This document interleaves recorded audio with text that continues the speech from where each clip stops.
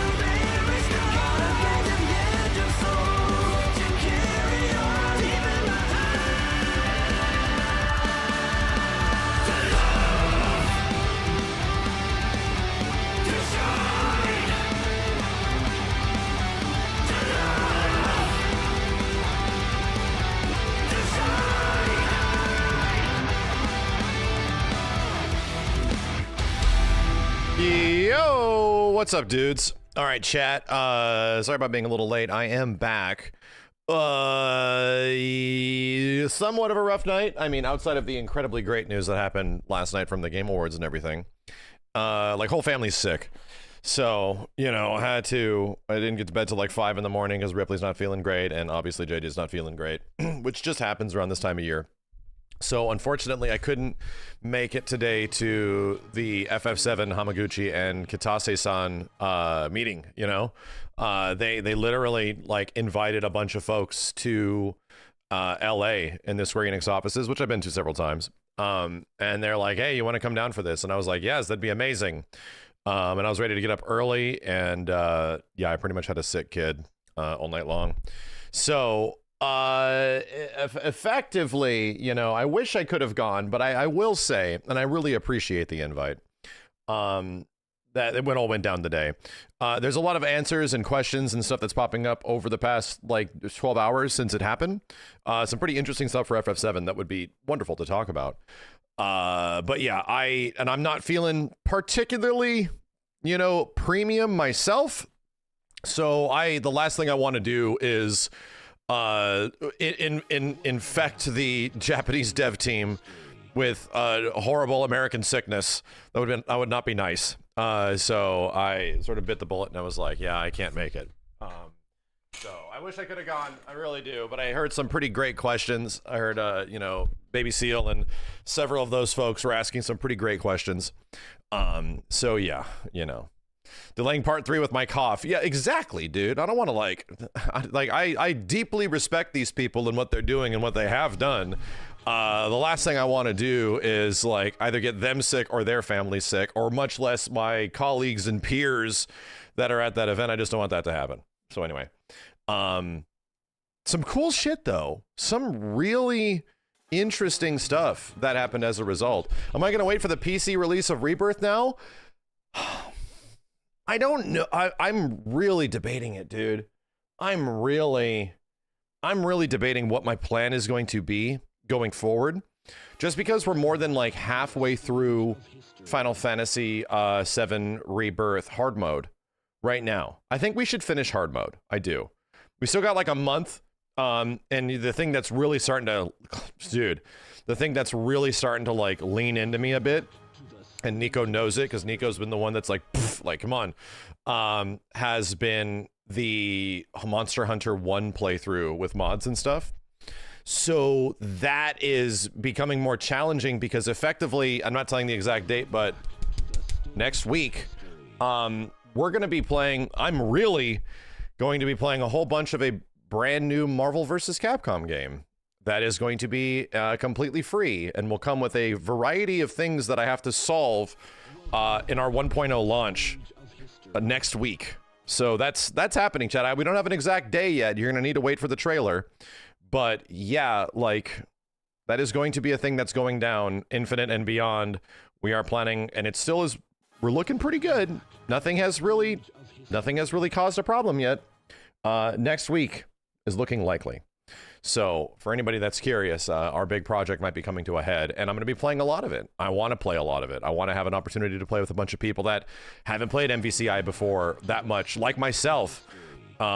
So, you know, that's going to be a big thing. That's going to be a thing I want to spend time with and do, and I want to play with other people, and I want to watch tournaments and all that kind of stuff. Mod PC only? Absolutely. I highly doubt that you have a jailbroken PlayStation 4. So anyway, were you planning on beating MH1 or playing it a little bit? There was no plan, right? I think, if anything, I just wanted the Monster Hunter 1 experience. It'd be like, hey, are you going to beat, like, and then there's the question, it's like, so what is beating a Monster Hunter game? You know, that's kind of a loose ask of do you get to G rank, which probably isn't even in Monster Hunter 1. Do you beat the story? You know, do you eventually beat you have to kill Fatalis or something like that? Yeah, the actual end to Monster Hunter World is not set in stone, but we all know the end of Monster Hunter World is soloing Fatalis. Like, that is the end. Like, once you've done that, you're good, bro. Like, you can breathe freely. The nightmare is over. That has become the loose definition of the end of Monster Hunter. But that's the thing, is that, like, several other games, I don't know what that is. It's sort of all over the place. What is the proper end of the game, you know? So anyway, all I'm saying is that I don't know. I did not have a plan. I just want to experience what old shitty Monster Hunter is like. I want to experience that. I want to be like a part of it in some way, because I missed out. Monster Hunter was a game that was just not Phantasy Star Online to me when it came out. And it was just obtuse and cumbersome PSO. We're just going to make PSO, but make it weird and hard and not have as much charm. And I was like, ugh. So I hated it when it came out, you know?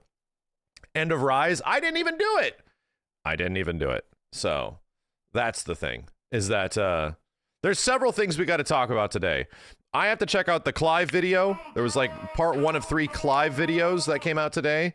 I want to watch the Clive gameplay thing again. I want to see some moves he has and see how like crazy or freaky he is. I definitely want to talk about, Clover, I want to talk about why Okami is such a big deal, even though it's not an inherent game that I'm super excited for. It's not. Like, Okami's a game that just didn't grab me at all. Beautiful game, gorgeous, love the characters and everything, but to me it was like, oh yeah, this game just doesn't get me. But the fact that it's coming back is such a big deal, and what that means for the history of Capcom, and why it's arguably some of the it's the reason why Jeff was almost shedding a tear in that moment, because what that means is effectively like the same thing as Capcom and SNK working together again, or even Capcom and Marvel. It's similar, where it's like this relationship was estranged, right? These people moved their separate directions, and this was something that was not a possibility, that was not on the plate. And now all of a sudden it's happening, and they're literally bringing the band back together. It's almost like if John Lennon came back to life and the Beatles came together. Damn, my audience has no idea who the Beatles is. No, the majority of you will. I'll give you the benefit of the doubt. Anyway, it's a big deal. It's like, shit, this is crazy, dude. My audience does. All right, we know. I know some of the kids that are growing up now don't have parents that knew who the Beatles were. Right, sure, but our parents definitely knew who the fucking Beatles were. No way we don't. So, you know, yeah, all right. It's an apt reference, okay? It's an apt. What's a Beatle?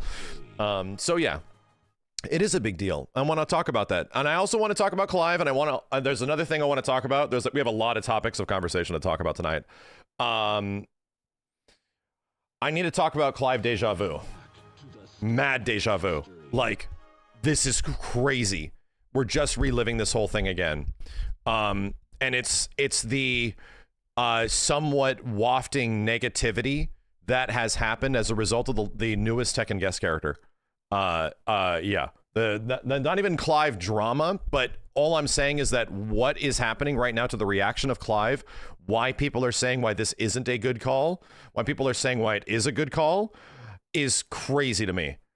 Because I've lived this before. I've literally lived and breathed it as it was announced before, and I'm just experiencing the exact same thing over and over again.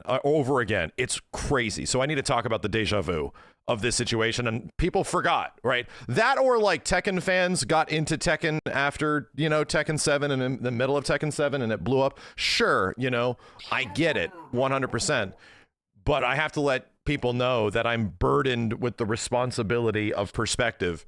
And I've been here before. I have seen it. I have seen these games go through their slumps and their boosts and all this kind of stuff. So, you know, we gotta talk about it. We gotta talk about it.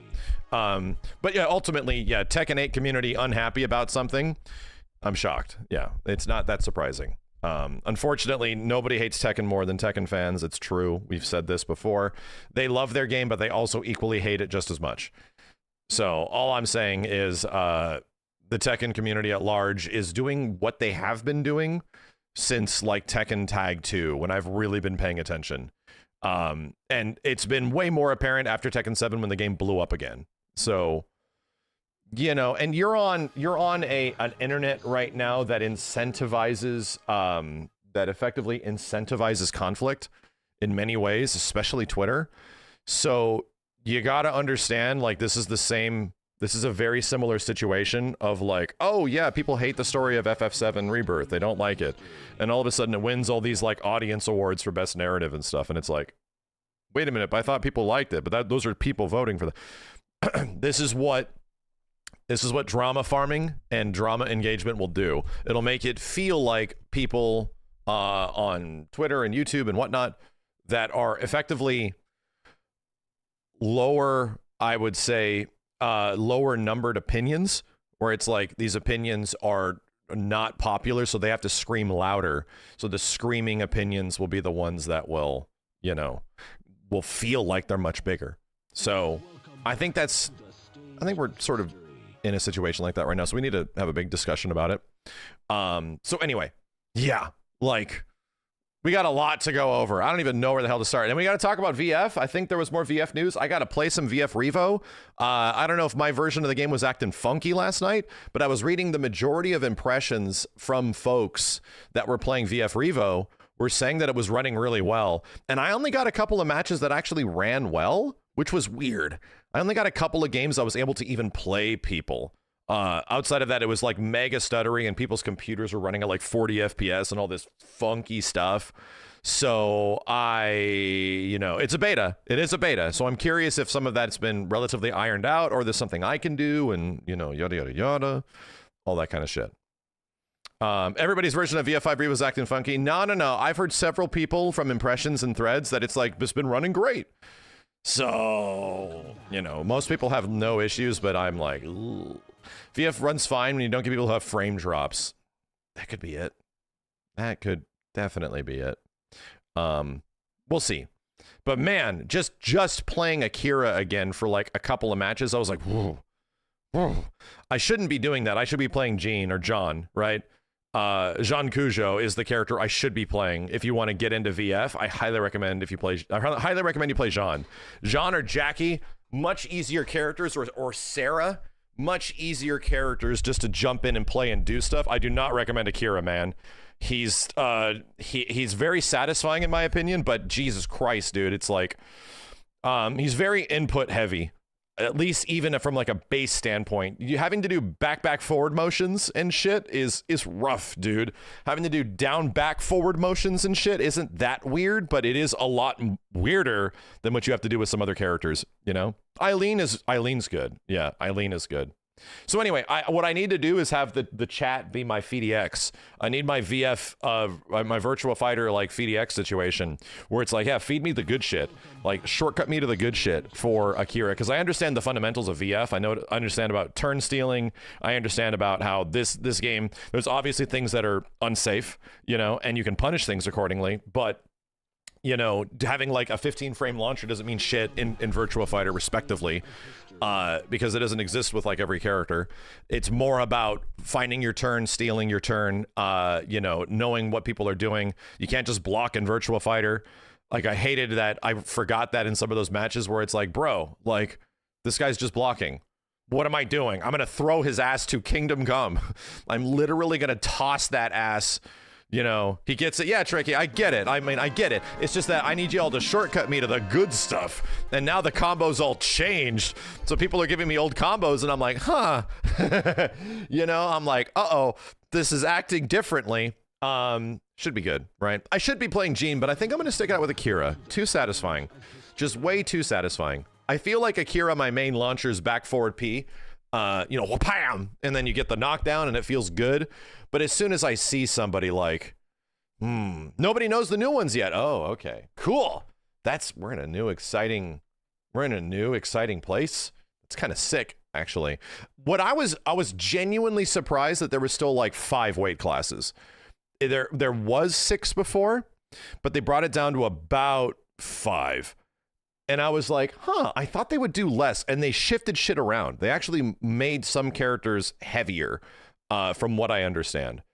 So it's interesting. You know, I think Taka's still in his own super heavyweight class. I think that's how he's classified still. But I thought they were going to bring it down to like 2 or just get rid of it. I thought it was going to be gone. But if there's anything that, you know, it's probably... I wouldn't be surprised if it's much more simplified in the next game. It would make a lot more sense, you know? Because here's the thing. Where's the appeal of Virtua Fighter? I don't think it's combos, bro. There was like 5 some combos that worked on only lighter characters working on almost everyone. Gotcha. I don't think the appeal of VF is combos. I really don't. I think the appeal of VF is getting in somebody else's head, like hard.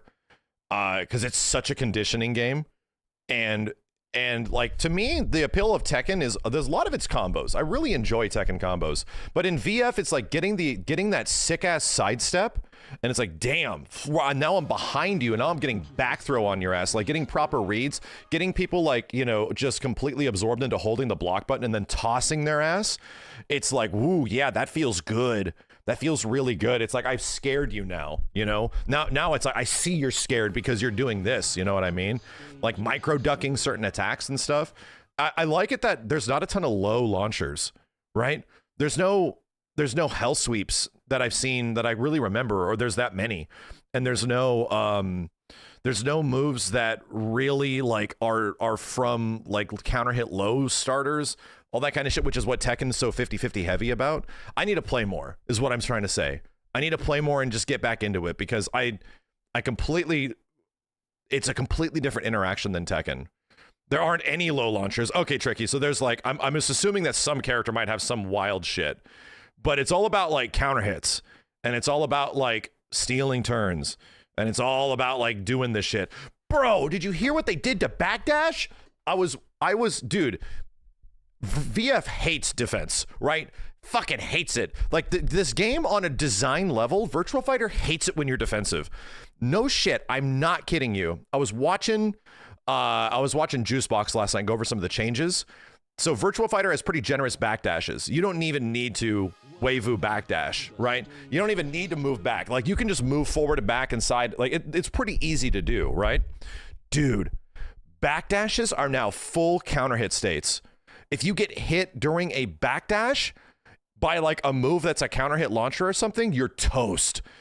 So they are even more, I think that is they're like almost disincentivizing like whiff punishing, because you backdash and like whiff punish, but now that's really risky. So I don't know, dude. Like backdashing now is rough. Backdashing ain't good against low punch anymore. Well, it depends. It's still good because it covers a big distance. Backdashes are generous, right? But it really means that like some characters cannot get away that easy. Like you have to fucking be careful now, because they want you to stay close. They want you to engage in the Virtua Fighter triangle, you know? So I don't know. Better just jump back. Dude, they nerfed that shit too. I was playing Simmons again. Haven't played Virtua Fighter in like a year and a half that much, right? It's been a long time. Everything I knew of how to play Akira, the chat gave me, and I just remembered it over a couple of sessions, right? So I was doing the usual wake up low kicks. You short hop jump into Akira, hi-ya! Like his big double kick. And my ass was getting punished. I was like, shit, what the hell's going on? I remember this being safe. I remember this working, and I could just kind of do it. Yeah, they nerfed it. Akira doing his like short hop double kick, you know, it's now gone. So it's punishable now. I'm like, ooh, that's weird. I was not ready. 6-6 KP is insanely punishable. Not that one. Not that one. Up forward, tap up forward guard, short hop into like KK or something like that. I don't even know what the hell it is. And it allowed Akira to jump over some moves like wake up attacks, wake up lows and stuff, and you just get bam, big counter hit launcher into like 60%. Like it was a huge damage, right? Well, he can't do that as much anymore. He doesn't have the ability just to like rip out that shit. Because one of my favorite things to do in general is jump over somebody's body on wake up and then do back turn kick plus punch. Bam, and you do like the shoulder, and it's so sick, right? It's so fucking cool. And then I also found out that like, yeah, Akira from back turn had some pretty fun shit. Dude, they gave Akira the ability to self back turn. He doesn't have to jump over a body anymore. So now he like has it. Now he has the ability to just give himself like a back stance and do like, you know, Junin Haendaio and all this like crazy shit. He can do that now. So it's like, whoa, okay. This definitely allows, it's after his like back down forward punch, like that shit. And he could like do this. And all of a sudden he's back turned from that. It's like, what the hell? So he gets some interesting shit from back turn just in general. So I'm like, It's so weird talking about VF. Isn't it cool? Dude, we're talking about new VF moves in 2024. It's fucking crazy. It's fucking crazy. I hope my game works well, you know? I hope it effectively works really well. So, anyway. I can't wait, man. Yeah, they brought back old shit. Yeah, again, VF4 is one of the ones I played the least outside of 3TB, just because of, like, no online, no anything. But they're bringing back weird old moves. It's like, whoa, holy shit. And unless you played, like, a lot of the older ones, you just would not have noticed that. Yeah, this is a crazy timeline, dude. VF was the one you played the most, Nico. I could see it. Yeah, Virtua Fighter 4 was huge when it came out. Virtua Fighter 4, from what I remember, sold better than Tekken 4 did. It was a big deal game on PlayStation 2. That was and it was also getting reviews like this is the best fighting game ever. At the time, you have to understand, like, Virtua Fighter was this in the early 2000s was this insane high echelon, and Virtua Fighter 4 was 2001. Which is wild to think that game was 2001. And then VF4 Evo was a little bit after and it was cheaper and everyone could just buy it, yada, yada, yada. So, anyway. It's cool, dude. Like, it's cool. Just thinking that all this shit is happening. You think Soulcalibur is possible? Not anytime soon. I do think that there's a chance that hearts and minds could be swayed. And there would be people that would want to take that franchise into a different direction. But here's the thing. Tekken has survived by being Tekken, and it'll be just fine by just being Tekken, right? That's been proven nowadays. Soulcalibur needs to go through the same thing that Virtua Fighter is currently going through right now. Soulcalibur needs to be changed. And I get it. Soulcalibur 6 was effectively their Tekken 8. Where they were like mechanically dense, characters have more moves, characters have crazy bullshit, characters have like instinct modes, right? Soul charge, what is it? Soul install, whatever the hell it was called. Like characters just have so much crazy shit and it's super mechanically dense and all that stuff. Yeah, it was the most fun version of a Soulcalibur game you can possibly ask for, but to be real, it was still Soulcalibur. It needs to go through like a re-envision, and it seems like Virtua Fighter is about to go through that. That game, just based on the way it looks, from that Akira trailer, the Akira Sarah, not Sarah thing. Of course, man. Like that does not look the same. The way those characters are moving and the way they have similar moves, right? But they are animating differently. The combat interactions look way different. This is not the same game. This is not the old school VF. And VF's about to go through a pretty big change. Rate the new Akira design? I think it's pretty peak, dude. I think it's like a 9. I think it's pretty great. I think the only thing missing from him is like a beard. That's about it. So, you know, is Soulcalibur 6 worth picking up? Oh, if it's $20 or cheaper, hell yeah.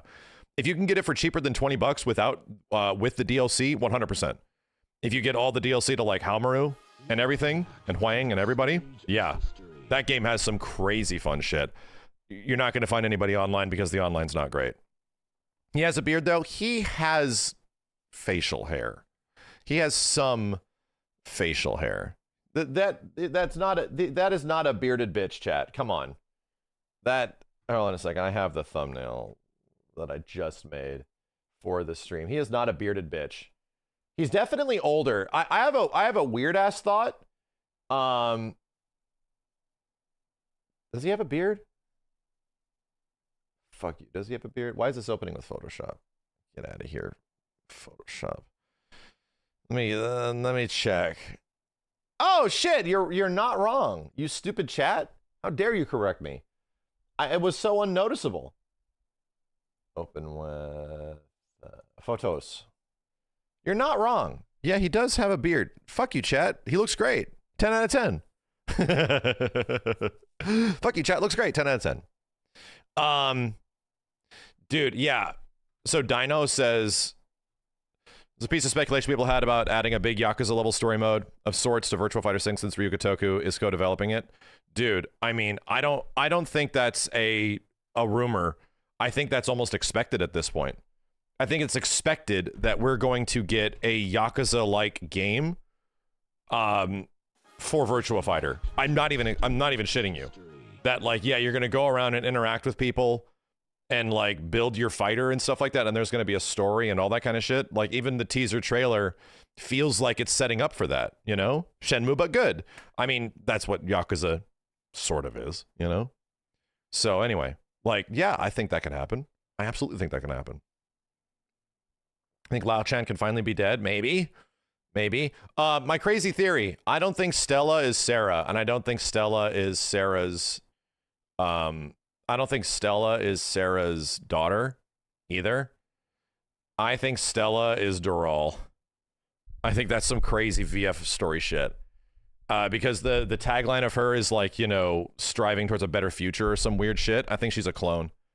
I think it's like Doral has taken the form, like the perfect form of another person. Yeah, I'm just saying that there's like some story shit going on there. We'll see. It would be crazy. That'd be some interesting crazy shit. I think they're gonna ditch Doral. I think they will. I don't think Doral is gonna be a thing anymore because I think Doral is being integrated into the story. Virtua Fighter is the story. What it's about? I don't even know, dude.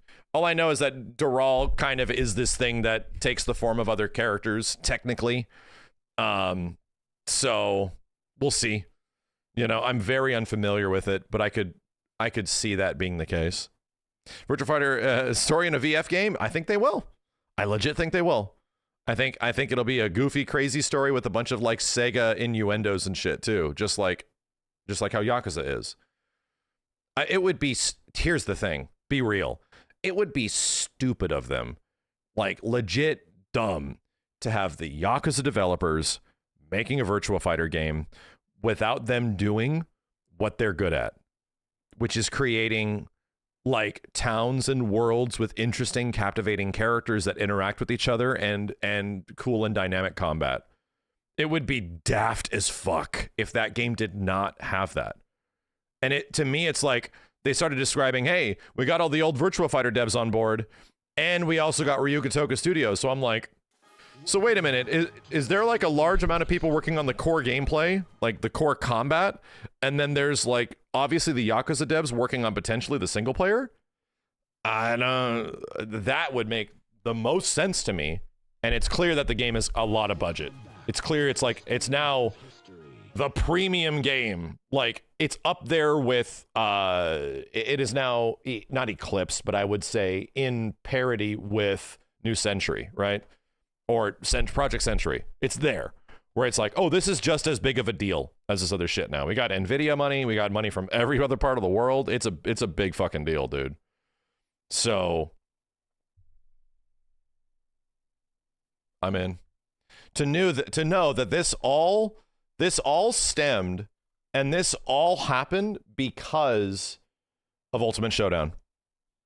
Remember, and I would like to remind you another perfect example of people straight saying to your face that that game was unsuccessful and the game's dead and nobody played it. A ton of people said that shit.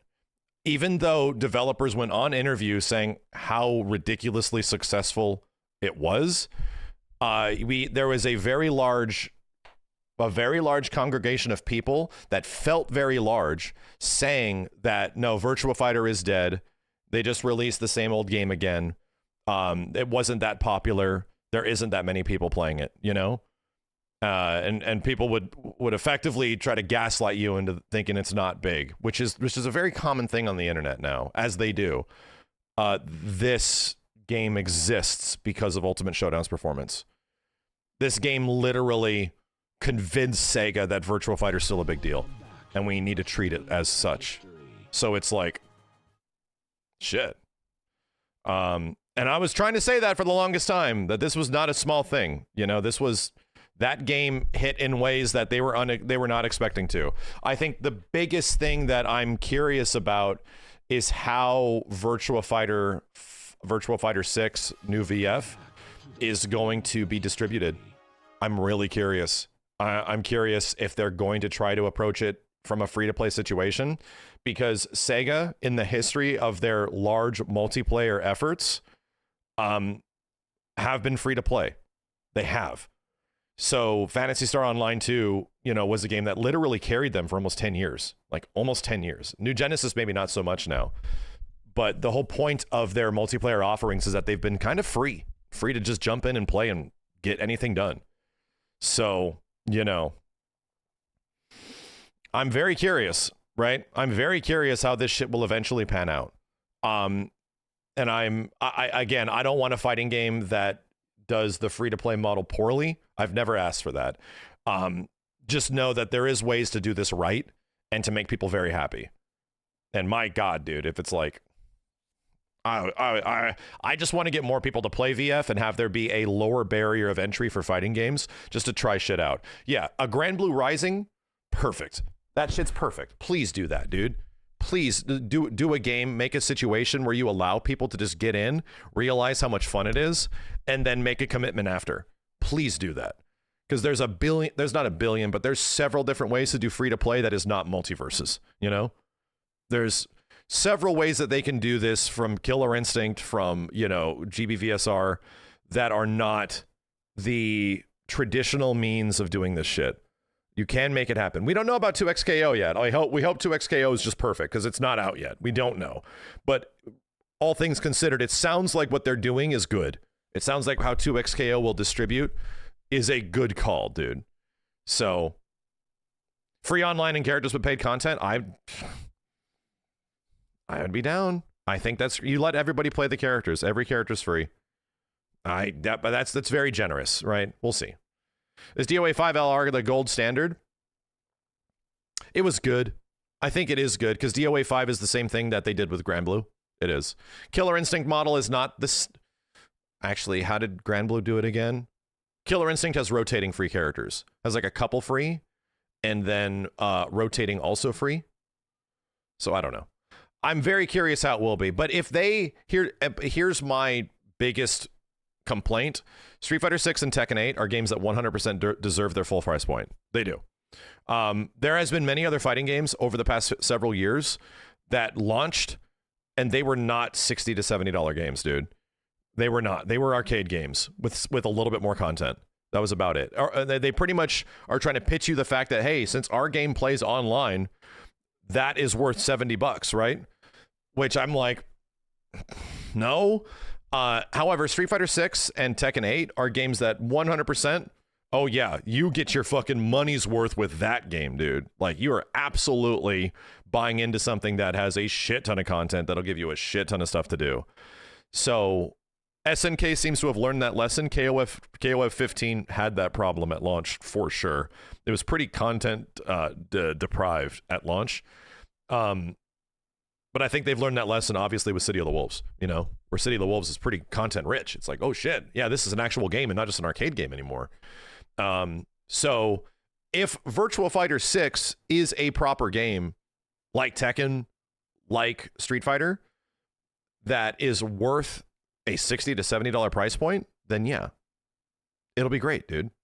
It'll be great. Mortal Kombat has always been great about that. You're not wrong. Until MK1. And MK1 was definitely missing features that have existed for several games before. And I don't just mean online lobbies. Like the last 2 games was all about this gear grind type of thing and towers and living towers, rotating towers. That was gone. That was gone.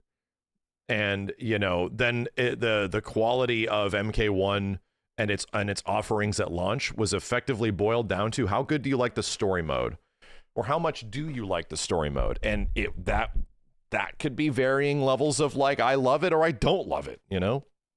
So MK1 got a lot of shit it did because it was missing many of those things. It was missing the crypt. Yeah, no crypt.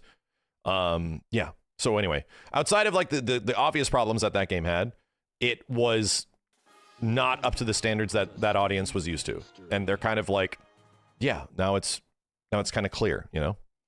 But all I'm saying is that if Virtua Fighter offered like a world tour mode that plays differently, but allows you to like live in the world of VF with a character and engage with combat in an actual 3D environments and stuff like that, oh my God, dude.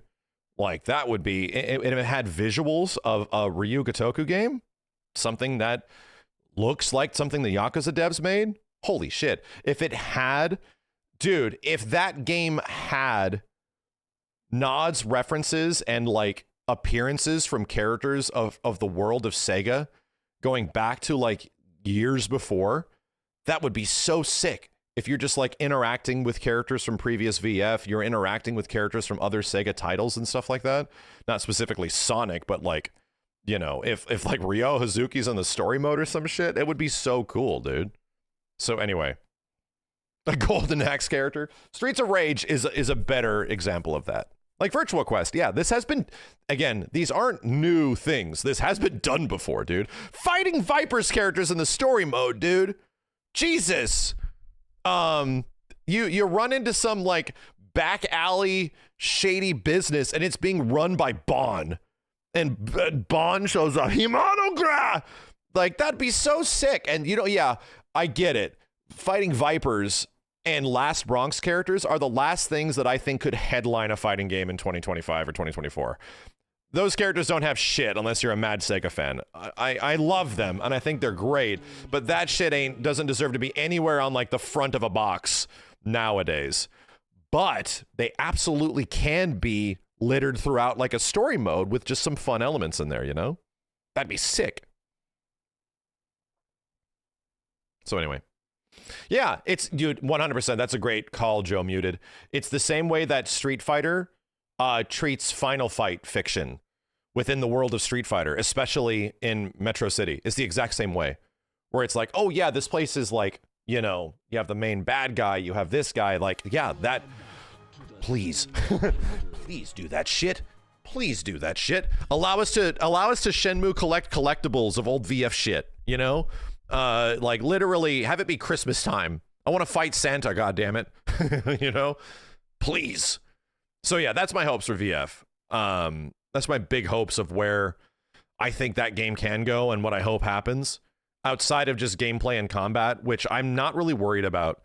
I think they're going to make a truly dynamic and like interesting ass game. And if it looks like that, that 5 seconds of footage, oh my God, dude. And if that's early, it already looks really cool. Kiryu. Well, I mean, obviously everyone wants Kiryu. Everyone wants Kiryu and shit. Let's talk about Clive. Yeah.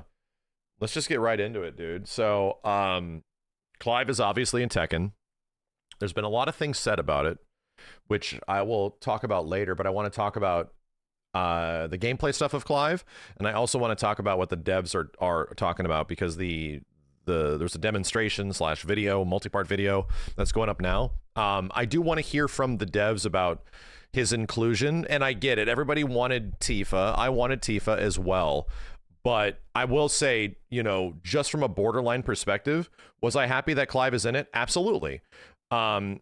And the bigger reason is that I would have preferred Tifa, but this is not bad. This is a good call. This was something that, you know, back when FF16 was coming out, we were saying, oh yeah, Clive for Tekken is a really good call. That would make a lot of sense, dude. Would I like Tifa? Of course. Of course, we've been asking for Tifa in Tekken for years now. But I don't think that really came to a head until the past, like, year-ish.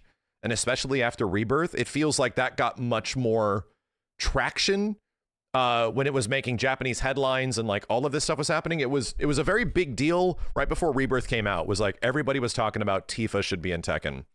And as a reminder of how long this stuff takes to happen, even if the Tekken developers got wind of that information and learned that many people want Tifa to be in Tekken, let's start investigating this and figuring it out. That shit does not happen until like 2026, maybe even 2027.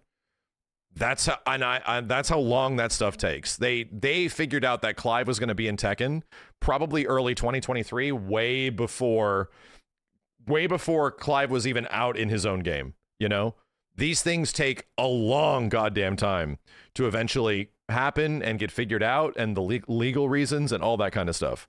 Oh, they actually say 2022. Well, it's even earlier than I thought. So yeah, it would make.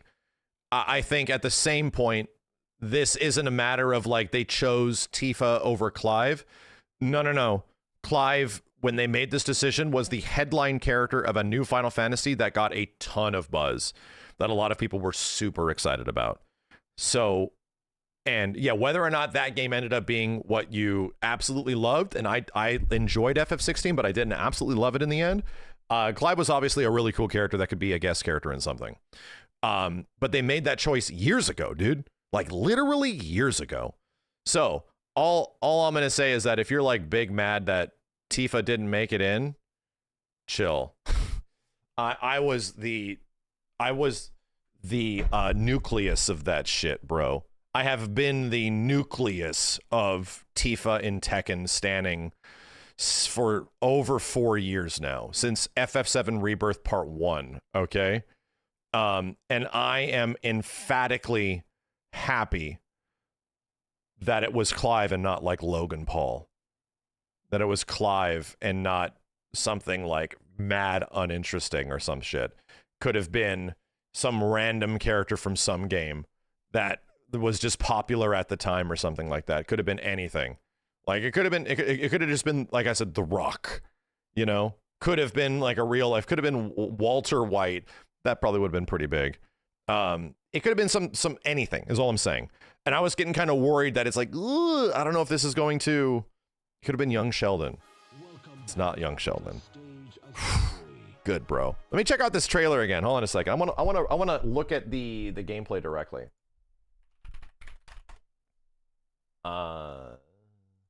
Tekken 8.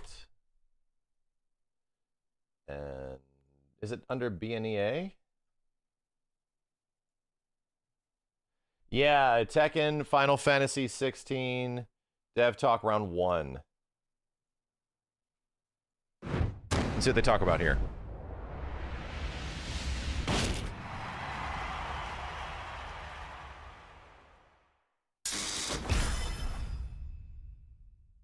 Damn, Tekken 30 years this year. Holy hell. We out here, dude. すごい眼光鋭い、暗いバトル自体が、アクション。何のゲーム立ち上げたんだっけ？鉄拳好きなの知ってるじゃん。今までの FF のキャラクターの中だと一番格闘ゲームに出やすいなんかイメージが湧きました。これはここで使える。16に結構思い入れを持って魂込めて作ってるってのもあったので、いろんな鉄拳ってゲストキャラクターを制作してきたんですけども、間違いなく過去一番。This was undoubtedly the most. もう 4,5 年ずっとクライブ磨き上げてきたんで、遊びやすく作るっていうのがこだわりが随所に考えられる。そこのこだわりがやっぱりすごくこちらも伝わってきたから、自分たちの目指したキャラクターでもある。それが出るっていうところで、もうこれ以上の幸せないぐらい。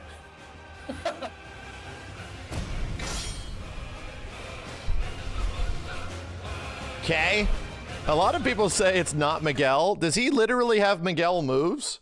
I didn't slow down the gameplay footage yet. Does this guy actually just have Miguel moves? Because I get it. His physical design is very Miguel-like, from his hair to his outfit. His hair and his outfit are somewhat Miguel-ish. He doesn't have like a lean in, you know? He don't. But he's a little Miguel-ish just in general. It's just his appearance, okay. 皆さんこんにちは。本日は Just his appearance. Tekken 8のファイナルファンタジー16とのコラボを記念して、それぞれの開発担当者のスペシャル対談をお届けいたします。まずは早速ですが、本日ご参加いただく皆さんをご紹介いたしましょう。まずはバンダイナムコスタジオの開発チームより池田浩平さんです。はい、皆さんこんにちは。鉄拳8のゲームディレクター兼 Akatsu is the like the lead of Tekken 8. よろしくお願いします。私もともとプレイヤーなので中津という名前でも呼ばれますが、中津って多分呼ぶので一旦お伝えしておきます。あと初めて遊んだファイナルファンタジーはですね、実はファイナルファンタジー2で黒騎士に全滅をさせられてびっくりするっていうところで長いことファイナルファンタジーを遊んできたので、今日はよろしくお願いします。ありがとうございます。よろしくお願いいたします。さあ、それでは続いてご紹介しましょう。続いては高橋義則さんです。はい、皆さん今日はよろしくお願いいたします。バンダイナムコスタジオで鉄拳8のチーフゲームデザインディレクター。Yeah, Takahashi would technically be at the forefront of the overall game design, so it's like a lot of the way the game plays. 最初に遊んだファイナルファンタジーは3ですね。姉が僕にファミコン買わせたくて、で FF3 って面白いゲームあるらしいよって言って僕をなんか出しにして買わせたみたいなところあるんですけど、そこからずっと FF は遊んでますので、はい、皆さんよろしくお願いいたします。I have a question. Clive isn't a Nomurian, is he? Noctis is, right? Like, people are like, oh, you have to get the approval of Nomura for the characters. That's why Tifa will never get in. No.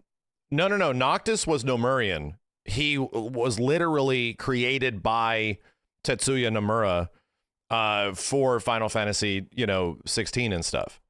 So they had to get his approval.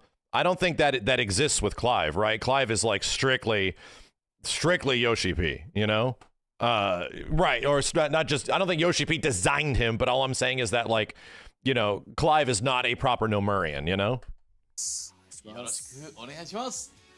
さあ、それでは今度はスクエアエニックスさんからの出演者ご紹介します。 He's a Yoshi-pian. まずは高井宏さんです。All that means is that, like, the proper people that created this stuff actually are somewhat of the rights holders, so they need to be approached on where their character goes and what implementation they're in. It's the reason why Nomura was super chill with them putting Cloud and Sephiroth into Smash Brothers, because everybody obviously trusts the creators of Smash, right? There's no issues there, but it's that, like, that relationship has to exist. So all I'm saying is that, like, you'll never get Tifa or this in you'll never get that in Tekken because you have to get Nomura's approval. When it's no, they did that before. There already is a relationship for that, よろしくお願いします。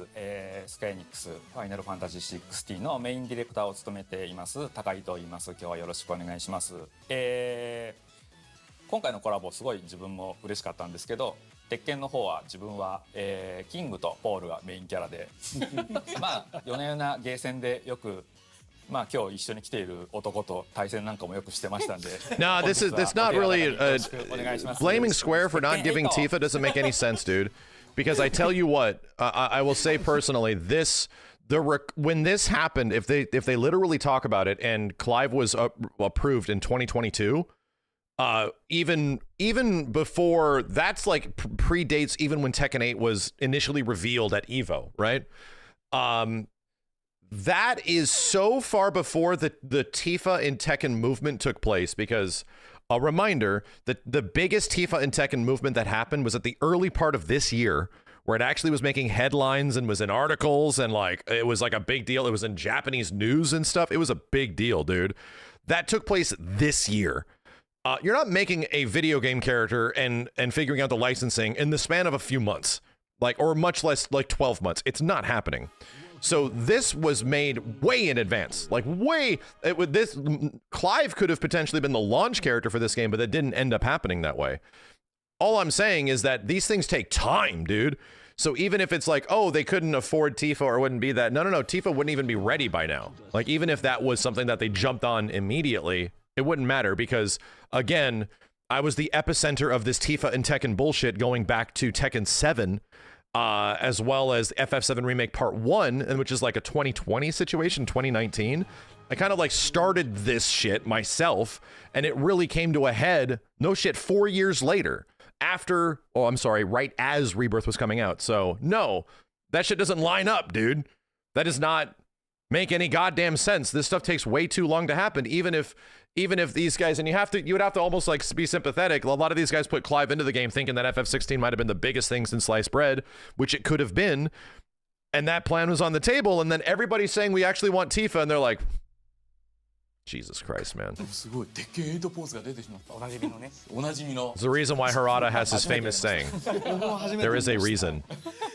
さあそれでは続いてご紹介しましょう。前広和豊さんです。はい、皆さんこんにちは。ファイナルファンタジー16でクリエイティブディレクターと原作脚本を担当した前広と申します。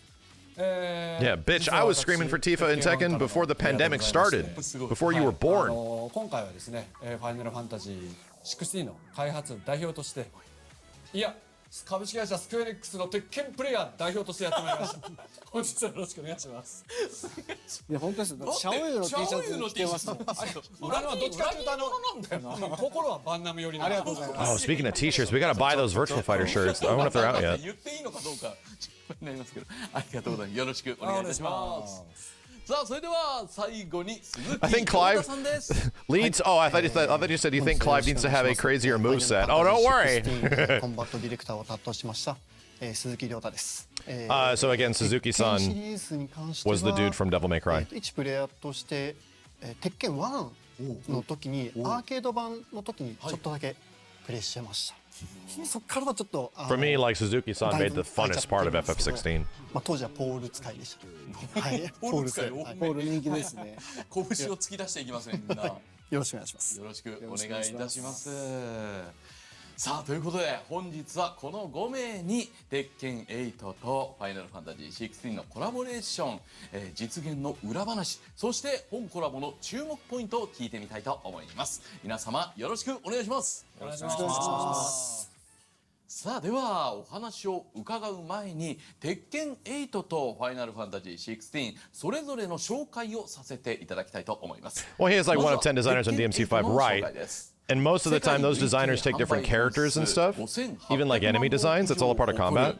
They usually don't split those roles. That'd be way too much work.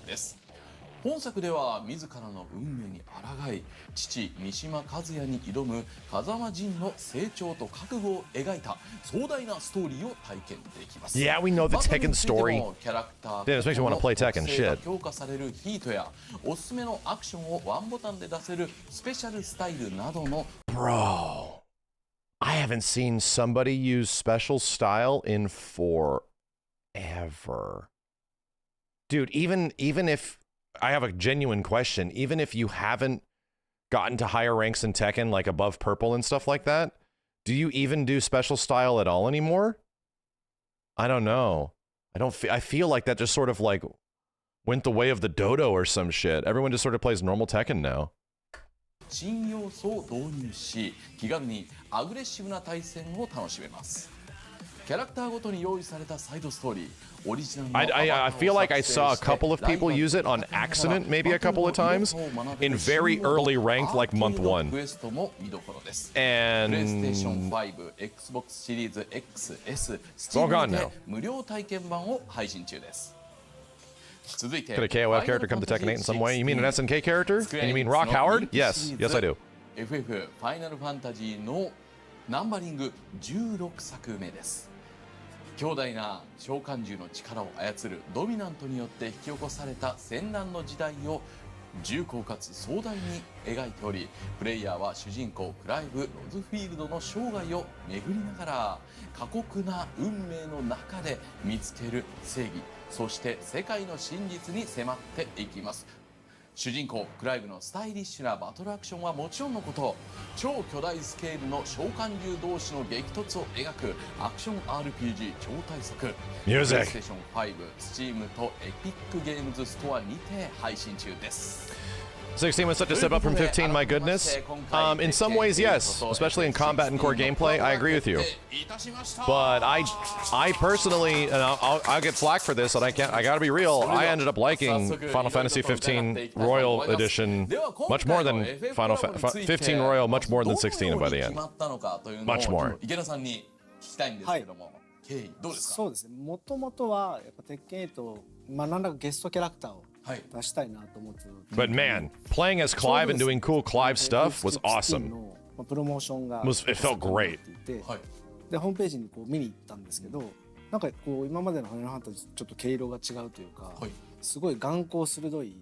クライブがこっちを見ていて見てますね。今も実は見られているんですけども、でこれはクリスタの加護を断ち切るための物語っていうキャッチコピーがあって、この断ち切るってところはまあ結構鉄拳8のこのジンが運命の呪縛を断ち切っていって自分の成長していくってところとちょっとつながりがあるなと思ったのと、あと16の中で本格的なアクションに挑戦しているっていうのを、まあインタビューだったり PV を見た時に本当にすごいアクション性が高そうで Clive Legacy? 見たいなと思ったんですね。Who was the other character we said we could do a legacy for at some point? Or at this point? これぜひ鉄拳の世界にこう来たら There's another character that's like showing up again.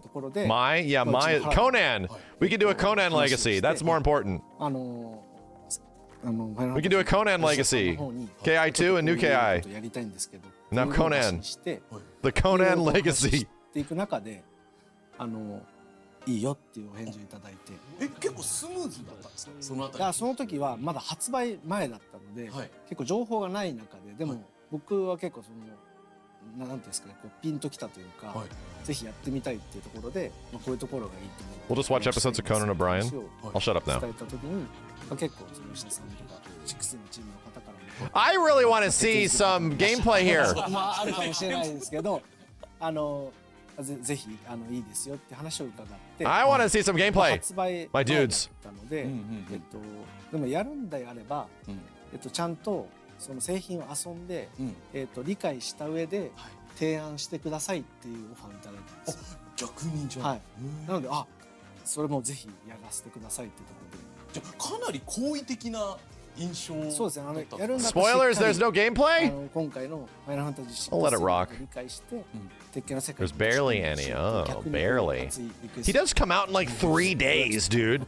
Doesn't he come out like Monday night? それがきっかけです。もうきっかけからかなり激アツな流れですけども、そういえば鉄拳前回の7、前作7にももうノクティスが参加してましたよね、ファイナルファンタジーから。8 more hours? Dude, it's the 13th. It comes out like the 16th. ファイナルファンタジー15の主人公ノクティスが、これはどちらかというとそのコラボをいろいろ。There's another Tekken talk at 6 a.m. 意外 There 性 you のあ go. るコラボってなんだろう。 Someone might have some breakdowns of his か gameplay. つメジャーなタイトルで。It would make sense that they would do this with, you know, the devs to talk about all the reference moves and stuff. ってところでノクティスが選ばれる。いやびっくりしました。はい。でそこのそのびっくりした中で、その鉄拳の世界でのそのアクションだったり。Then he says it right there for anybody that was like, hey, you know, Max, you're making shit up about Noctis being, you know, ridiculously successful for Tekken 7. He was. I get it. I liked him, right? He was the character that got me to play way more Tekken 7 because I hated the way Jin played, right? Okay. Right. I get it. But he also was. Like it isn't, I'm just not making shit up.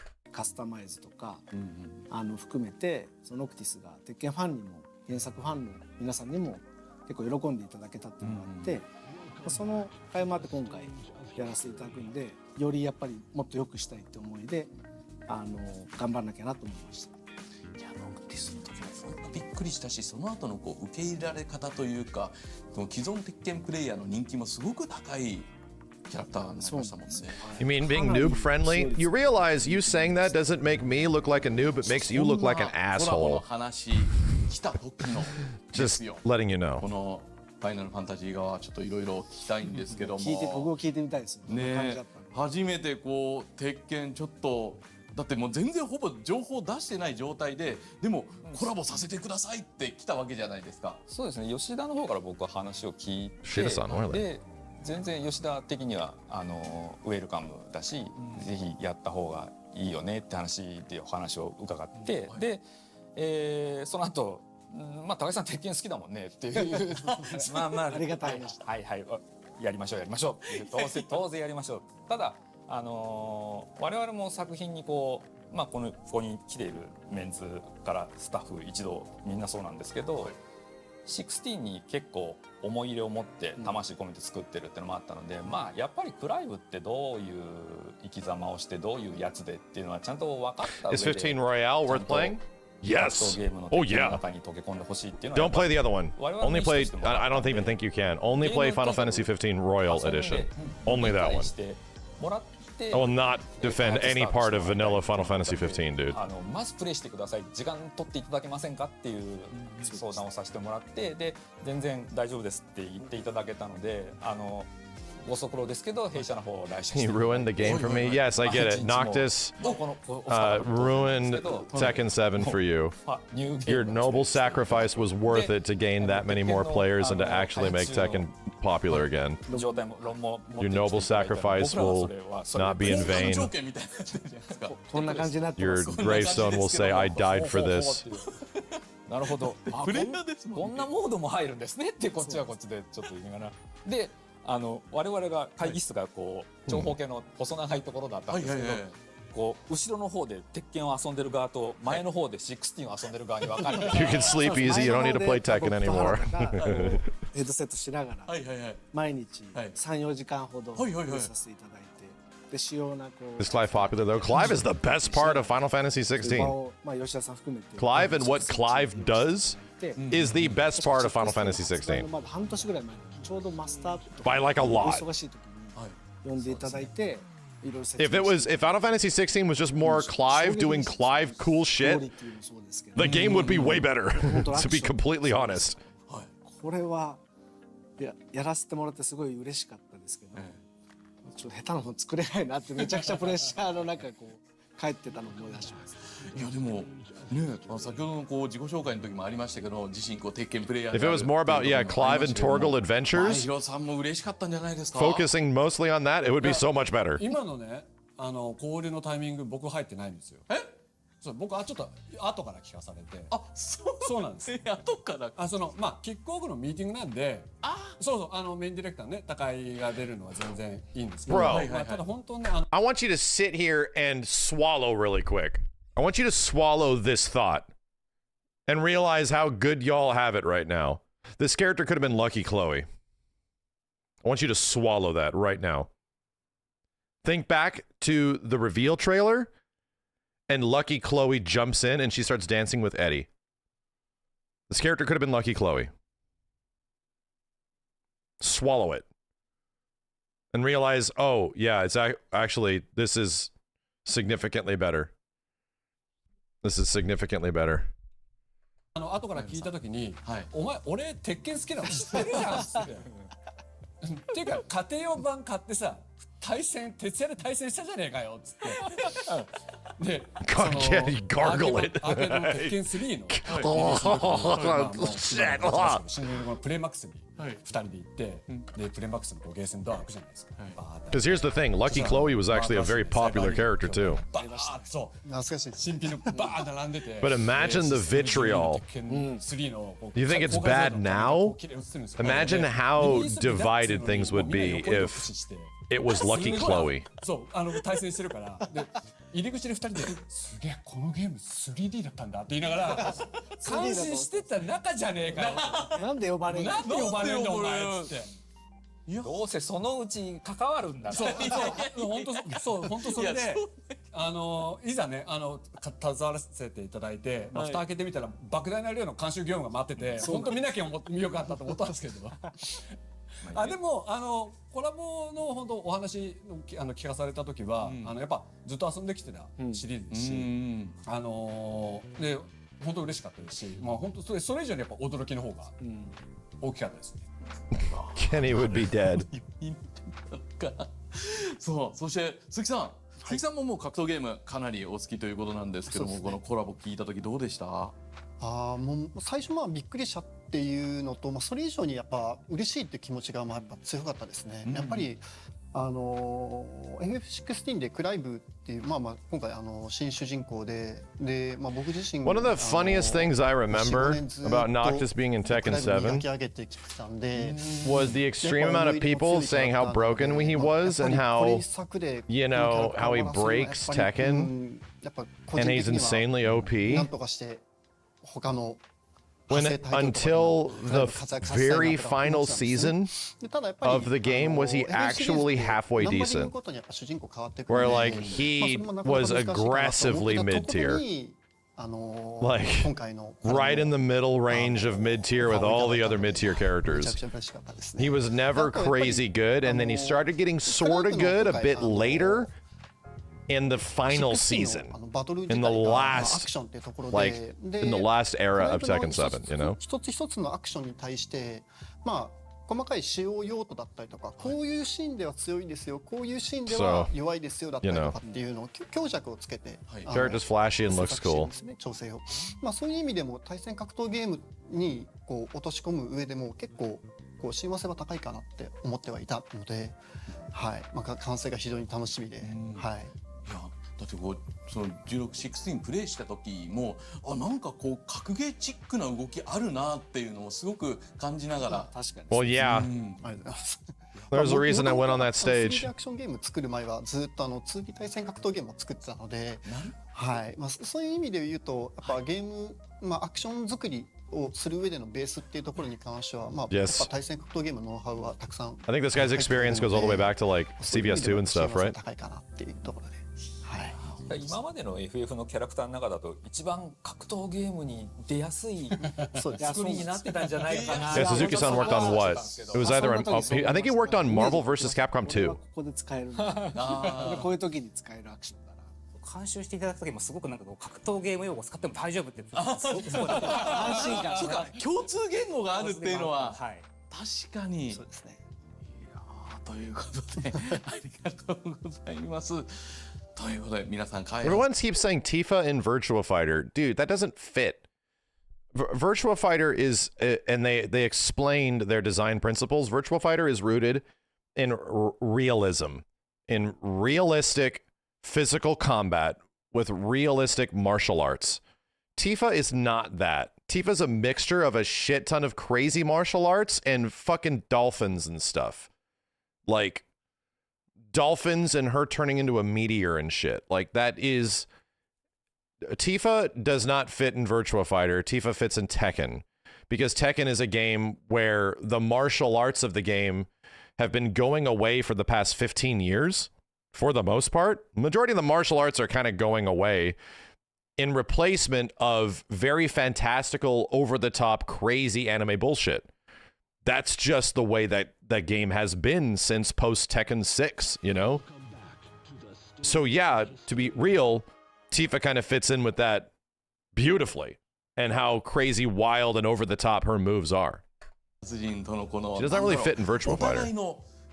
タイトルに対する相思相愛っぷりがちょっと皆さんにも伝わったんじゃないかなと思います。I don't want like if that character eventually ends up being in a fighting game in some way in the future as a guest, I don't want her to be in something where she's not well represented. I don't think that's fair. I think I would rather her being represented in a game that's badass. I'd rather wait till Tekken 9, dude. That would make way more sense. It would make way more sense if the character can properly have access to the huge myriad of moves she's had throughout all the games, right? And all the new shit she's gotten in Final Fantasy Remake series, and to have that executed in like a proper 3D environment, which is what she already operates in, you know? Like, I don't know. I think it would be much better if she was actually in the game that made the most sense for her, which is Tekken. であるクライブ・ロズフィールドについてお話を聞いてみましょう。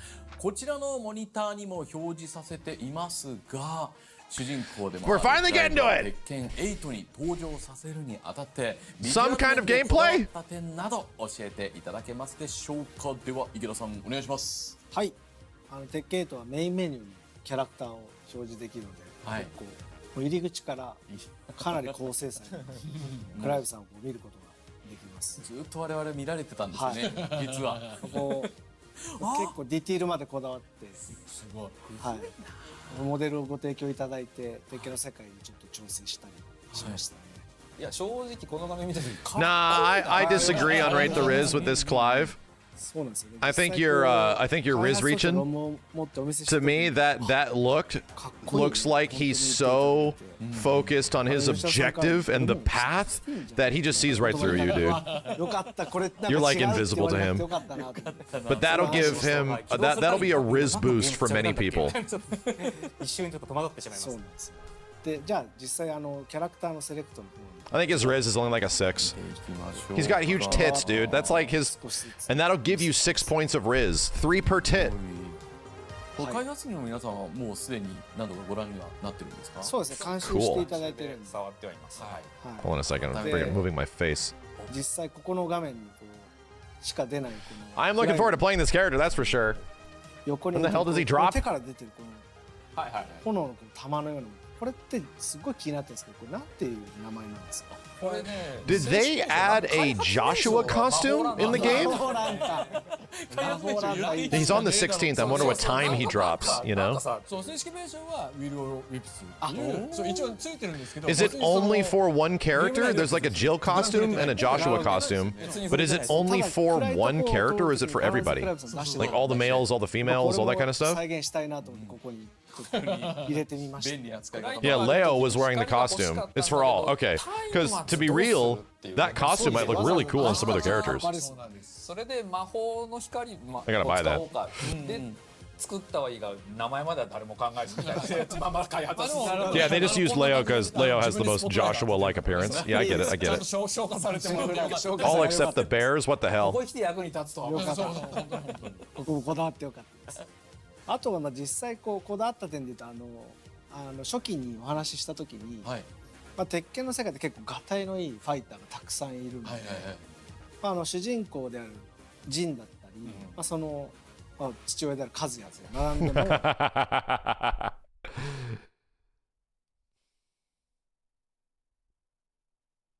I don't know if that execution exactly came through.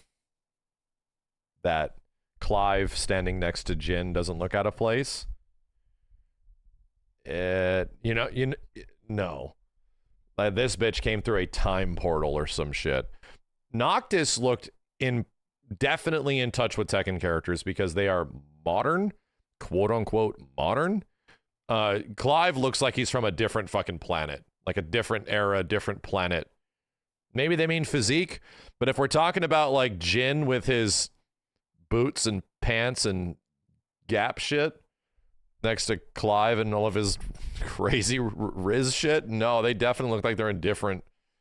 They're definitely まあ different. 遜色ないぐらいの見た目にしてほしいっていうのはオーダーで受けました。そうですね。資料とかをやり取りさせていただいている中で、あ、身長一緒かとまずそうですね。ジンと。これ今出しましたけど、本当だちょうど183センチ。 So they meant, they mean physical character で stature. クライブもファイナルファンタジーシリーズの中だと割とガタイはいい。 Like Clive looked like he just got home from the Ren Fair. まあ FF だからっていうわけじゃないんですけど、おそらくジンやカズヤと並んだ時にちょっと They're talking about 華奢に見えるだろうなっていうのは我々 physical attributes. あって、普通のモデルをそのまま出した場合 Specifically ですけど dick size. なのでもうそこはこの世界の中で戦ってなんかいかにも弱そうってなっちゃわない見た目にちょっと調整していただけると嬉しいですっていうのはこちらからちょっとオーダーさせていただきました、はい、そうです。それに沿って結構その足回りだったり、はいはいはい。まあその上半身 And that makes sense because I think most characters in Final Fantasy 16 range super tall. Well, Tekken cannot do that because of the way character portrayal is. So all they're saying is that they have to effectively redesign the way the entire character's body works so that it doesn't look weird. This doesn't look funky in comparison to the other characters. They effectively have to squish them. のキャラクターと比較しても、まあ遜色ないぐらいにしつつ、まあ原作ファンが見ても Final Fantasy 16 Clive definitely was like 9 heads tall or some shit. 調整したって感じです。今だか He ら had those 言われて anime proportions. 違うんだっていうぐらいの全然違和感ないですね。おそらくクライブすごいよく見てる人でも、何かが違うっていうレベルだとは思うんですけど、多分本当に16の実機で出ているクライブと鉄拳に出ているクライブを並べたら、おそら Yeah, く it's no Bayonetta. 腰回りと Granted, か it's no Bayonetta, 腰回 but りは結構違います。はこんなに差 they're があったんだって designed いうの with は分か anime るレベルで調 proportions. 整はしていただ Very き long ましたね legs and shit. はい、じゃあちょっと並べてご覧いただきましょそれできないです、う。あ、出ないです。まあ実際ゲーム中に行ったので、まああとはちょっとまあ今回まあ収録するんだったらコスチューム、まあ格闘ゲームなので。Oh yeah, we don't know what this is going to be like customization wise. Will we be able to そのお話が入ってすごい助 give かった him? Yeah, we'll definitely be able to. Okay, I was about to say we're going to be able to いくつか提案して give him different colors on all of his shit, right? Can we put masks on him and stuff? あとは残部 Can I give Clive a Strider alt? We definitely will be able to do that. That's like a necessity. We were able to make Noctis look stupid. We were able to make はいこのイフリートブラック Negan look は really いで stupid. まあこちら4つがまあWe were allowed to do that. 入ってますねフリートブラックはまだ開発途中段階で、そうですよ我々ちょっと知らなくて There's definitely going to be like a banana hammock or something. I think that already exists. じゃあご提供いただ A いてもいいです banana か hammock with a deer どう head ぞみたいな。めちゃめちゃ太っ腹じゃん。 and like flowing shower water. こういう感じでやっていってましたね、でじゃあ実際ちょっと鉄拳の、はい。バトルステージに出た時の印象をお見せします、お、ステージの印象ですね。ファイナルファンタジー16には絶対にないであろう Clive drops into modern day Tekken, New 鉄拳 York でいうアー City. バンスクエアですアーバンスクエアアーバンスクエアにちょっとキャラクターを表示させてみますアーバンスクエアにクライブさんが来たらどうなるか来たね来たね。異世界転生降り立っちゃってますね。降り立っちゃってます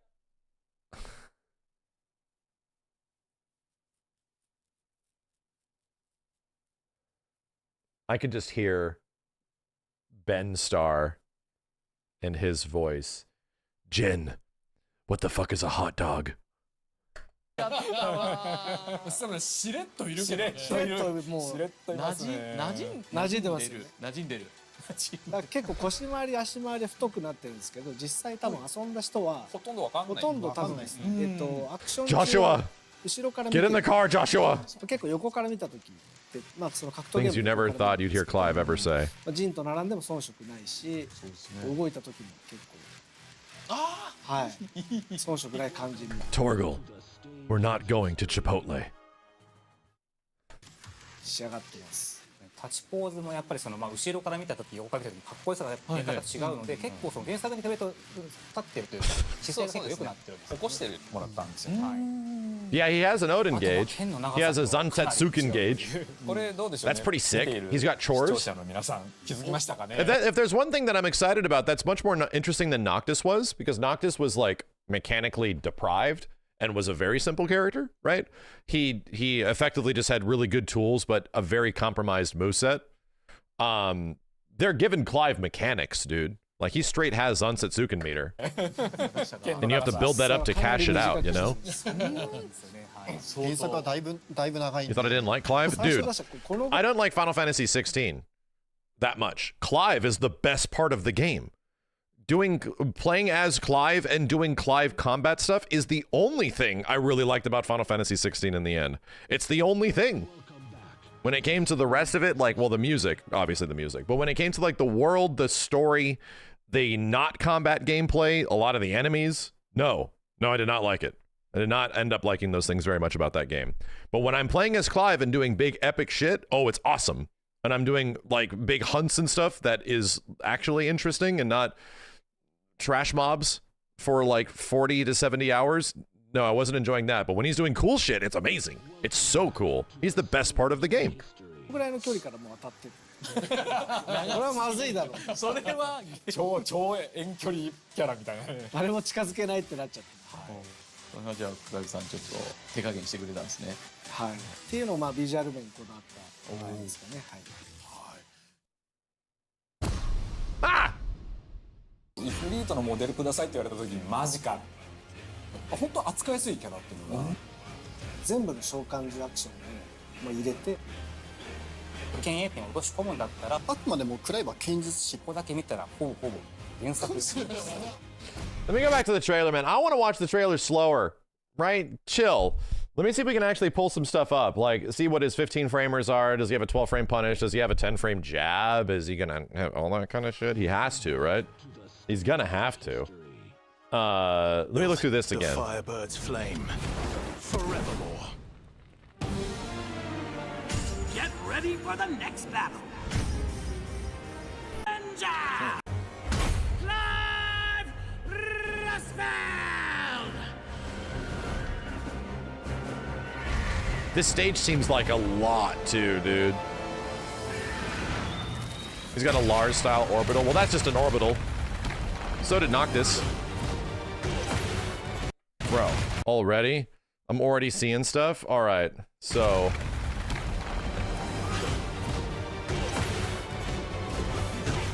Interesting. So I wonder if the dash is tied to a button. It might be. Mid launcher, so this is his straight up, like almost like a twin pistons.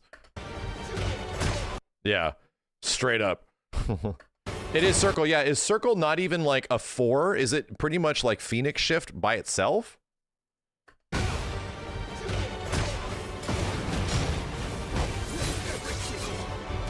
He does. I wonder if he has a Noctis down forward too.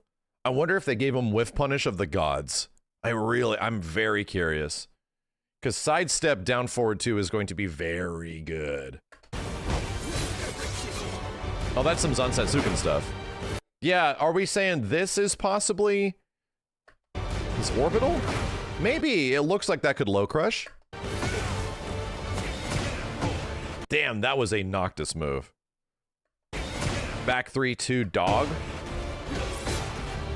I wonder if the dog can be used sort of the same way that their like Leroy's stick. I wonder if there's like a limited usage of how many times you can throw the dog out, if it adds like things to combos and stuff, if it adds extensions. Bro, what is this, like a forward 2? Yeah. Oh, and he has a demo man. He has a demo man. Just like Noctis does, just like Paul and everybody. Yeah. Yeah, and it's like 3 hits too. Holy crap. Cool. So that's like a down 3-1-2 or something like that? Cool. Damn, the pushback on that. Holy heck. Yeah, if the dog is a perfect input, that would make sense.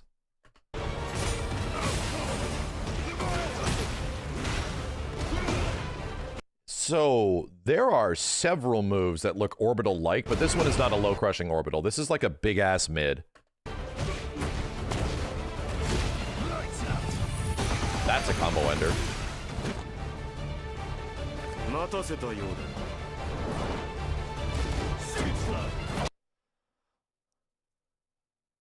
High crushing. Yeah, okay. It looks like it's a high crush. Okay. High crush counter.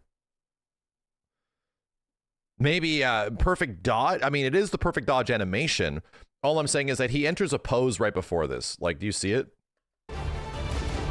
Yeah, he enters like, huh, and it's very quick. Regular grab. That's a cool idea. Like 2-2-2. Like an Azucena auto parry, maybe, yeah.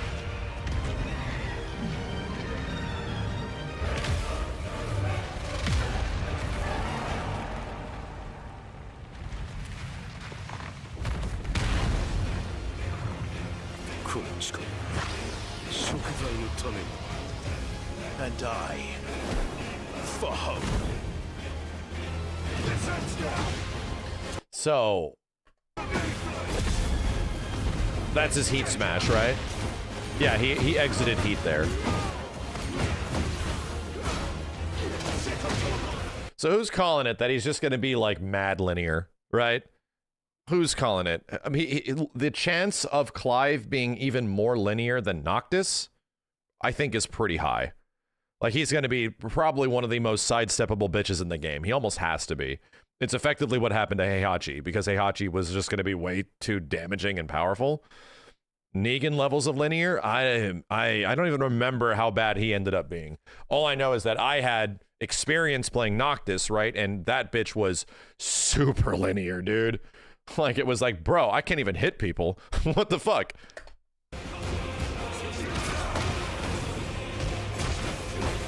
I haven't seen a traditional down forward 2, right? He does not have big Noctis like, hoo-yah, like down forward 2 launcher. That's a cool. So he's got a snake edge. It might not be, it might have to be a clean hit snake edge, but he's got a snake edge and he's got a demo man. In Leviathan, yeah. So what was this, a counter?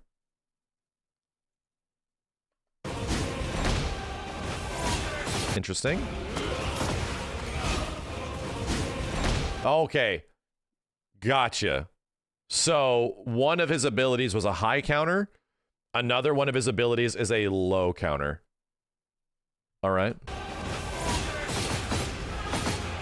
That Zansetsu cash out, yeah. Then he just does it again. Another one. That is going to be kind of sick, right? What is this absolutely huge mid? Whoa, dude. Oh my god. Okay, so this is just counter hit launching mid, but it looks huge. What in the hell? Dude, that's going to be nuts to deal with. Oh my god. Like homing, tracking, counter hit launching mid from that range? Unless it's really short. Unless it's like, Jin is obviously really close in for this. Yeah, this will interrupt sidesteps. That seems... This arguably might be one of his best tools. At least from the trailer. Yeah, it's got to be launch punishable or something, right? It has to be. Maybe not launch punishable, but it has to be like 12 frame punishable. Maybe it's minus 14. Who knows? Probably punishable.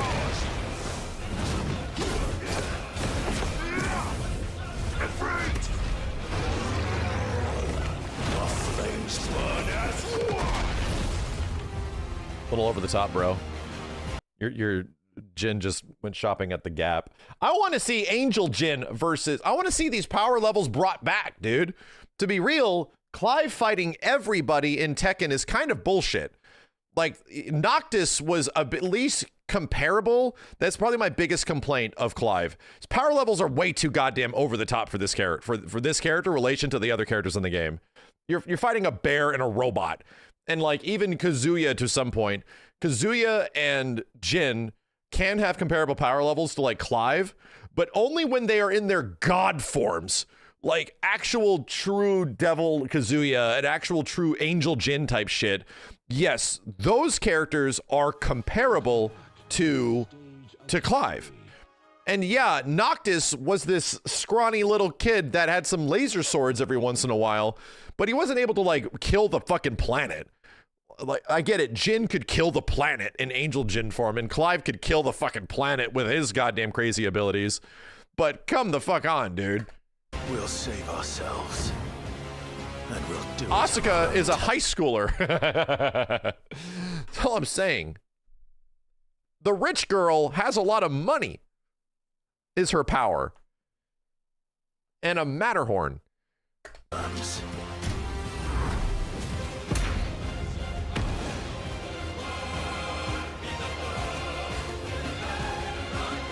I think that's my biggest thing, is that Clive's power levels feel a little intense. If the game had a playable Angel Jin, that would be fine, right? That'd be fine.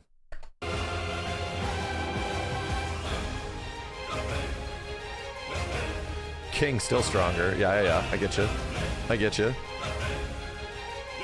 Yeah, this is somewhat the modern equivalent of hydrogen bomb versus coughing babies. We'll see if it ends up being that way when he comes out. It's hard to say, you know? It's hard to say.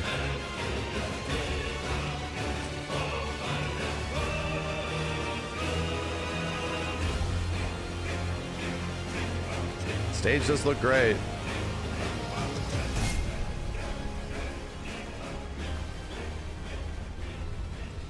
All right. I think the only way you can gauge this power level is which characters in Tekken have been to space without protection and survived. And it's like Clive and Jin and Kazuya just been chilling in space and are cool with it. Just living. Don't even need oxygen type shit. Without protection. Without a suit. Heihachi can do it. I don't know. Heihachi's been to space, but I don't think he hung out in the upper echelon of the atmosphere and was just fine with it. I don't know. Heihachi on like, he's like Batman. Heihachi just can't die. He'll get lucky. That's it. Heihachi just has his luck meter is at maximum, right? Can he survive lava? Dude, Heihachi didn't even hit the lava. Kazuya's such an idiot that bitch ass turned his head before his old man dad even hit the lava and got scooped up by his best friend or something. We did not see it. Like, that didn't even happen. He didn't even check. I'm not with you, man. Heihachi didn't survive lava. His ass got a little singed by the heat before he got saved. Come on. Come on. Come on, man. I don't know. Anyway, looking forward to it. I see there's some very fun looking shit in here. I think the thing I'm most excited about is Sunset Sukengage. The fact that he gets Odin moves. And he could cash that out and how big that cash out's going to be. Here's Ultra Presumption. Low damage. Let's call it. He ain't doing Heihachi damage or some shit. He ain't doing Paul damage. He is doing absolute median levels of character damage, if not lower on average. Let's see. That's how they balance him. In terms of like move accessibility and shit. We'll see. We'll see. We don't even know if he's like a counter hit character. We don't even know if he's a character that fishes launchers. We don't know if he's a character that fishes throws. We don't know how the hell he's going to play, but he's going to be starting with sword stuff, you know? So all I'm saying is that I did not see a traditional down forward 2. He really did not. He definitely had like the twin pistons launcher, which is like the old Akuma launcher. He had one of those. The way Law launches you, right? The mid to high launcher, he's got that. But it's going to be insanely unsafe, you know? No one's going to enjoy fighting him. Well, I got news for you. Tekken players don't enjoy fighting anybody. Anyone. Anyone.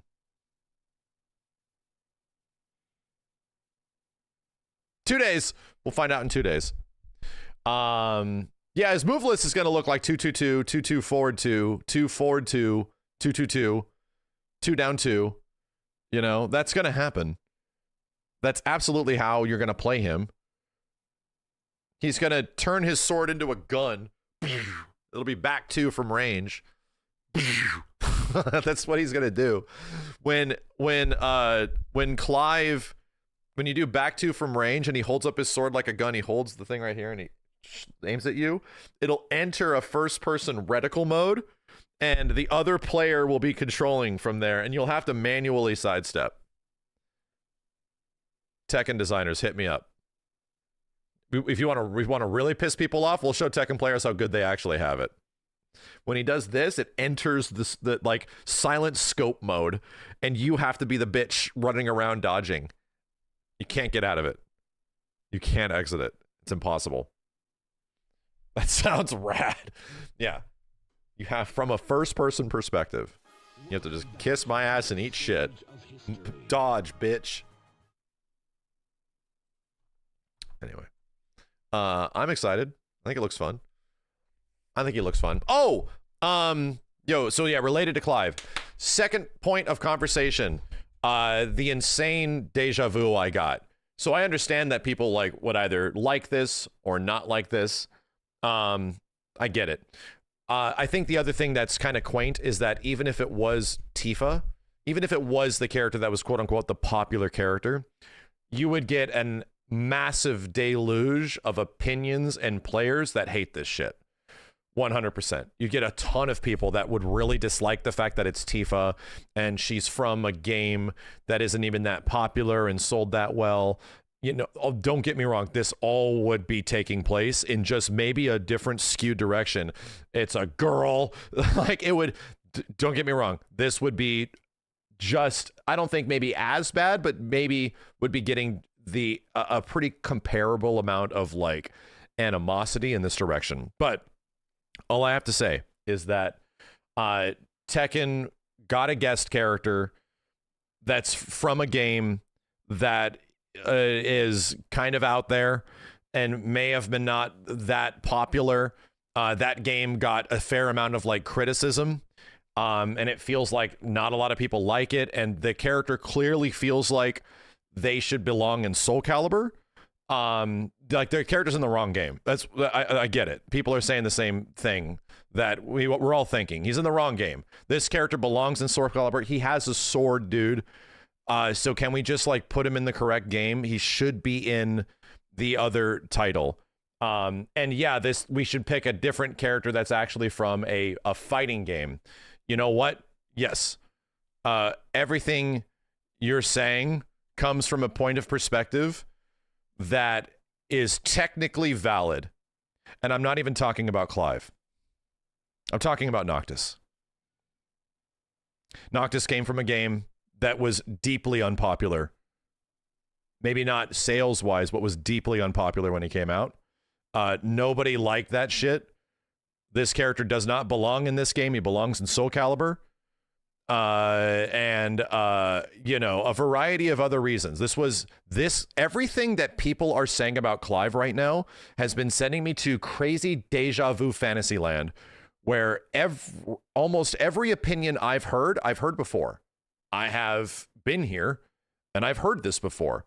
It's the exact, like, history is just repeating itself all over again. And I get it. Maybe the surprise of the situation is not as profound because, oh, yeah, it's another headliner Final Fantasy guy that is showing up in some way. But all of this is almost echoing entirely everybody's opinion that was Noctis back in 2017. Right? Or was it late 2017 or 2018? It was like 7 years ago. So anyway, do I know that this character will go on to be like really ridiculously popular, if not enjoyed or beloved? Well, that never felt like that happened to Noctis. It always felt like, as a Noctis main, I was despised. As somebody that enjoyed playing Tekken 7, it felt like I didn't get the opportunity to enjoy Tekken 7 as much because there'd be so many people bitching that you're playing this character, I hate you, right? Little did I later learn, as far as being around the community and being around this stuff for a bit longer, that even if I played any character, I hate you. So it wasn't even unique to Noctis. It was not. This is just the way Tekken players are. Tekken players hate all the characters in the game except the one they're playing. Most Tekken players really hate the game they're playing in general, but we'll just keep playing it, right? Tekken and Mortal Kombat fans share the same fate, bro. It's the same. It's always going to be the same. You're still going to buy the next game. You're still going to play it. So ultimately speaking, we're going through the exact same situation right now with another Final Fantasy character that it feels like everybody's big mad. Nobody likes this. Noctis ended up being one of the reasons that Tekken 7 sold as much as it did. Straight up. At the end of the day, guest characters in Tekken 7 was the reason why Tekken 7 eclipsed and reached popularity to the sky's the limit level shit that would eventually eclipse things like Tekken 3. It was its guest characters, dude. It wasn't the core gameplay and it wasn't the online. No, that was not stuff that was able to get you in. Tekken 7 was much more difficult of a game to get into, and a significantly more defensive game where holding back was just the best option in general. So that was not it, man. Like, those were not the things that got you into Tekken 7 inherently. It was other things. It was outside. It was outside factors. It drew people in from a variety of ways through its guest characters and sort of like hit the nail on the head with a very wide variety of people outside of typical Tekken fans. So I don't know if Clive is going to do that. All I'm saying is that Clive inherently is appealing to me as a character in Tekken 8 because he is the exact thing that I like Noctis. This character feels like a Soulcalibur character in Tekken. This character is doing a bunch of fancy, crazy bullshit. And Tekken 8 is already a game where almost all the characters do crazy, fanatical, fancy bullshit because of heat mode and everything. So everybody is effectively a super amped version of like flashy Noctis. Don't get me wrong. So now they need to like eclipse that. They need to go even higher. And I feel like they did. Obviously Clive gameplay looks insane and looks wild and crazy. And we don't know how that's going to be approached and how they're going to balance it, what type of character he's really going to be. But ultimately, the same reasons why I liked Noctis is the same reasons why I'm sort of excited to play Clive. Dude, did I love Noctis as a character? No, I didn't. I think Clive is a way better character. I think Clive is a much more interesting and does much cooler stuff than Noctis ever has, considering the pedigree of games they come from, Final Fantasy 15 and Final Fantasy 16. Like, I am not super on board with Noctis as a personal character to me personally. I think Clive is a much cooler character. Am I going to like playing Clive as much? You know what? I don't know if I will, because there's actually other Tekken characters that I really enjoy in Tekken 8. There wasn't that for me as much in Tekken 7. This was back in the Jin days where it's like I didn't love the way Jin played. So, and I know a lot of people are going to say the same thing. Max, do you want to reconsider your life choices now that Tifa isn't in Tekken? And I'll tell you guys this. I wasn't the one to effectively initially conceptualize the fact that Tifa should be in Tekken, much less we have been talking about this for so long. I wasn't the one to create that idea, but I definitely was one of the first people to put my audience, and I would say my personal backing with people that would hold me accountable to say that, hey, I would put Tifa in Tekken. She is an amazing character designed for Tekken, and I kind of did that a lot back in 2020 when Final Fantasy VII Remake came out. This is all my fault.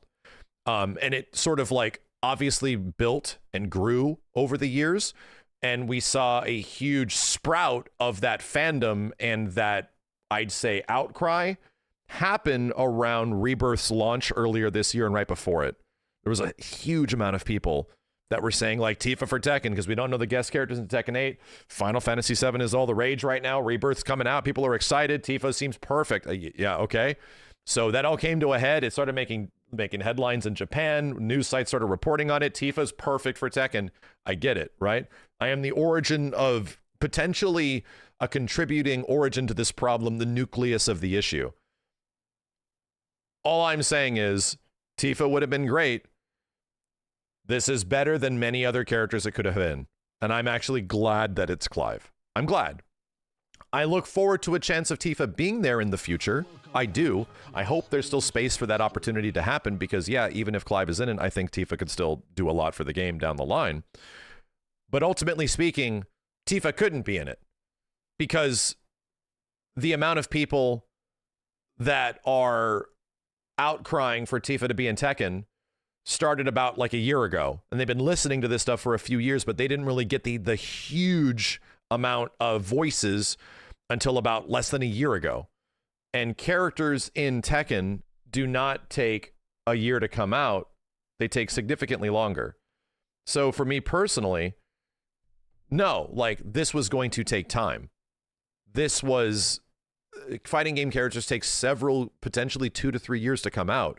And we found out that, yeah, it took Clive was going to be in the game from a decision that was made like a year before Final Fantasy 16 was even out. So all I'm saying is that if Tifa's going to be in Tekken in some way, and we're not going to repeat this weird deja vu situation we're in all over again, I think it will be other guest characters. Number one, I think it's a low chance, but I think if Tifa's going to be in this shit, it's going to take a couple years. This is going to be like a season 3 situation. 2026 to 2027. Oh, what's happening around that time? It'd be Final Fantasy VII Remake Part 3. So for all the Tifa stands that are losing your goddamn minds, chill. If this thing does happen, it's actually going to take some time. And all I got to say is that the fact that Clive is in it is cool because he's like one of the best parts of Final Fantasy 16. Him and his gameplay, one of the coolest parts. And now we get a Soulcalibur character in Tekken again. I'm happy, you know? I'm happy that this is happening. Give me 1 second, Chad. I got to go help out JJ.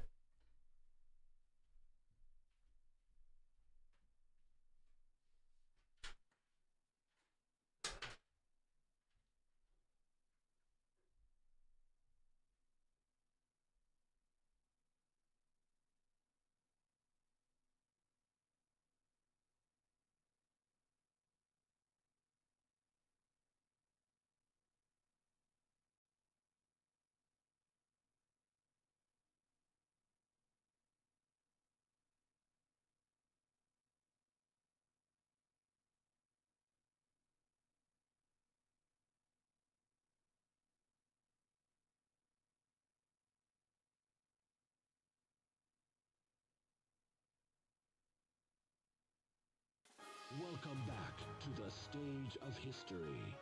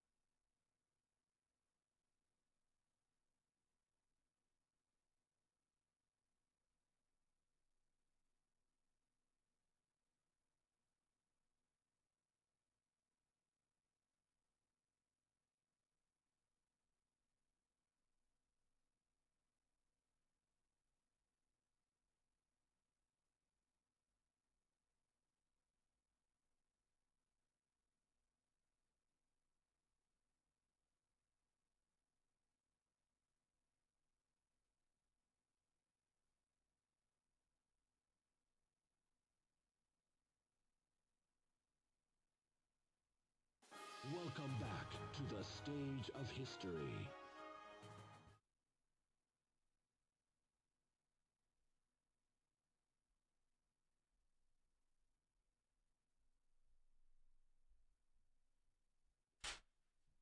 Oh, gee. Oh, sorry, chat.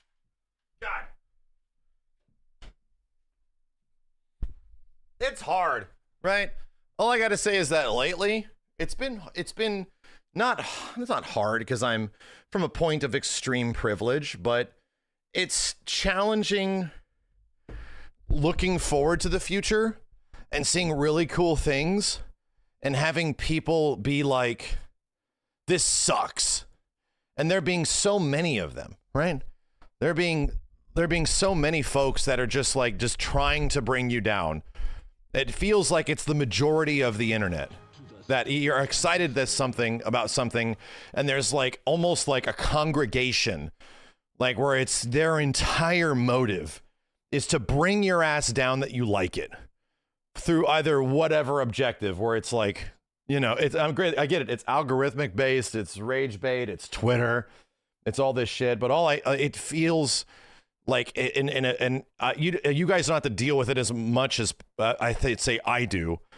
But I have to try to counter that. Like, my entire ideology is that I look forward to the future and like new things. I love seeing new things. I like seeing things change. I don't like being stuck in ways, but I also like celebrating the things that were really good and why they were good, right?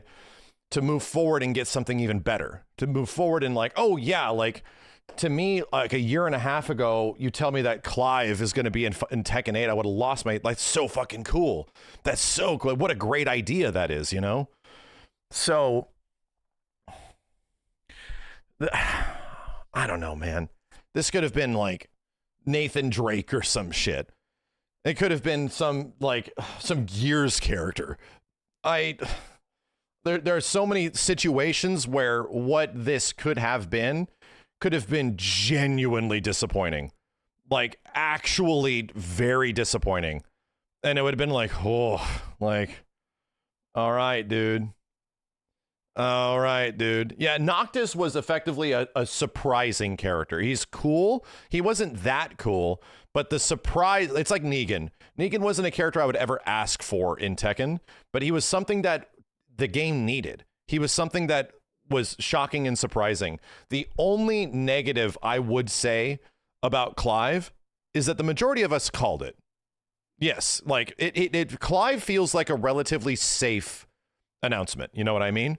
But in the same way, Tifa doesn't feel inherently safe. It feels like that's like a dream come true. Tifa feels like a dream come true character.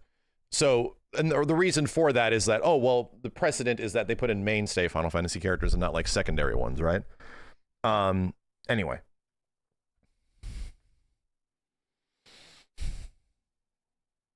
You know what would have been worse, but would have made me happier? I'm going to say it right now.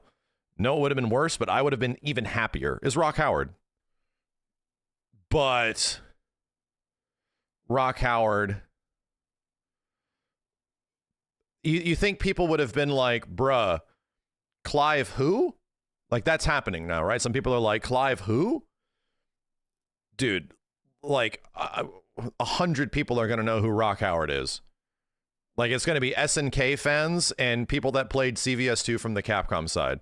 You think Clive who would have been a meme?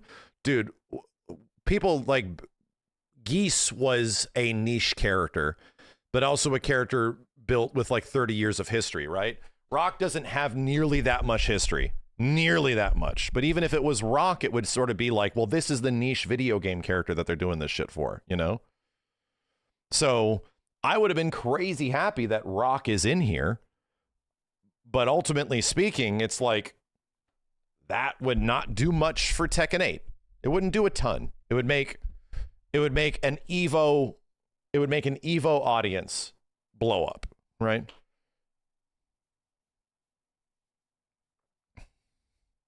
It's like putting Nightmare. Suddenly Nightmare from Soulcalibur is in Tekken 8. That'd be amazing. So sick. But does that appeal towards that many people? Does that even make Soulcalibur fans happy? Likely not. It would just sort of be like, oh, neat. For some, you know? At least Clive is coming from a completely different franchise and something that, you know, actually is known for being a large-scale effort.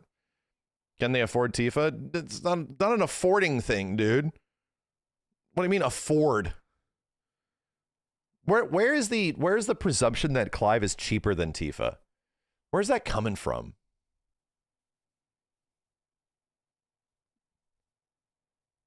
I have no idea. The internet. That just seems like somebody just made shit up. Like headcanon shit, right? That just seems like copium from Tifa fans. My character is more valuable and worth more. Welcome back to the stage. Did people just, this just feels like someone just says something. You know? I don't think that comes from any level of accountability. The only thing I could say is that, yeah, the Cloud was going to be in Soulcalibur 2 way back in the day, and that didn't end up happening due to whatever reason we actually don't know. It was a last-minute effort that made it not happen. And Cloud was also going to be in PlayStation All-Stars Battle Royale, but that didn't happen because he was too expensive. But that game had the budget of, like, bird food, and they made that game happen. So I'm not surprised. They couldn't afford Crash. So I mean,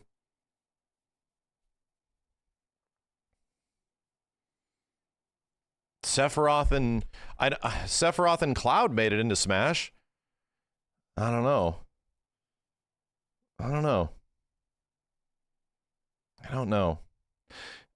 Again, oh, this isn't exactly what I wanted. Everybody hates this. That's all it is. This is the reason everybody hates this. This isn't exactly what I wanted. I'm big mad. Everybody hates this. You know what? I'll stand things that I'm really happy about, but I won't create weird fiction that this thing that I like is the only thing that should be liked. I think that's fucking weird, dude. And especially in my situation, I think that's dishonest as shit. I will 100% tell you, yeah, Rock Howard is amazing for Tekken and would make me super happy. But would that actually be really good for Tekken 8? And would that be the thing that the game needs? And would that be the thing that would sell millions and billions of copies, eclipse 10 million sales? No. I think it's cool. I would love it. It would make me very happy. And maybe, just maybe, it'll end up blowing up. But realistically speaking, no, that's a me thing. That's a me thing. That's like for me, you know? Is sexualization of Tifa part of the issue? No, dude. Okay, here's the thing. That would potentially be an issue if that was in the hands of FF7 fans. Reminder, that Chun-Li exists. And Chun-Li went through a period where she was like obviously over-sexualized, but that was the 90s, dude. And that was like one situation. It was in the movie. Street Fighter, the animated movie. That only ever happened, right? Ever since then, that is not a thing. You did that. You. That is you. Those characters being thought in that way, you know, that is you. So all I'm saying, I'm not saying Cammy. Cammy definitely is some like, whoa. I remember thinking, you cannot render Cammy in that skin tight outfit with RE Engine visuals. You can't do it. Damn, they did it. Like, I'll be real. There's a little bit of that there. I'm like, shit. Okay. This is just an anatomy design. You know, this is just a lesson in anatomy now, bro. Okay. But you do you. That's what they're going for. Cool. But still, all I'm saying is that like Tifa as a character is like ridiculously wholesome girl next door shit, you know? So, I mean, we're talking about fictional characters here, dude. Number one, like these aren't real people. These are not real people. Let's just create a borderline understanding between all of us. These are not individual people with feelings, right? So we're discussing things here now based on actual fiction and things that the developers made, that like dudes made for these characters from back in the day. You don't know that. No. That's I'm saying something that, no kidding, people have a hard time understanding nowadays. That people will get offended that you're not considering the history of that character and their personal feelings and shit. And it's like, we're talking about a fictional character, right? That is where we're at now, okay? That is, we're at a point where people get mad at actors and accuse actors of terrible things because of what their characters do in shows. So that is where we're at on the internet. Like a level of stupidity that has eclipsed, we've eclipsed dangerous levels and shit, you know? So ultimately speaking, Tifa is not a hornball character at all. She's not effectively like a Mai Shiranui that is clearly using her the way her costume looks and all this stuff, and she's super proud of it and she's into it, right? That is like what Mai is like. It's like, okay, cool. Like that's just her character, so that's amazing. Tifa isn't really that. That's not it. But the super obviously, like, Tifa is this character that is like on the forefront of every teenager's mind. Yes, I was there. Okay, I was there where Tifa is like ultimate goddamn, like the best. She's the best because of her boobs, you know? I remember being there. I remember being 14 at some point in my life, okay? But realizing that later on, when you actually like read the things that the character is saying and shit, why she's such a good character, it makes sense. Like why, you know, everything that she goes through, and then she still finds like the good in people, the good in her friends and all that kind of shit. Like, oh, these are great characters. Like Aerith is like the same way for a variety of different reasons, you know? So you're still there? I mean, I'm not, bro. I don't know if I am. Obviously, when Tifa puts on another costume, it's like, shit, okay, I'm reminded about this, but I'm not the Italian Senate, okay? I'm not still there. I think, dude, to me, Tifa's the coolest fucking character because of her story and because of her fucking gameplay. Like, and that, again, a reminder, what reason do I like female characters in games? I like it when female characters do badass shit. Like, that is where my brain has always gone. For male characters too, it's always going to go towards like, dude, how cool is it to play as this character, and is the shit that they do super sick? Like, I think like Baiken historically is a super sick character just because of like, damn, she's all scarred up and crazy and does badass shit, and they made her tits big. Or you get like Lin Kurosawa and stuff like that. This is such a sick character. Or Boletta, a lot of Capcom characters in here. But I love these characters that have like weird, crazy ass stories and gameplay stuff and do super sick shit. But that's me. That's me. And it's obviously there's like, you know, I can't deny if the Gooner Revolution is going to get Tifa in Tekken, I'm down, bro. I'll take whatever hope we can get to get this cool thing that I really like into Tekken in some way. But if it comes as the result of a bunch of people acting like complete assholes, then I don't know if it comes as a result of like, oh, well, now this other thing that made it in sucks. Now it's like, ugh, oh shit, I don't know, ugh. But at what cost? You know, the message was definitely the message was definitely sent that a lot of people really want Tifa in Tekken, but I would say to just simplify this thing down to this legacy character showing up in Tekken is just because she has huge tits. That's the reason. That's the only reason people want Tifa in Tekken. God damn, that's not mine. That's not mine, dude. That is not the reason. So, you know, I'm not in that boat. I'm not in that boat. That's dumb as shit. I mean, I'm not with you on that, dude. And that's why where it's like the part where I find this argument genuinely intolerable, where it's like just put her in Virtua Fighter or in like another game like DOA. And I'm like, I don't know. She doesn't really fit in those things. To be real, if we're going to put her in another 3D fighting game, I don't know if she has fits in those things nearly as much, because her power levels and the crazy shit that she does is not really indicative of those games. Like for the most part, like the crazy bullshit she does, the crazy like anime bullshit, she's too flashy for Virtua Fighter, dude. She doesn't make sense in that. I'd have to like see how the most fantastical shit that DOA kind of does is that they jump off buildings and shit. And yeah, but for the most part, like a lot of characters just kick and punch a lot.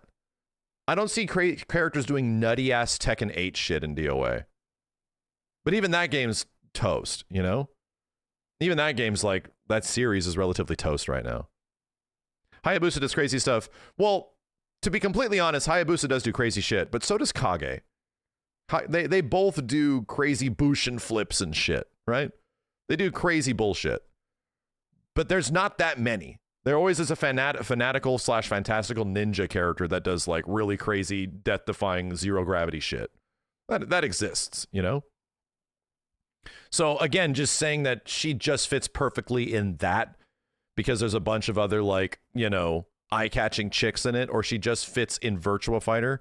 I don't think I agree, dude. I think she fits good in Tekken because Tekken has all this insane, over-the-top, crazy anime bullshit gameplay-wise, more than ever before now. And that is literally what Tifa is in Final Fantasy VII Remake and Rebirth. Dolphin uppercuts and turns into a meteor and all this kind of shit. Calling magic and stuff. It's like, yeah, she kind of fits. So I don't know. She's deflecting bullets with her arms and stuff. It's like, okay, yeah, she fits in Tekken. Ninja Gaiden is that, though. Oh, it is. No, don't get me wrong. But do you think, I genuinely disagree with you if you think Ryu Hayabusa in DOA is a 1-to-1 iteration of his Ninja Gaiden version. He's not.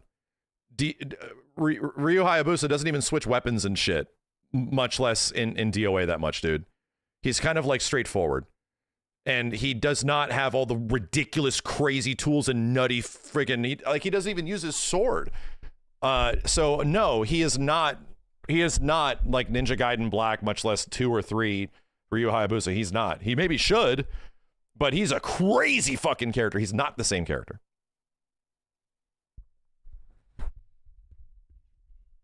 So he's old school. He's literally DOA Ryu Hayabusa. Yo, Just a Taco, thank you. If a KI character can show up in Tekken 8, who would you want? I mean, Jago. Be down with Jago. But nobody wants Fireball characters back in Tekken right now, dude. Nobody wants Fireballs back in Tekken. They're specifically staying away from that at the moment. We got no crazy Devil Girl. We got no Akuma. We got no Geese. There's no Fireballs. And I think that might be a kind of a telling sign that we might not be getting crazy Fireball characters. We have guns. We got guns. Virtua Fighter in Tekken 8 is now possible? Absolutely. So, again, for the sake of sitting right now, Clive is the first guest character, and there's at least 3 seasons of Tekken characters down the line, maybe more, okay? Let's just make an assumption every single season of Tekken is going to have a guest character of some kind. Let's make an assumption. We know, without a shadow of a doubt, that one of those guest characters in the future is going to be a Virtua Fighter character. We just know that, right? Who it's going to be, is it going to be Akira, is it going to be Jackie, is it going to be Sarah? It doesn't matter. All we can say is that that spot is effectively solidified now because Virtua Fighter, the biggest Virtua Fighter weeb on the planet is Harada, straight up. And the celebration of the return of Virtua Fighter is not going to be just from Sega. It's going to be an industry thing. Like even Sakurai's talking about it right now and shit. So, you know, we can effectively like just grab one spot, one season, one guest character that's going to be a Virtua Fighter character. We don't know when. Could be season 3, could be something, right? What the other ones will be, I don't know yet. But still, if Tifa is going to be in there, if they're going to revisit this and add another Final Fantasy character at some point, the only time that makes sense is a season 3 around 2026 to 2027. And we don't know when the hell Virtua Fighter's coming out. We don't know if it's a 2025 game, 2026, or whatever, you know? And you're not getting Yakuza characters in Tekken anymore because those are now showing up in VF if they're showing up anywhere. You know? We sort of got confirmation of that now. So, I don't know. Do we know the ETA for FF7 Part 3? Somewhat, Fee. There's a loose estimate, at least from me, that it is first quarter of 2027. That is the 30th anniversary of Final Fantasy VII. And we'll start getting blitzkrieg information around summer of 2026. But earliest reveal of something could actually happen in 6 months. Like first teaser of like the title and like the initial hype campaign, which is what they did for Rebirth, that can no shit happen in 2025. So at Summer Games Fest, yeah. You thought it's Tifa and Tekken would have to be after Remake Part 3, even after a PC port. Yeah, no, I agree with you. I agree. Either around the same time or a little bit of time after. So that's why I said 2026 to 2027. That would be presumably Season 3 to Season 4 of Tekken, depending on how long characters take to come out.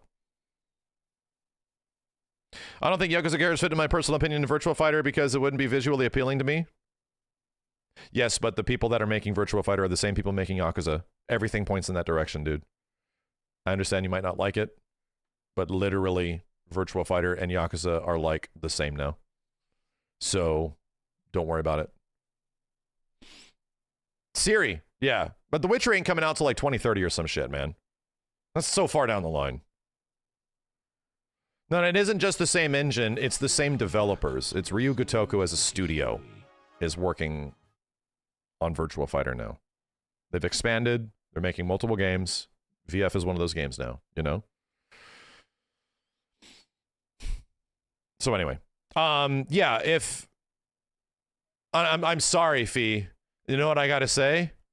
I remember having this conversation with you, but I said this first guest character is gonna do a lot for Tekken, and I hate to break it to you, but this first guest character has the exact same effect on Tekken that Noctis did. and I know you got into Tekken from Noctis, but I just made a conversation about this, that the reaction to everybody has to Clive is 100% the exact same. Everything, the same thing everybody complains about Clive is the exact same shit everybody complained about with Noctis back in 7-8 years ago. I'm just reliving it. It's so weird. Granted, that character ended up being better beneficially in the long run, right? People are blaming you for Clive being announced. Okay, well, that's a little stretched. But now we're in a you know, post Elon Musk Twitter era of the internet, right? So we are going to get much more vitriol as a result of this than Noctis was back in 2017, which was almost normal of a time frame. Yeah. Oh, I saw the Clive dev talk. Oh yeah, I did. The biggest reveal was that he was accepted back in 2022. You know, that's when they came up with it, when they started development, 2022. All 3 videos aren't out yet. No, just the first one is. So here's the reality of the situation. Clive will actually help out Tekken. He will. I don't think it's going to be the biggest thing ever, and I think that there will be more guest characters that will be necessary to have Tekken grow a bit more, but this will be a net positive. I don't know if characters like Geese was an overall net positive, because it mostly appealed towards core fighting game fans already. Like, just in general. Anybody that already had Tekken was likely very excited about Geese, and the chance of you pulling in like crazy SNK fans to like jump in and, you know, try Tekken 7 for the first time was pretty minimal. But core fighting game fans, you know, the whole point of a guest character is to get people that aren't inherently fighting game fans, you know, not inherently. So 100% is more of a very, very, very, very vocal amount of folks.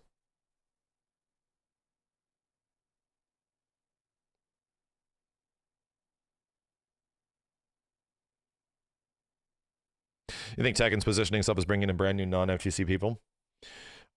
Yes, I think it is. I think it'll be just fine. And in the long run, I think some of the changes that they make to Tekken, I can see it now. A lot of people are going to be much happier with the game after that update next year. I can see them sort of massaging the game to something that fixes many of the issues that people have. However, I have a weird prediction after VF, because we all know that there is definitely a bit of a desire from audiences for a raw and effectively hardcore martial arts game. And Tekken 8 have moved further and further away from that as time has gone. And it was one of the reasons why Tekken 5, much less Tekken 3, became very popular, right? We have moved very far away from a traditional martial arts game that just has this character does this type of kung fu and this character does this type of karate, and you got a judo guy and you got this guy. Yes, people are actively in your comments saying waiting for VF now. I get it. Because Tekken 8 it went crazy. They like every character, crazy powerful levels. Characters got wings, characters got flings, characters are jumping 30 feet into the air and doing all this nutty shit, you know. So that's not a bad thing. It actually will be a good thing, because I think for the future of Tekken, this might be a down the line situation. We'll probably change, because Tekken's been pretty safe, man. Tekken has not really changed very much in a long time. Characters are doing the same shit. Virtua Fighter's about to not do that, and is about to be the game for like purists. And why do I know this is happening? Fuck, it was literally the early 2000s. This relationship that Tekken and Virtua Fighter had was identical in 2001 when Virtua Fighter 4 came out. Identical, dude. Everyone praised VF because VF was the game that was realistic and the greatest fighting game ever. And Tekken wasn't that as much anymore, you know? It's going to happen again, because time's a flat circle. So I think there is this position for Virtua Fighter to do very well. I do. I think that can happen. And it will be beneficial for the industry as a whole, because Tekken isn't going anywhere. Tekken 8 sold just fine, you know? And I argue Tekken 8's doing very well with all of its costume bullshit. I think Tekken 8's doing just fine, dude. I think there's a reason why they're focusing hard on all their battle passes and all that shit, because that's where they knew they were going to make their money. So, and I think you're going to see a lot of that. I think you're going to see a lot of that kind of stuff in Tekken. But, you know, as we know, that shit does well. Yeah, so I'm very curious. If Virtua Fighter doesn't really innovate that much, and it's just a much more simple game, and it isn't like, it is effectively just, you know, Virtua Fighter 5 but easy, I don't think anybody wants that, dude. I don't even think the Virtua Fighter 5 devs want that. And even the VF devs are saying stuff like, you know, what Virtua Fighter isn't anything without innovating and being different. And that's kind of consistent. The whole Virtua Fighter series is that. Every game is like really different than the previous one. Virtua Fighter 4 and 5 share more similarities because like the loop of VF, the core gameplay of like how the strike, throw, and somewhat the sidestepping, like that shit, started mostly in like the way VF4 works, and then 5 was a great expansion on top of that. VF tag mode? Hell no. No. That's not a good idea.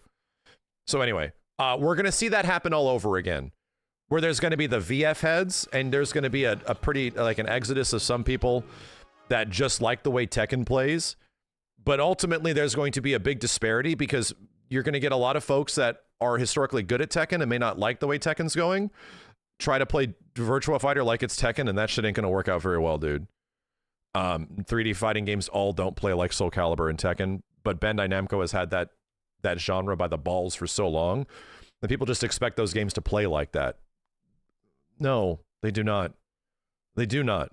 If anything, Virtua Fighter plays closest to Dead or Alive because Virtua Fighter literally created Dead or Alive.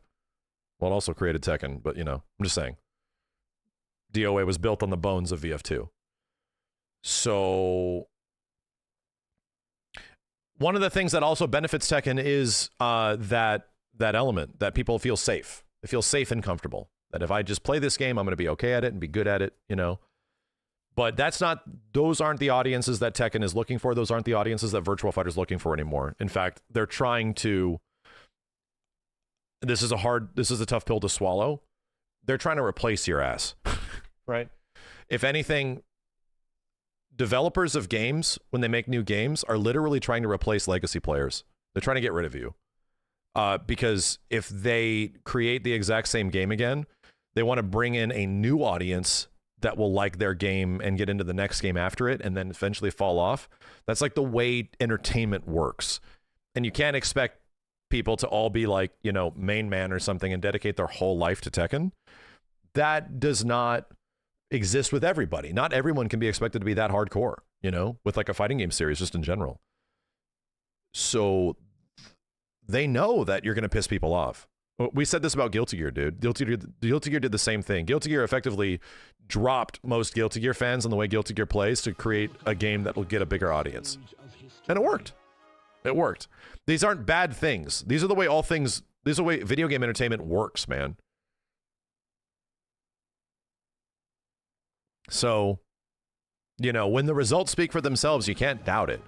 I just hope that it doesn't result in less interesting games. You know, I want things to be different and more interesting, which is why I like Tekken 8. Which is why, you know, I will still stand the fact I think Tekken 8 is fun as fuck, but man, I'm sorry. I know everyone hates it and everyone hates 50-50 bullshit. Yeah, I get it.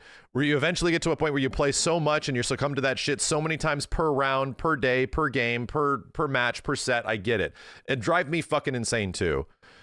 But not everybody is going to be just grinding this shit exclusively. To me, Tekken 8 is a very fun game because you get characters doing the most wild shit, most fun stuff, like per match than Tekken characters have ever gotten. It's really crazy. Do I like blocking against it? Well, you know, that's a different story. But doing it's very fun. It's cool. So I'll always back that mentality on my end, you know? It's not the only game I'm playing. To be real, if Street Fighter 6 was the only game I was playing too, I'd probably lose my mind. If Street Fighter 6 or Tekken 8 was the only game I was playing and I was like a 19-year-old with not much to do, and exclusively had time to dedicate to one thing, I'd probably fucking love it. I'd probably be like really into it. Because those were like the periods of time in my life where I didn't have much to do and I could just grind the shit out of this my whole life, you know? Or what my life was at the time. I don't know if 19-year-olds even have free time now. So yeah, like, I don't know, man. I'm going to play Project Sentry. Yeah, I'm almost more interested in Project Sentry that it's not attached to any of the Yakuza direct lore. Because it's a new thing. Anyway. All I got to say is that for Virtua Fighter and Tekken in the future of like 3D fighting games, it's looking very good, dude. And as somebody that has been a big 3D fighting game fan, but in the Soulcalibur realm, it hurts. Okay? As someone that was like always wanting Soulcalibur to effectively revisit the glory that was Soulcalibur 1 and 2, we never got that again. That never happened, dude. Soulcalibur 6 did a lot for me in many ways, but it didn't matter because all the other parts of the game that needed to be good to bring in casuals was not there. So, Fee, you like Soulcalibur 4? Never play it again. Keep your mind pure. Don't go back and even try it. Trust me. Don't do it. Don't do it. Do not turn on a PlayStation 3. Do not turn on an Xbox 360 and put in Soulcalibur 4. The game feels like absolute shit. It's crazy, dude. There's so much input delay in that game. It'll make your head spin offline.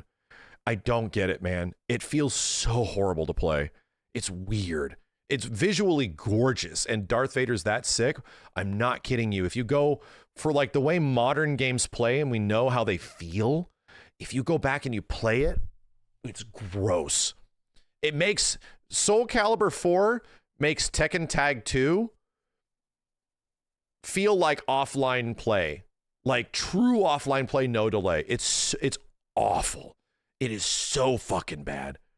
I don't get it, dude. And I don't remember it being that bad. I do not.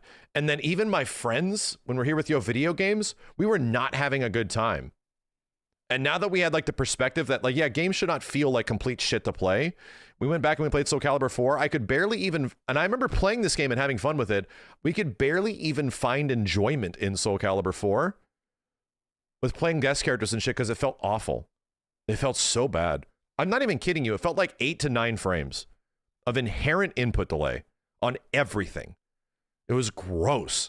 So I would like to say there's some redeeming factors in Soulcalibur 4, but playing the game at all felt like absolute trash. So I don't go back and play it. Do not. Keep the good memories in your head. When's ranking fighting game series list? The best fighting game series. That's tough. Because my expertise only goes so far. That's tough. I don't know. I'm just bound to make people pissed off there. It would absolutely be subjective. But Street Fighter? No. Maybe Street Fighter has a higher batting average. For sure. But that's so shitty because the series of games could be like 2 or 3 games. And then some is like 30. There's like so many games, dude.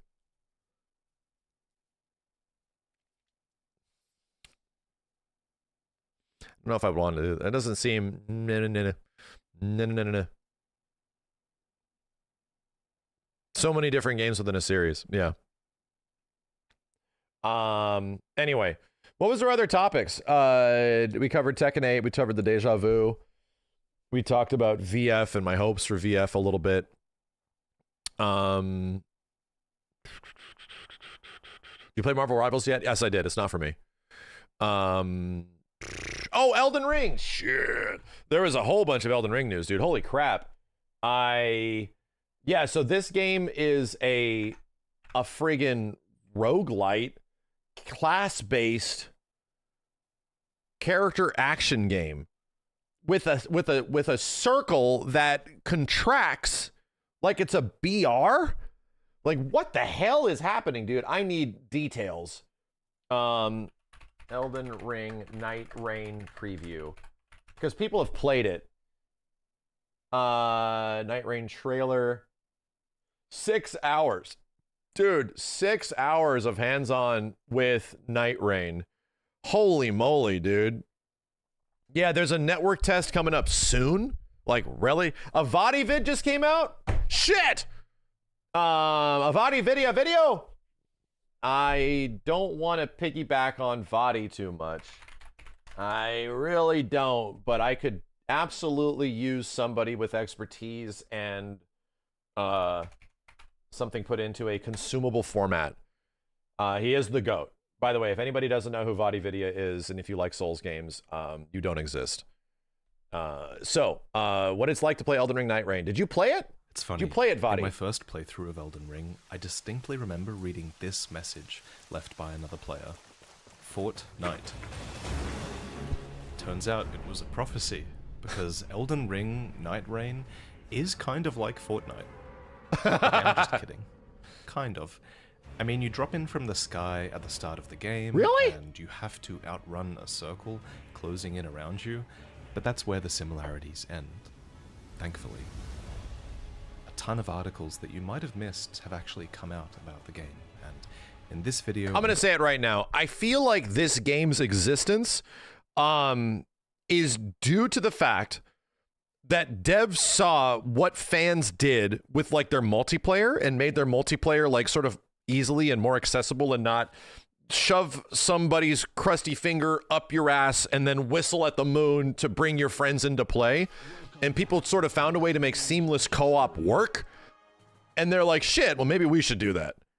And I'm like, yeah, I was complaining for the longest period of time that I hoped Elden Ring would be that, but you still had to find somebody else's crusty finger, shove it up your butt, and whistle at the moon to get your friends to play with you. I'm going to try and get everyone up to speed.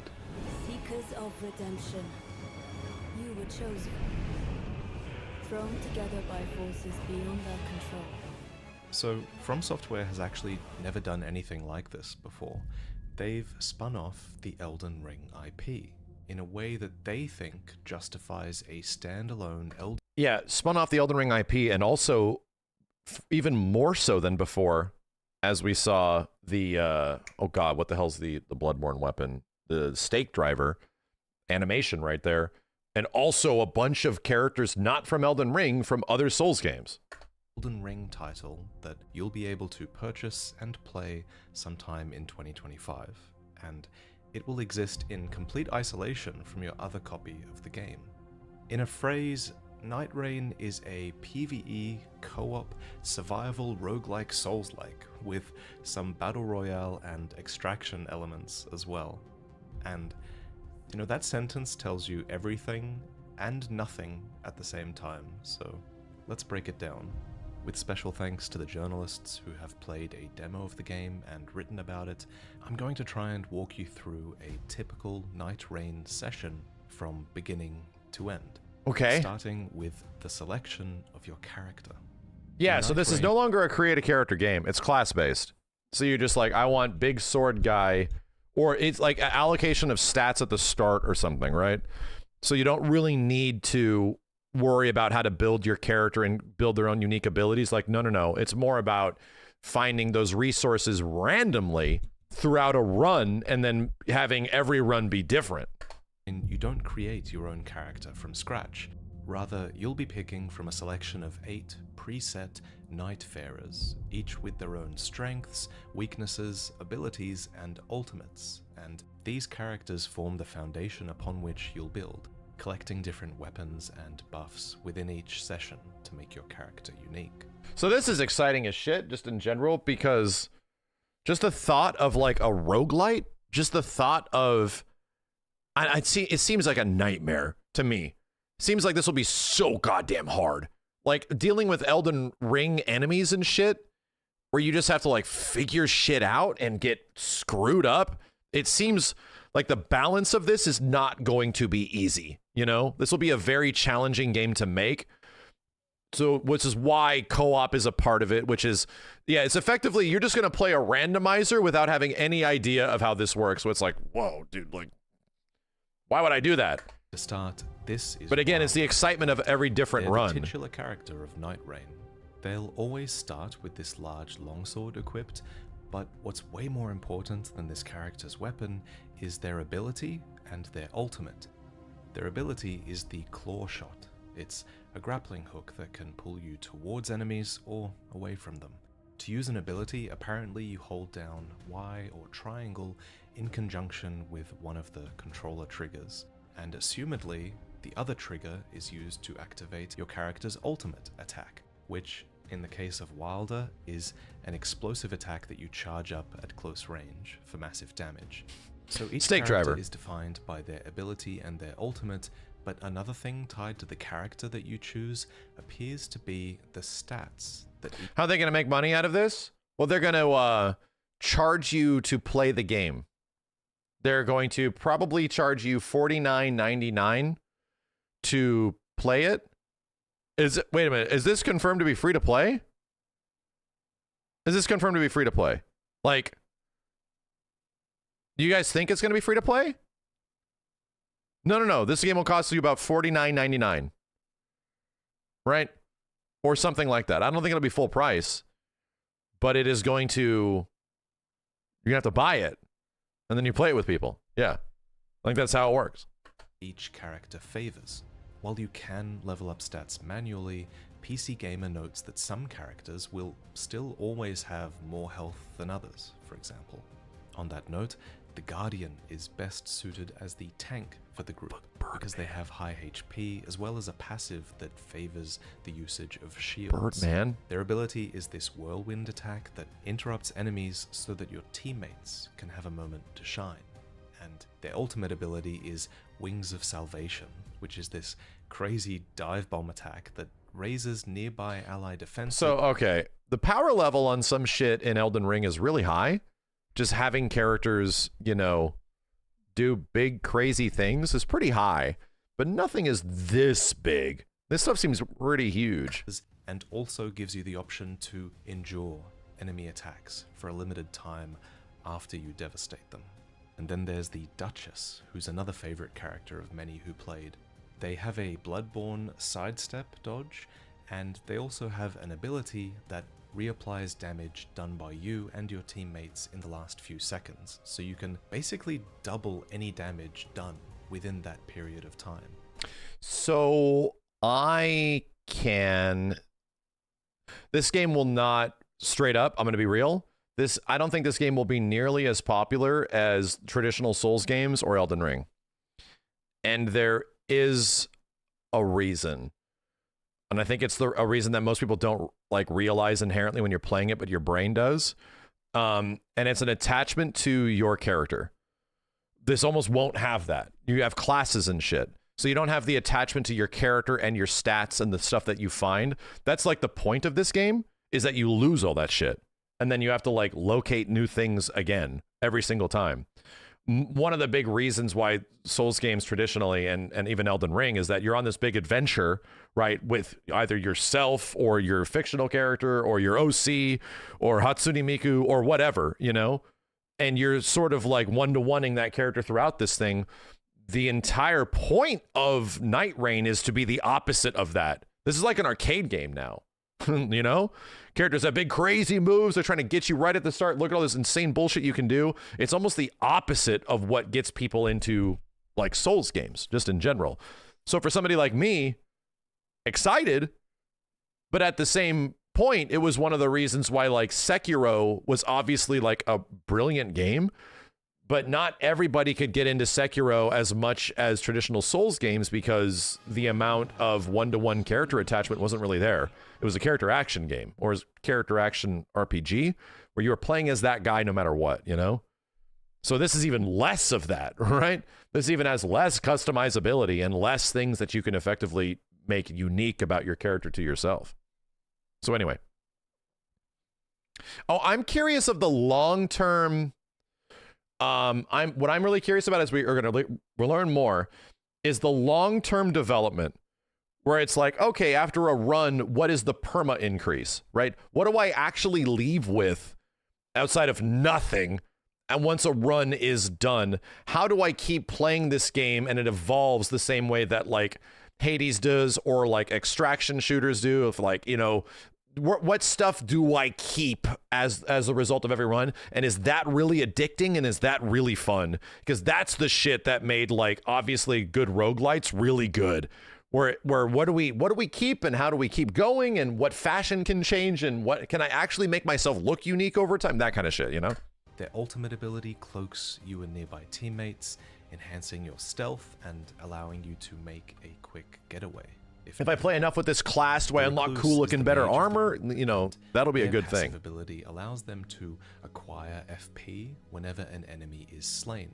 Their ability is called Magic Cocktail, and it passively stockpiles different statuses like poison or fire or ice whenever an enemy is hit with that type of attack. Then it releases a unique attack that's different depending on the status that was stockpiled. Their ultimate is Song of the Blood Soul, which marks all nearby enemies with an effect that restores health to any player that attacks them. Special thanks to PC Gamer for transcribing all these class abilities so neatly. Shit is definitely weird, man. 4 other characters. The shit is out there for FromSoft at this stage, but I think I've been able to puzzle out a few based on the trailer footage and other interviews. This, for example, is an archer character who apparently has a sort of third-person aiming mode that's unique to them. We see them summoning a spectral hawk here, and they can do that because they're standing next to a spectral tree, which you can see on the right. Yeah, it seems This experimental. allows you to navigate the terrain in a I feel like this is either going to be certain amount of time, insanely and fucking FromSoftware cool thinks this will give you or some kind of mid. versatility in how you decide. And it won't be in between. I don't think it will. I think this will be one of those things that might just come out and be like the sickest shit ever, like the ultimate multiplayer experience, or it is in the trailer, I don't think this a weird idea with kind of bad execution. Next, there's a character that has an innate deflect. Makes you realize that maybe these games are a little bit better without this kind of stuff, you know? Deflecting hard tier in Shadow of the Erd Tree. I'm probably the most excited for this character. Lastly, IGN notes that there's a character able to raise slabs of rock out of the earth, and I think that's the character that we see here. Let me know in the comments which characters you'll be picking. I think there's also a lot of strategy to be had in the interplay between different character abilities, and which group composition will be most optimal is definitely an interesting question as well. So, in addition to enabling you... Can we disagree that since it is FromSoftware, we have faith in it? Yes. No, we all do. This, I will say, inherently, just by the concept of what this is, has me super fucking excited, right?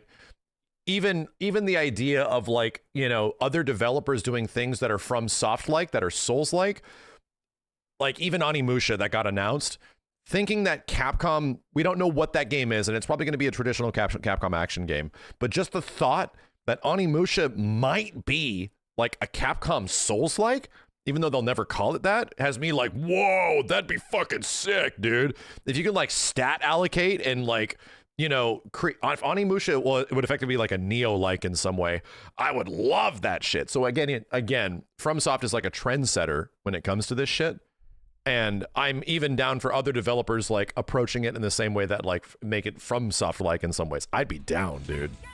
If there's one thing I think Capcom could desperately use in these trying times is some FromSoft level design.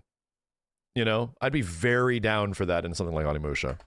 Jump into games easily with these characters. FromSoftware also wanted to make characters like this because each of them has their own unique storyline and backstory that will become uncovered as Spider you Dude, play. thank you. After selecting your character, you spawn in at the Round Table Hold, which returns from Elden Ring. Here, the characters you didn't choose will be able to be interacted with, and here you can customize each character in ways that we'll get to a little bit later. For now, let's explain what happens after you jump into a session. which you can It's either so do crazy alone that you or drop with two in others by your side. on a bus, Note that a the bird password bus. system is returning if you want to play with friends, but playing with randoms is also possible, and you'll have to be on the same platform as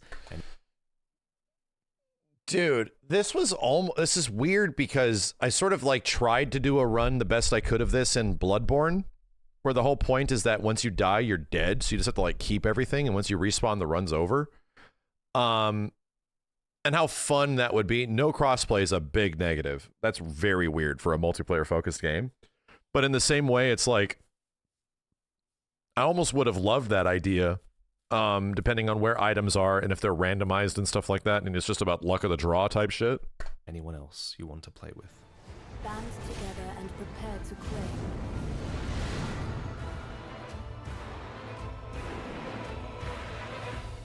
The life of the Night Lord. A Nightreign session takes place over 3 in-game days, provided you can stay alive that long. And apparently each 15-minute long day starts like this, with you gliding down from a spectral bird into a land called Limveld. Limveld, according so to runs aren't that FromSoftware, long, is an alternate reality to the Limgrave we explored in Elden Ring. It comes across as this distorted reality, with recognizable elements from Limgrave that will be jumbled up with every new session you create. And on top of this, FromSoft notes that some versions of Limveld will be drastically different from others, with meteoric impacts and swamps and forests of rot and active volcanoes that all diversify the landscapes and offer new threats for you to overcome. Once you've chosen a landing location, you'll be on the ground running with this new animation at about 150% speed. Torrent doesn't seem to be in this game, and instead, yeah, your you ass can just climb cooks. cliffs and It's kind of funny. vault ledges with your character, and you can use your new powerful abilities to kill enemies and power up your character even more as quickly as possible. Because each day only lasts. This shit is like the Dota of Elden Ring, right? You know, where it's like, yeah, it feels like it's just this crazy spin-off. We're just going to create this insane goddamn thing that was built on something inherently and try to create like a new experience around it. You know what I mean? It's 15 minutes, and when night falls, the map. I don't will mean the shrink toxicity. as the night's I mean like tide what becomes Defense of the obscured. Ancients is as a Apparently, you game, start right? Each run And what it was pretty based vulnerable on. at level 1, but before long, PC Gamer notes that many enemies quickly become. Yeah, that was I say. So people that don't understand the history. I mean, Dota's relationship to like Warcraft, right? I realize that's so old now that people don't even know, and I barely even know of it. But I know that, like, yes, the like Half-Life to Counter-Strike type shit. Like, there's these games that were designed around the base of another game, but to create an entirely new sort of like multiplayer experience that is a different conceptual thing than what the core experience is, you know? And yeah, Dota was like a custom mod to like a fan mod or some shit to Warcraft 3 that got turned into Dota, you know? Nothing more than trash mobs. Presumably, Probably even earlier most Warcraft, I enemies don't in this know. game are probably meant to just be mown down as efficiently as possible by your characters as you prepare for the true threats that are to come. One such threat is the appearance of Margit, who can invade your world and stalk you at random. Isn't that's cool. Isn't I don't know the history of this, but wasn't League based on Dota? Didn't what spawned League of Legends? League was like Warcraft spawned Dota, which spawned League of Legends, yeah. Little pillager, bent on stacking the lands of gold.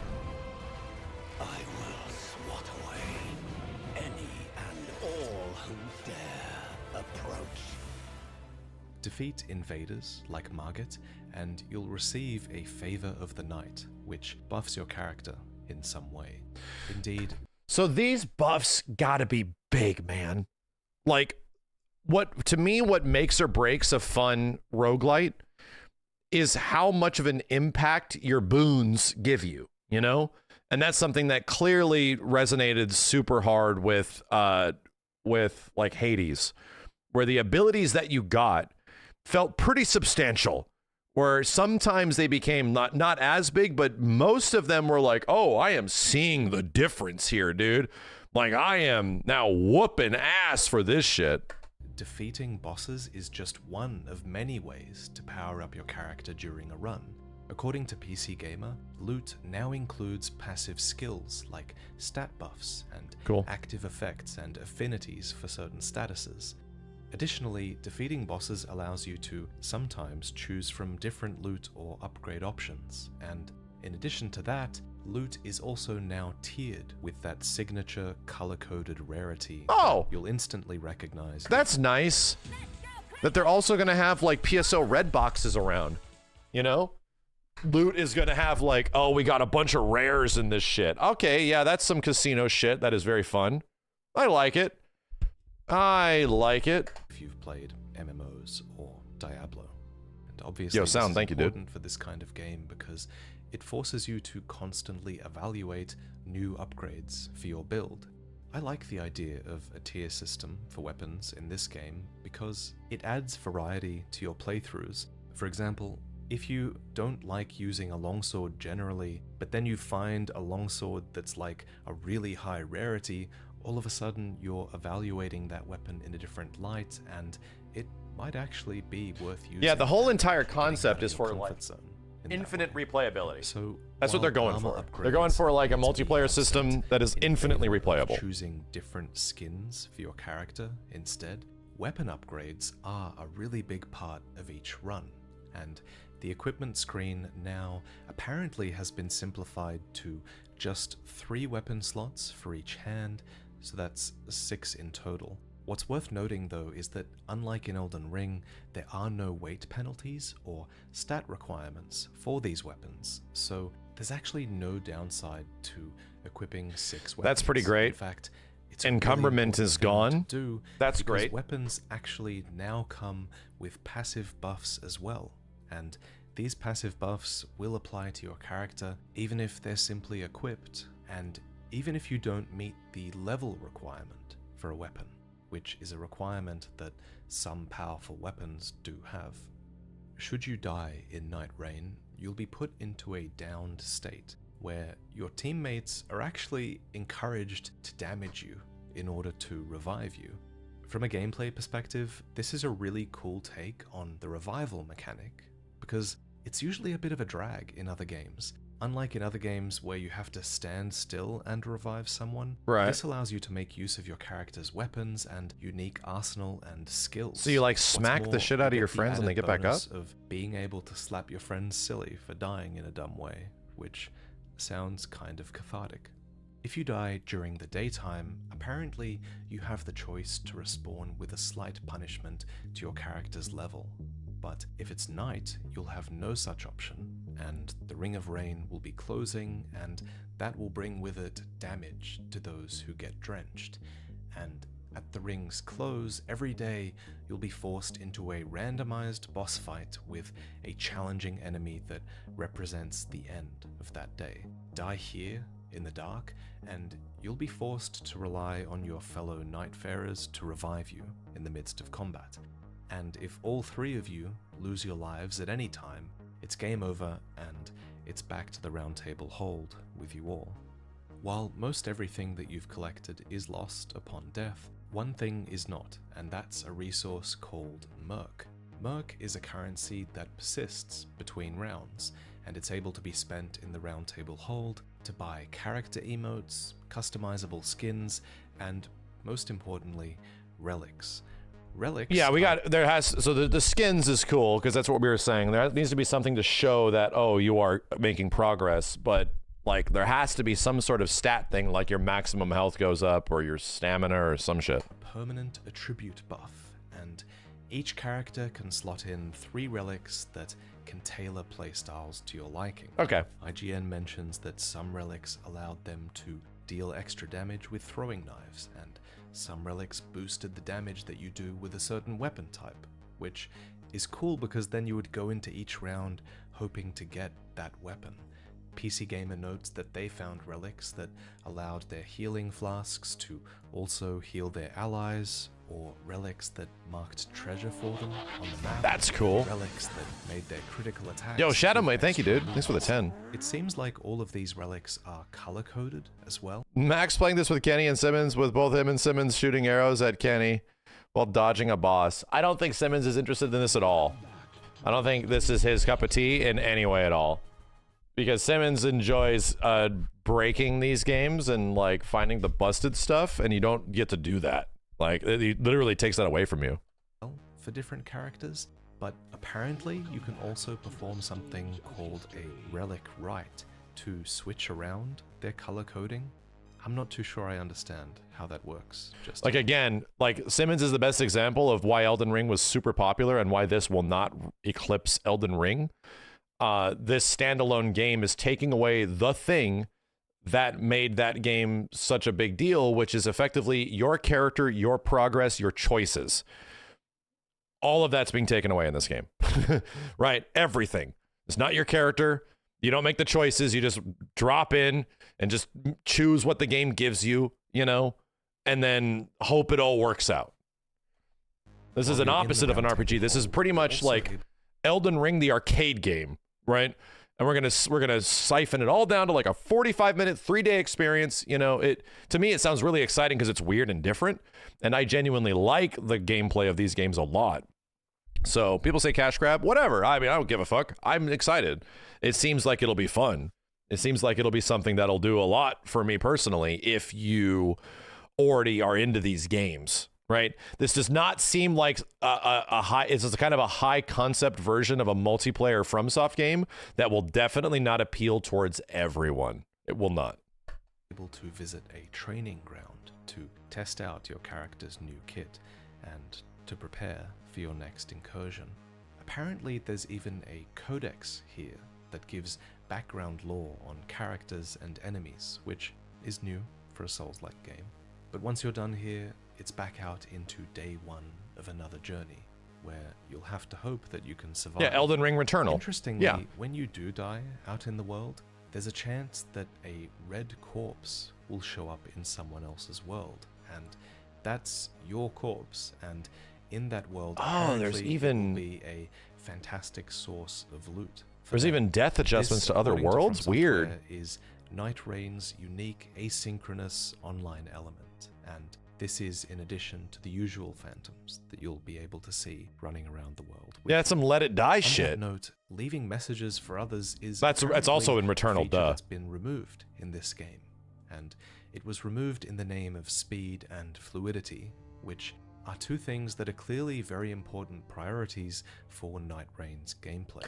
Here's the thing. This is likely also going to be the least involved story shit. The story is probably going to be very straightforward and not entirely in depth, because to me, at least from what the proposition is, the whole point of this is like a gameplay focus.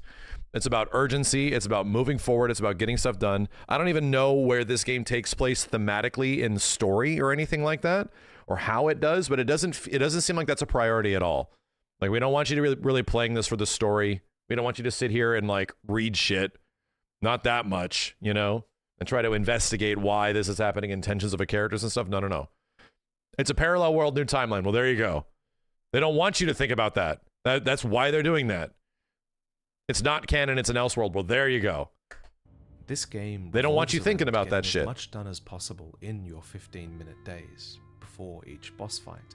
Leveling up, for example, is another thing that's been streamlined. No longer do you need to sit and rest. Yeah, just automatic. To level up and restore your flasks. Rather, you only need to be in the proximity of Grace to do so.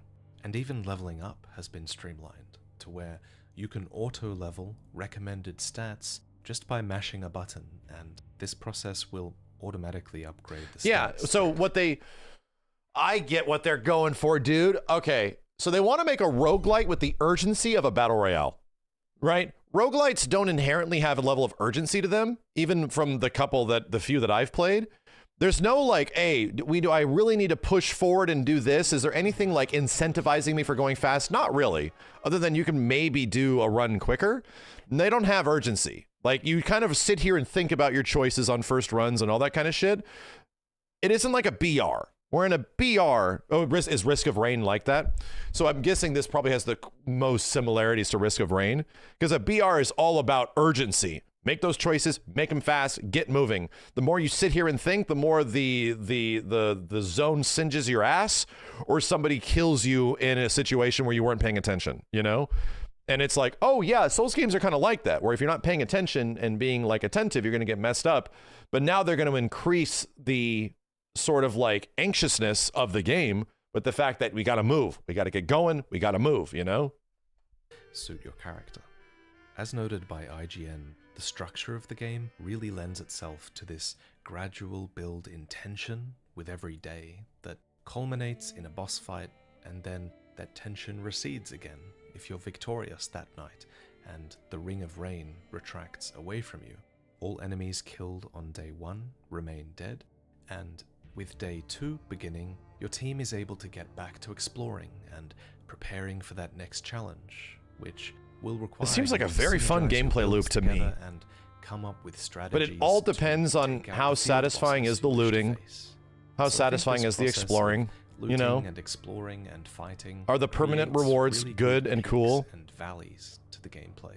If there's an issue with Elden Ring, is that you never look cool. I hate to say that.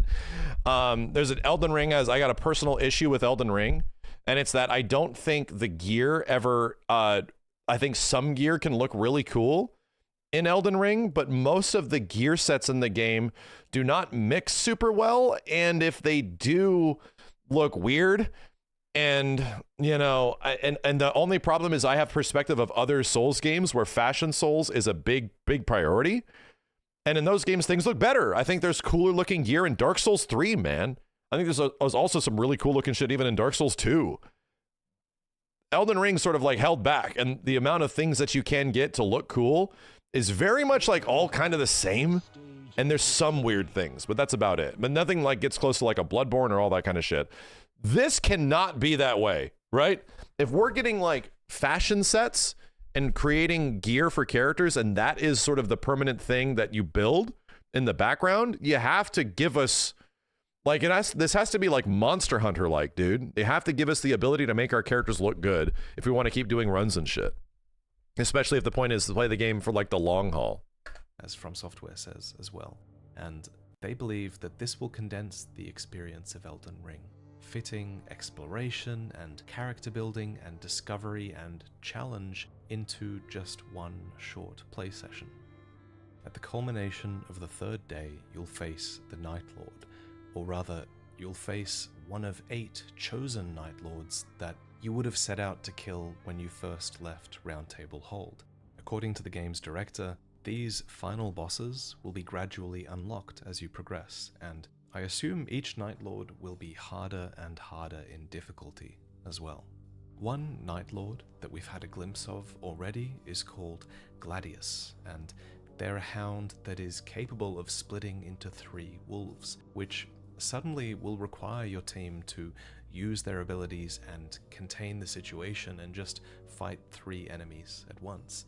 I love that many of these bosses appear to be designed for the co-op experience. I wonder if there's any what communication is like. As their body parts can fall because you can't assume the game is just going to have like open mic, the main boss, you know, which will keep your teammates busy. You got to assume it's not going to have that. Like it will be a far cry from the co-op experience of the base game of Elden Ring, which often results in your whole team going to town on one enemy who can only really focus on one of you. I like this. So this is good. Taking multiplayer into account at a whole nother level. They say no communication, only gesturing. Replayability. Some players have noted concerns with the variety of locations and the variety of bosses in their 4-hour play session. Holy fuck. FromSoftware That's a little archaic, man. Assure them that the full game will have a lot more variation to it. Really, I feel like so much of this game's success or failure will come down to that simple fact. You know, how much replayability can FromSoftware really offer in this one area of Limveld. And this brings me to the inclusion of characters and enemies from Dark Souls in Elden Ring, which easily like one is of the craziest parts of probably this. the most controversial topic of this announcement. So this character seems to be the Firekeeper from Dark Souls 3. This spider is the Duke's dear Freya from Dark Souls 2. This is the Centipede Demon from Dark Souls 1. And this is straight up the Nameless King from Dark Souls 3. You're not getting Sekiro bosses, right? You're not getting Bloodborne. You're getting things that are owned by Bandai Namco. A lot of people have been laughing, rightfully so, at the idea of people like me who explain the lore having to explain. And I think that is okay. So there you go. I think Vadi's about to come to the same conclusion where, and we were just talking about it, why lore is not important.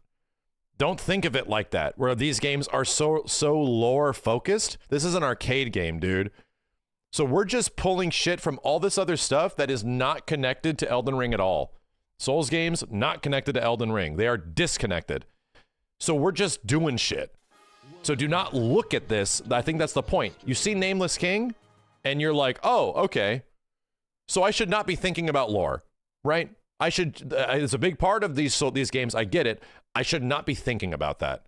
That's the point of it, right? That's why they are there, to let you know it's not about that. This is one of the first games ever that FromSoft has done in a hell of a long time where it's just fan service, and it's aggressive fan service. Why characters like the Nameless King have made their way into Elden Ring. And I'm not gonna lie, I find this situation kind of funny as well. I agree that it's a bit ridiculous that they're in this world, especially at It's the devs telling us to not take it seriously. I'm not gonna sit here and pretend that like these don't try to make sense of this. Have fun with it. Have been added to the game for some deep lore reason. And we get it. Like, why does that relationship exist? Why does this seem weird now? Because all of the FromSoft games very intentionally design everything with implications of story, right? Even though that story might not be told to you in words, the reason things are the way they are and they're designed how they're designed in almost every fucking facet of these games is very thought out and absolutely is meant to build implication and quite literally lore. The reason this statue is here doing that pose is because of this thing, because this guy did that thing, because I saw a statue doing that thing. Like, now that doesn't seem to be important anymore, you know? All the other games, right? All the other games are that way, but now it is different. We all know why they're primarily here. They're here because this is a way for FromSoftware to reuse their extremely high-quality repository of assets and enemies and animations from their past games. That's a bit of a that's a little bit of a pessimistic way of thinking about it, you know. That's immediately the that immediately is, oh well, we're just going to, you know, this is just for the money. This is just for the money. I have to remind you guys, Elden Ring is already that. I get it. Many people got into Souls games in Elden Ring. Okay? I get it. It ended up being one of the biggest fucking games of all time because it was an asset dump. It already is that. Okay? But this is blatant though. No, dude, it was already blatant. Elden Ring was already clearly just FromSoft All-Stars. It already was. Like, so many things. Now they're just like not being coy about it. Now they're like, hey, here's the stake driver animation. Oh, Jesus. Here's the Nameless King. What the fuck? Like, whoa, now we're just going crazy with it. They're effectively executing what Elden Ring was by design. And it's, oh, let's just take all the shit we made and make an entire world out of it. Okay, cool. You know? Now they're making a multiplayer experience out of all the shit that they've done before.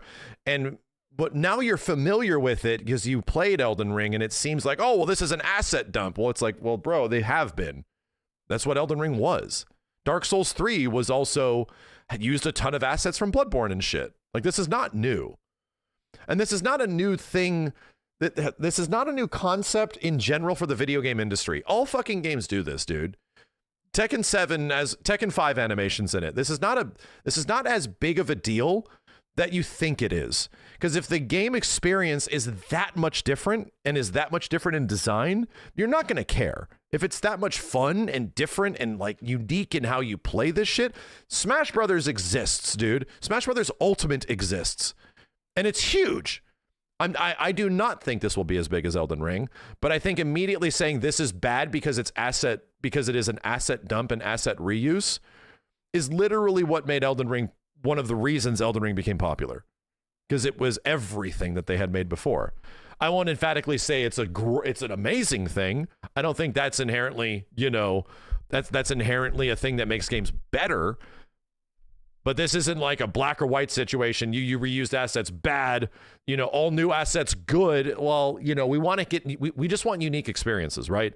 We just want a game that doesn't play exactly like the others and tries to do something different and new. And I do think, personally speaking, this shouldn't be full price. I don't think it should be a full price as much as an Elden Ring game.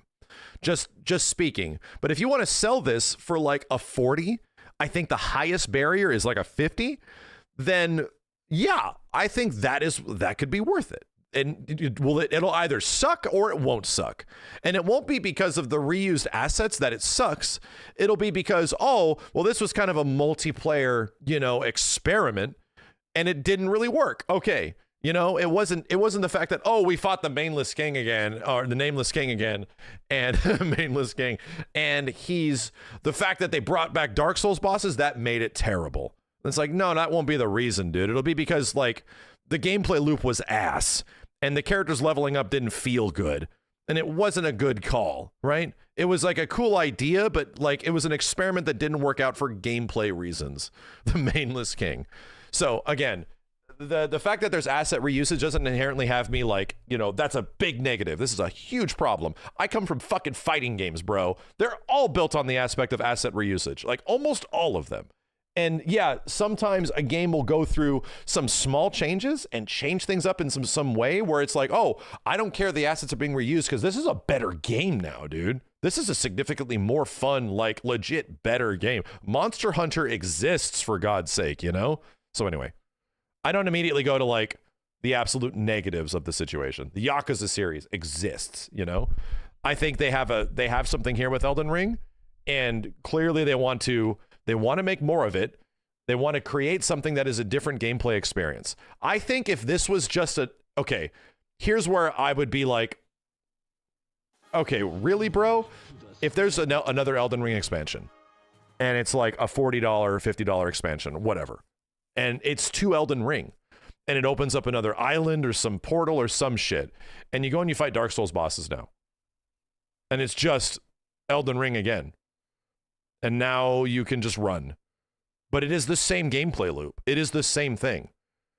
And I'd be like, really? I mean, I'll play it because I trust y'all, and maybe that'll be a unique experience.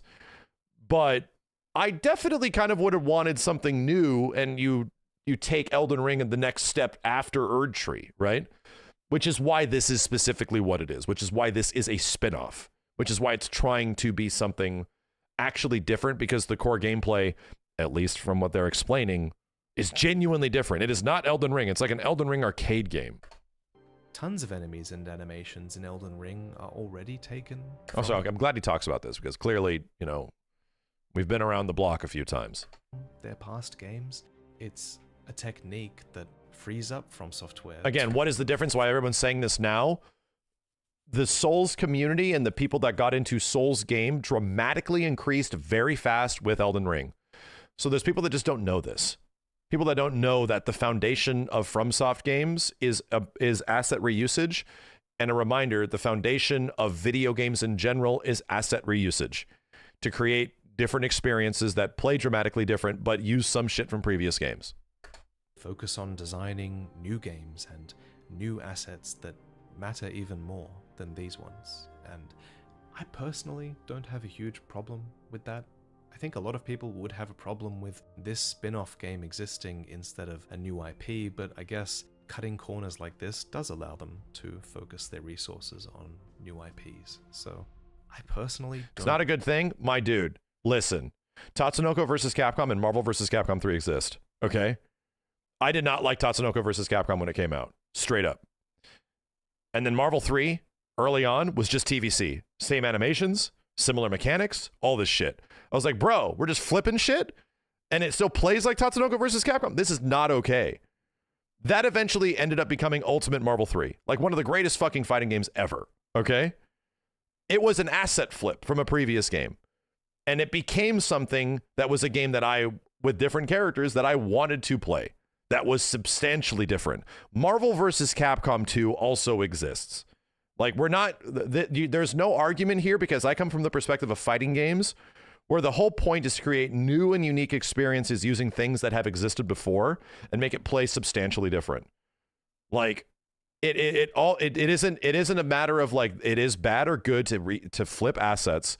It's a matter of is the thing in the end worth it? Was it fun? And if the thing in the end isn't fun, it wasn't the asset flipping that made it unfun. It was the new shit. It was the new idea that they did to those assets that made it fucking unfun. So Elden Ring, this expansion is literally that.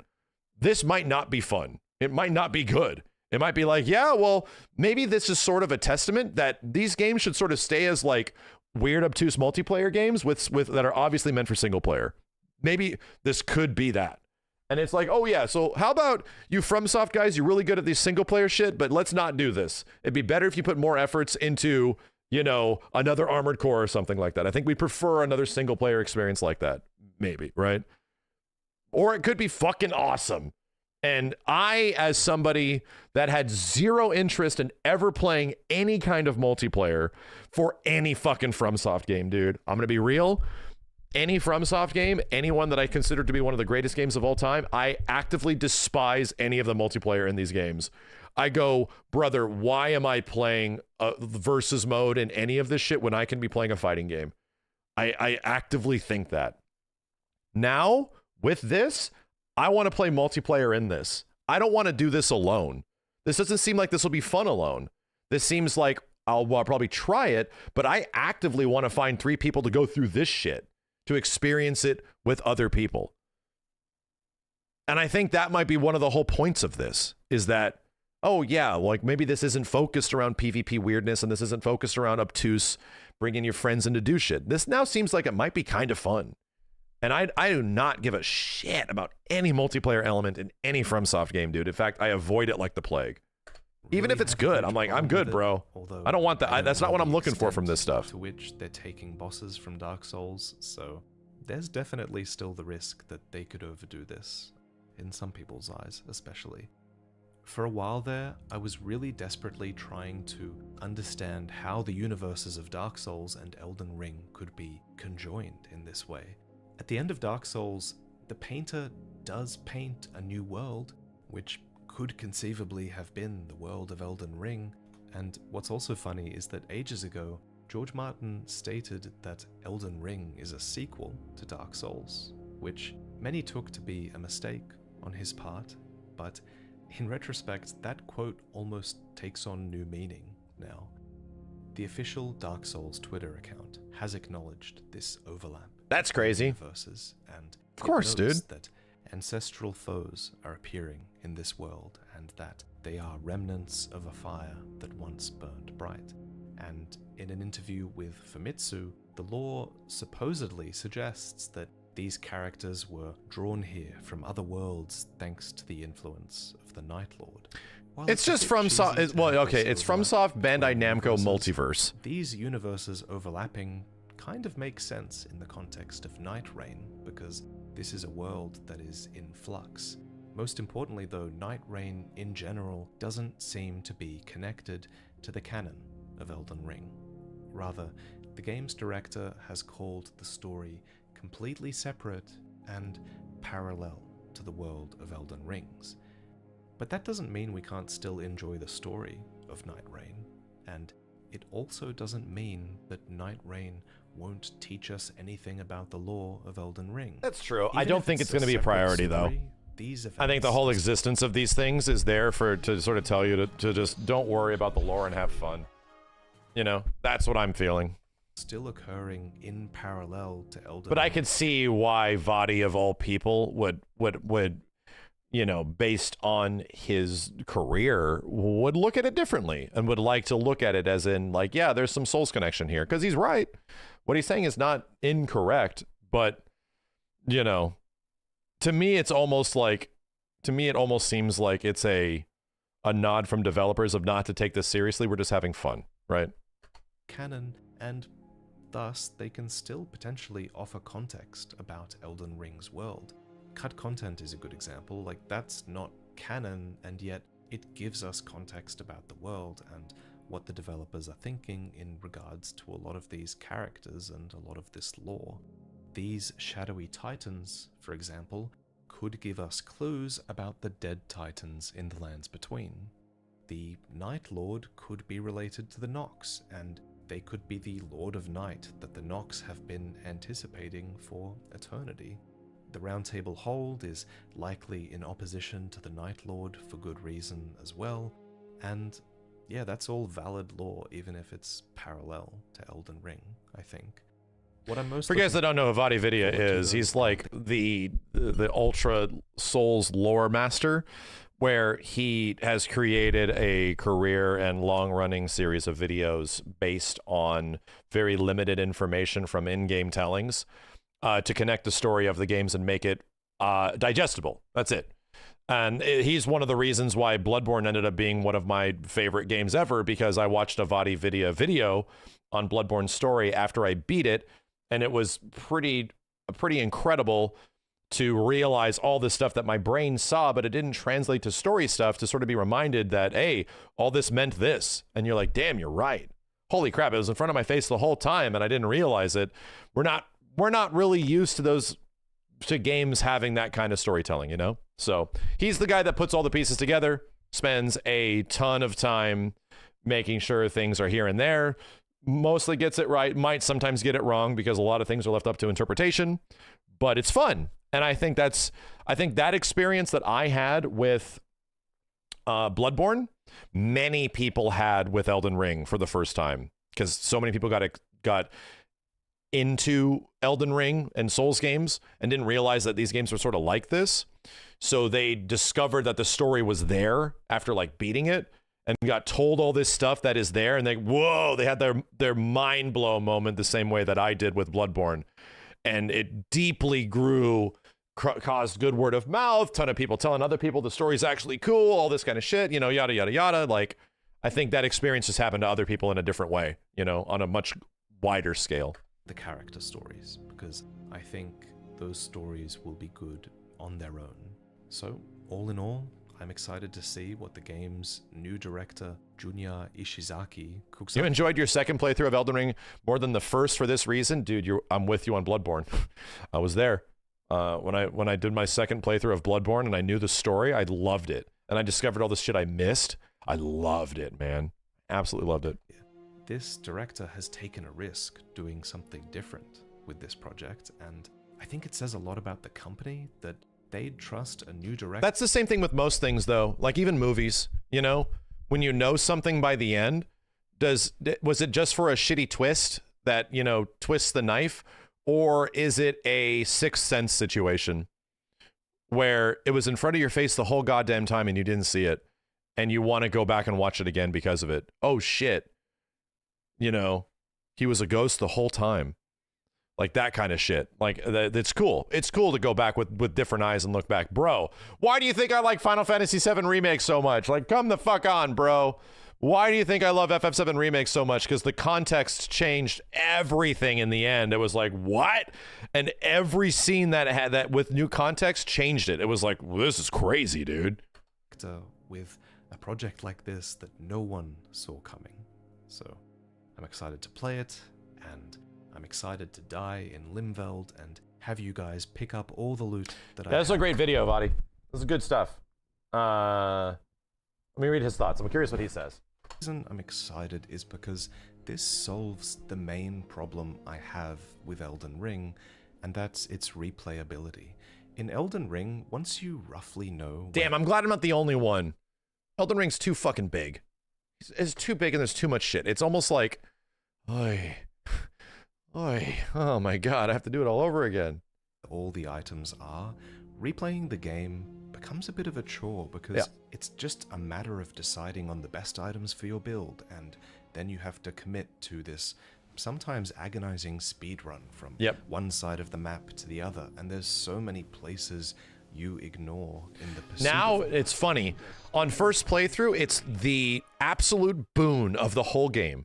It's one of its greatest beneficiaries is the exploration and discoverability and figuring stuff out and getting a thing that's like, oh, this is so great. But when you have to do it again and the newness of it's gone, it's like, well, I just got to go bum rush that and then deal with all this shit. So, you know, it's one of the reasons why I think Bloodborne is so good is because Bloodborne's really focused, you know, in what it is. And it's the reason why I like that. Even I still like it more. I think Elden Ring might be a better overall game, but I personally prefer Bloodborne because it's like this straight shot. There's obviously places you can go, but it's more designed like it's a Castlevania game or like a Metroidvania where you unlock things and go here and go back and get that, you know? So in one way, it makes the first playthrough of Elden Ring way better, you know, than my first playthrough of Bloodborne. But then I played Bloodborne again, and I loved it, and I played it again and again and again and again and again and again and again, and it was still fucking good. And I still can go back and play Bloodborne and just fucking love it, you know? That it's just. But I will say, I think Elden Ring has a better first playthrough. Absolutely, I'm with you. Better first playthrough than Bloodborne, 100%. To get lost and immersed in the world when you're replaying the game.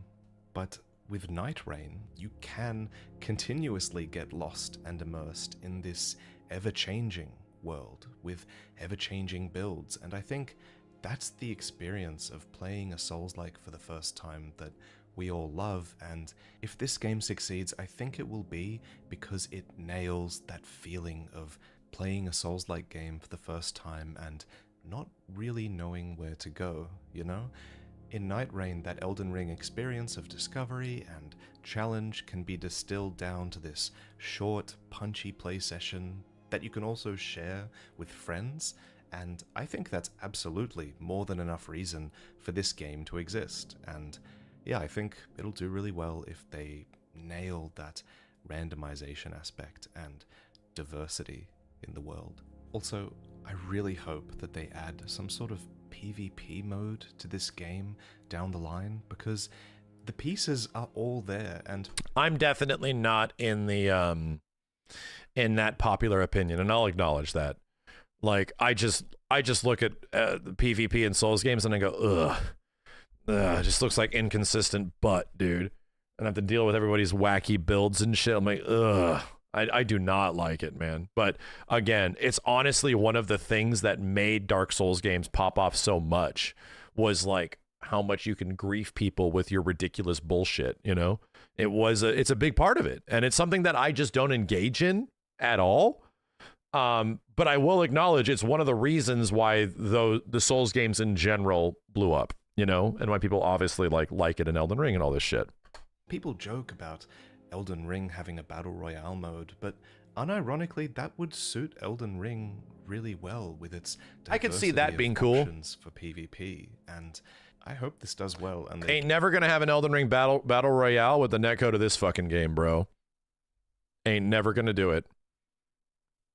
Dude, the game can not handle that shit. Like, they smack a guy, they dodge, the hit effect goes off, and they take their health bar went down, and it goes back, and they took no damage. You're like, the fuck is going on, dude? Again, like other games, like Rumbleverse was a combat-based action game, right? And had to go through ridiculous hurdles to make that work with players from all over the planet, right? And it still had fucking problems, right? Other games, like best example of this is Naraka, and Naraka hugely has problems with that, where if you're going to fight somebody that is like closer to servers and stuff, you are screwed, man. Like, you have to get people within your region and your area to be consistently on, or else it just fucking does not work, man. You're going to get roasted by people that are closer to servers. Keep investing in this kind of game, because this is kind of the foundation for... It's like they need to come up with like a genuinely amazing like rollback solution or something that is either like server based and rollback based, and that is not easy. It is not. If you create an experience that is actually a battle royale where you're now going to run into some dude that's like in Africa or some shit in the final 3 circle, oh great, like we're just jumping all over the place, and it's just hoping to God that we are going to eventually come out the victor, you know? Incredible Elden Ring experience from a PvE perspective, yes, but adding PvP would add even more replayability, and yeah, I really hope they go down that road. The consistency of the entire experience would be based on the fact that you're close to the other person. That's it.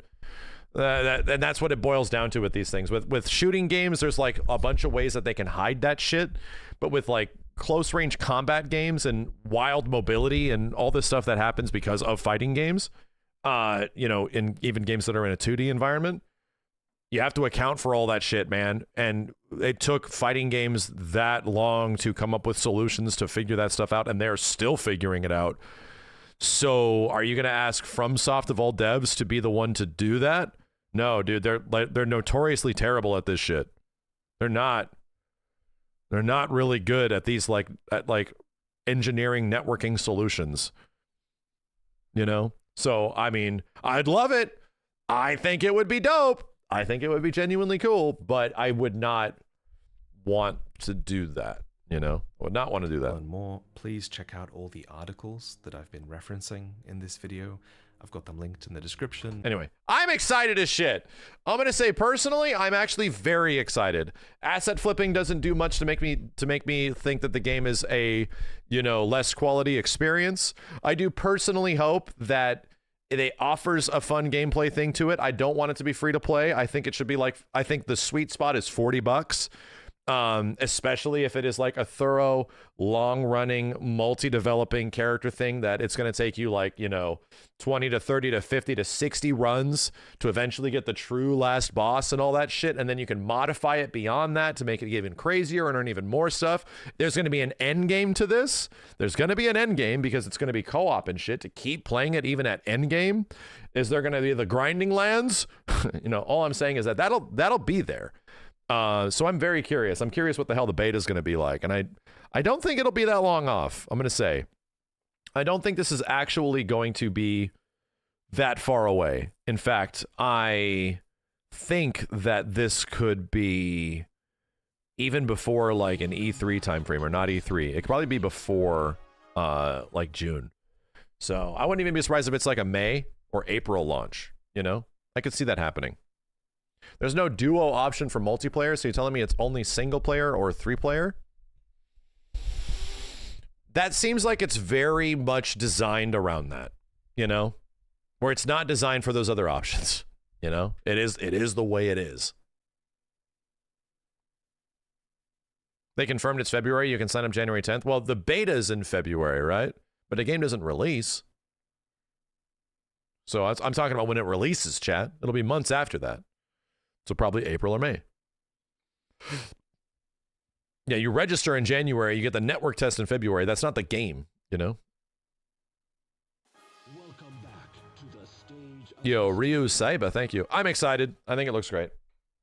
And I think it all completely depends on how interesting this gameplay loop is. It all completely depends on the upgrades and the loot, and the combat's going to be fine, like engaging with enemies, but to be real, damn.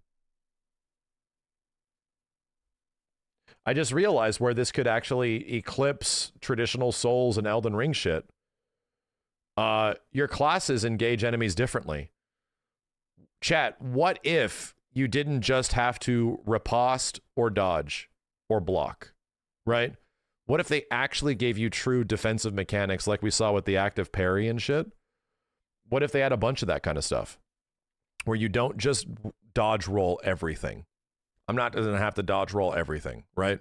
That's not how I engage every single boss, is just learn their patterns and dodge roll everything, which is 99% the experience with this shit. What if that is substantially different? You know, Sekiro parry stuff, this or that. What if it's like a lot of different things that force you to engage monsters in completely different ways? I want that, where it's like, oh yeah, I get it. Souls games are always like that because, you know, you can play games a billion different ways, but now you don't. Now you're class locked. So really make me engage with monsters differently than traditional Souls games. I hope so, man. I really want to do some interesting shit because, you know, for the most part, all of us played Elden Ring that first or second time you played it by just dodging everything and then smacking it a bunch in the ass and then dodging everything. And maybe sometimes you'll parry some monsters. That's about it. I hope they give us more things that you can do to monsters that make us engage with them differently.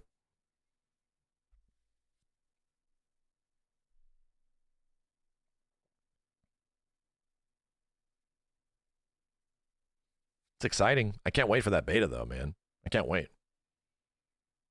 There's no customization or loot or gear that it's going to be asked. They did say that there is like gear and skin stuff, which is the permanent unlock thing, right? There is that.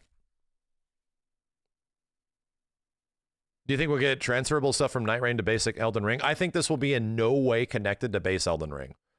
I don't know why. I don't see why they would do that. Yeah, everything's going to have a role. Don't get me wrong. I'm just saying there needs to be more.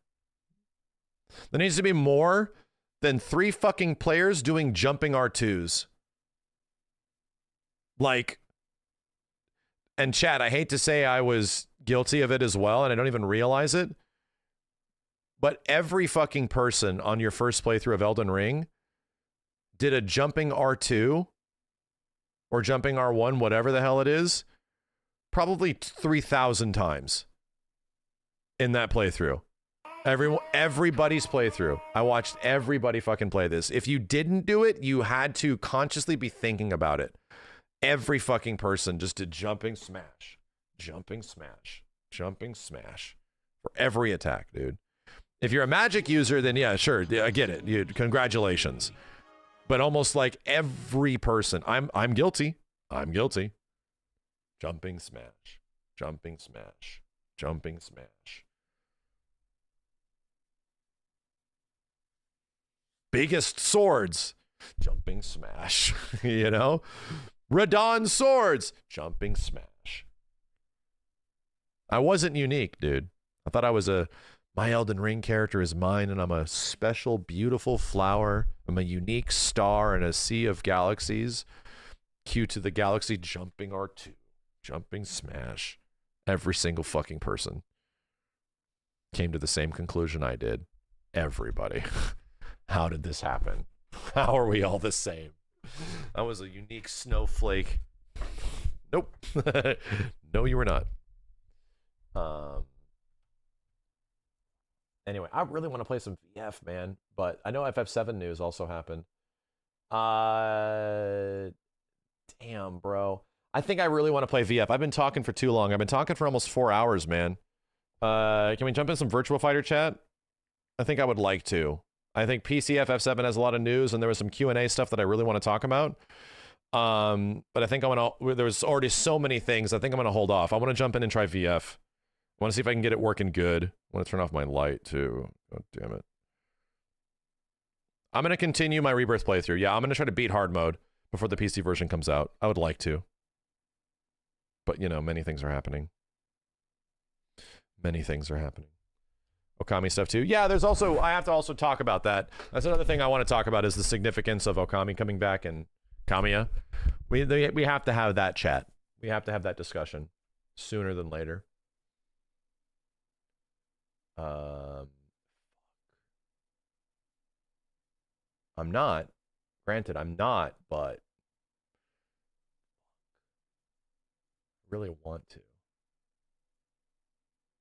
Oh, there's an update already. Oh shit. Did they patch some netcode thing? Did they? There's a video on the founding of the New Clover Studio. Okay, we'll watch that. Don't worry. We will watch that. Depending on what happens tomorrow, I might not have the guys over because I don't want to get them sick. And it depends on how I feel. But we'll see. We might have some availability tomorrow that will open up for that for a solo video game thing, right? Where it's just me. But I hopefully will have a day with the OVG this weekend. Hopefully. Itazan and Fudo playing Virtua Fighter again. Isn't that great? Isn't that great? Granted, they were able to play that before with Ultimate Showdown. No problem. But I've been seeing VF heads playing East Coast to Hawaii and shit. And it was working. It was like 3 frames of rollback, 2 frames of delay. It was fucking working, dude. I was like, wow, that's all right. When this shit works, it really works, apparently.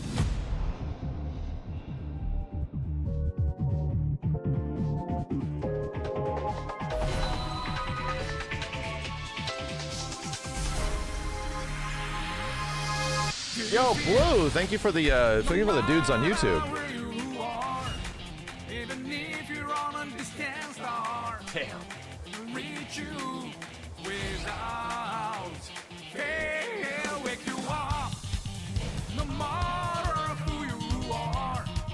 The song has been in your head for a while, has it? Yo, Death Gun, Imagine Broom, appreciate it, guys.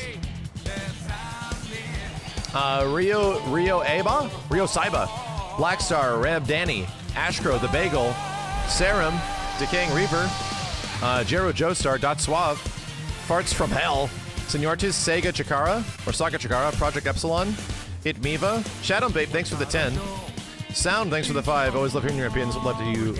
Wanted to ask how you feel for a Mortal Kombat spin-off game that's like Dark Souls for an NRS game. Oh, like, well, it's effectively, you know, Shaolin monks. If they tried. I don't think NRS is going to get to make anything but Mortal Kombat fighting games for the next infinite years. They're owned by WB. Spider Dude, thanks for the 5. With Sports Couch Co-op, I think that would make the game crazy good. Oh. Nightreign Co-op? Couch Co-op? That'd be sick. It'd still have to be split screen, though. Kaioken, K-Motion, Zorka, Snow Cherry, Goggims, it's Neo, Jalachin, Dante the One, Feldrig, Aiden, Piha, Arcade, Play DHD Gaming, thanks for the 5. Do you think Tifa had never been an FF character that was original Tekken, VF Soulcalibur looking? She'd have the same moveset? She'd be hugely popular like Talon, Chun, or Cammy, or just another character? That's difficult to answer. Probably be just fine. Justin Taco, thanks for the 5. If a KI character could show up, we answered that. Thanks, dude.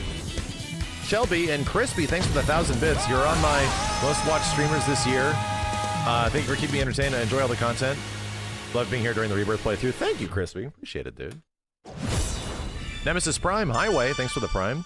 Chris, Young Skywalker, Sleepy, thanks for the Prime. Fushi, Vader's Wingman, Fusauce, Ketris, The Twitcher, Hate Crew, Rocky and the Art, Kinko Ghost, Marnix, Wise Boy, Momohime, Aussie Manny, Sirius, None Forsaken, Sapo, Chris Tripticon, Sage Dominic, OBS Venom, Tiff, hi, thanks for the 65. If Tifa gets into VF, nah, I want her in Tekken. I don't want her in VF. That makes sense. She'll be held back if she's in Virtua Fighter. That's bullshit. This is for real. Say your prayers. Round 1. Ready, go!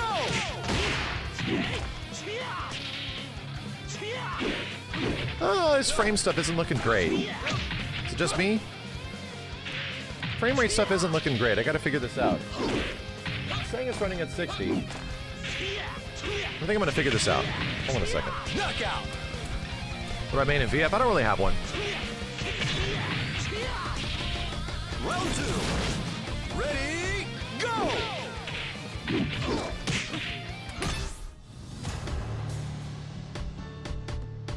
V-Sync on.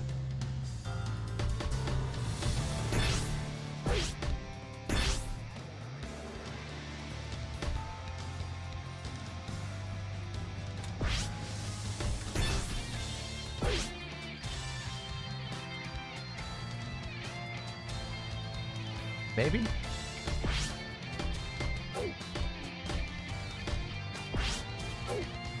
Wonder if being at 120 is making it happening.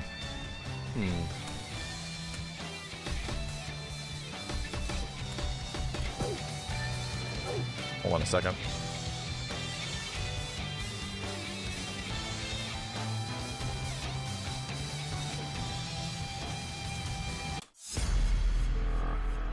Let's watch a match or two.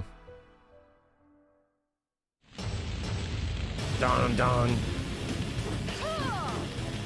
You know what you're No, this beta yourself cannot go into. above 60. Round one. Ready, go! Oh, this is looking smoother already. What the hell?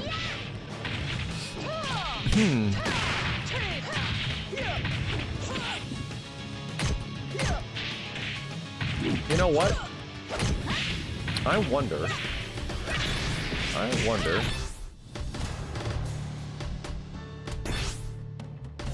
Motion blur is actually on.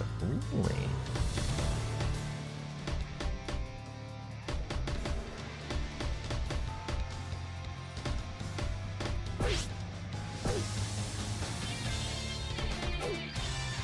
Okay.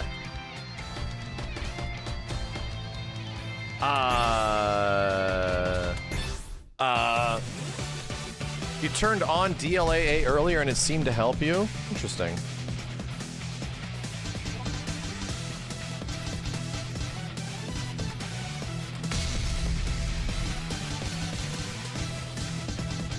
Let's get a mid,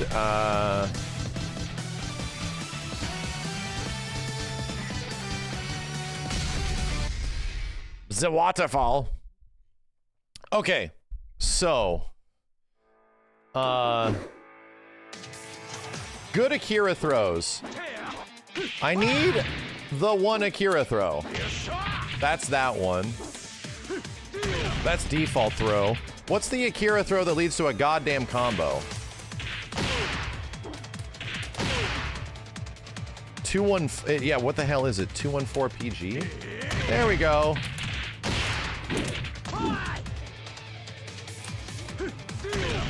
So fireball back PG.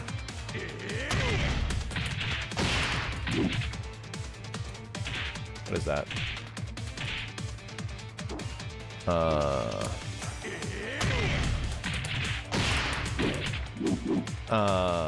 They changed it and gave him a new 6-4 PG. Is that new? I've been doing that. Yo, Blue. Thank you very much, dude.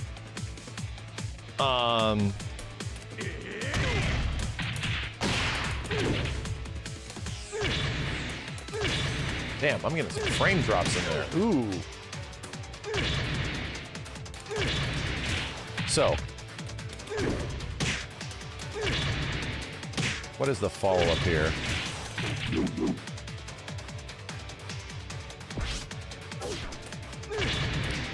They also changed this input. It's not back to down forward. It's just like fireball forward.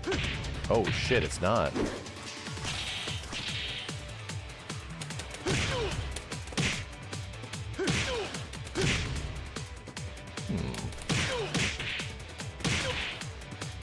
That's +7. Does this have a follow-up?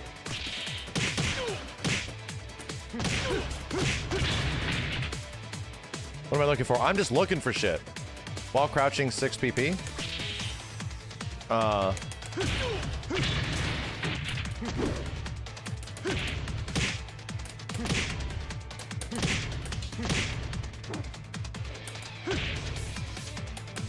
Really? Is it a hit confirm?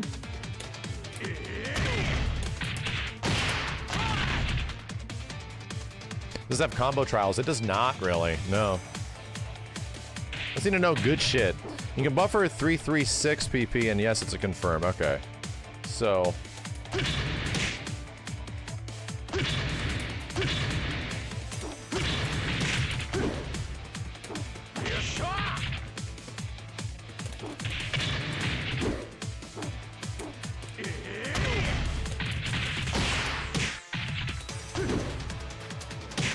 Down, P, yeah.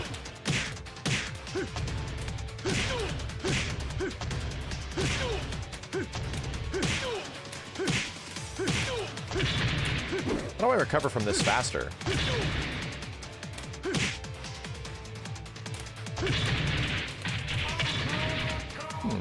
How do I recover from this faster? Yo, Madness, thank you very much, dude. I never lost my mojo, thanks for the prime.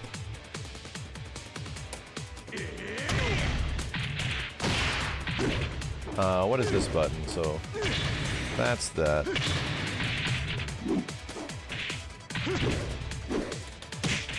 Back PG. There we go. Back PK.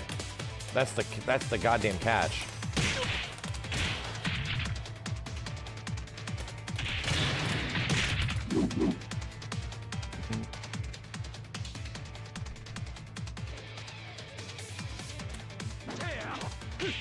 You know what I'm gonna do? I need to do this. I need a refresher. Anything I've ever learned with Akira has just been by pressing buttons and not even knowing what I'm doing. That's. Want to see some shit. I want to see.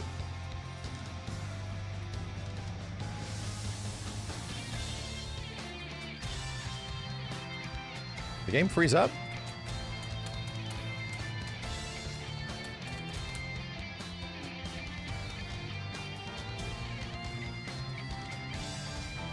Definitely seems like it did. Yo, Blue, thanks for the 20, man. Wanted to say you got me into fighting games in general. And that's now my biggest hobby. 6 arcade, 6 later. I'm entering my first tournament this month despite my anxiety. Thanks, dude. Glad to have you on YouTube. Thanks, man. Yeah. Get in there. The only way you get better at that is just by doing it more and more. You know? It'll just become less of a anxiety-ridden experience. Thank you so much, Blue. All right, what happened? Why did this shit lock up? Huh? What's going on here? I'm gonna drop the game to 1440p also. And see if that does anything.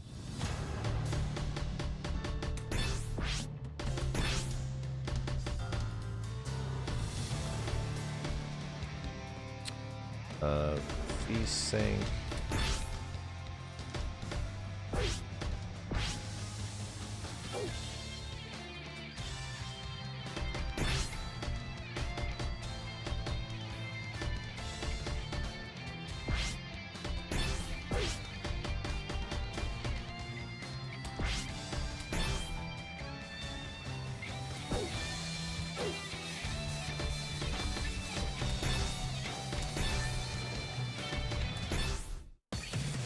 Worked that time.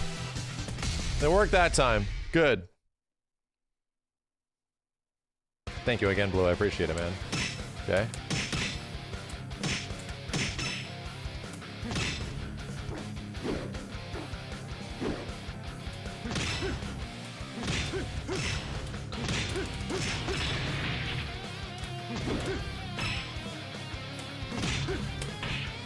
Whoa. PG on hit. Oh. Cool. I didn't know about that. Yo, Remy, thanks for the 5 dudes on YouTube. That's pretty sick. It's much later than you think it is.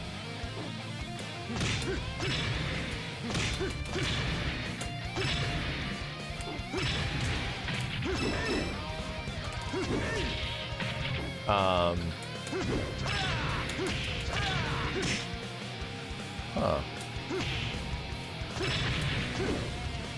What?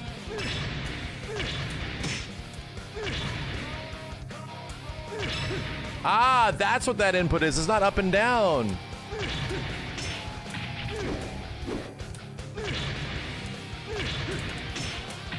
Crap. Okay.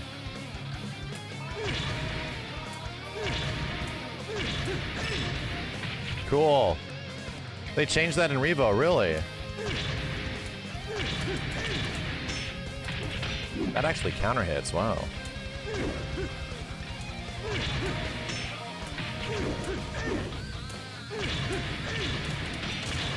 Cool.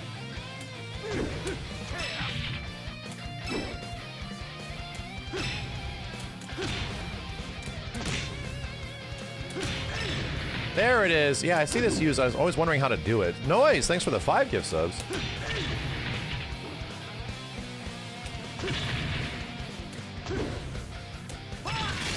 That's how you do that. Bro. How do you down to back forward? Is it? It's not a charge input, is it? It's like, bro. Hold down. This is the big slap, yeah. You can do 3-3 crouch dash into 4-6B.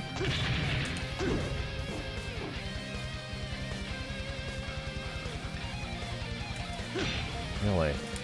I'll have to get used to that shit, man. This is the move that messes me up, which is like hold down to back forward. There it is. You have to do that shit fast as fuck, boy.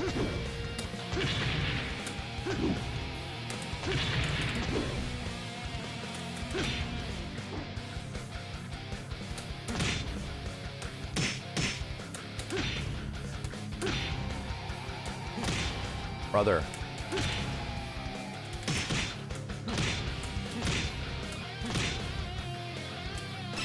Okay. Oh, this is my big launcher. Yeah. Okay, okay. Oh, this is fast and high crush. Cool.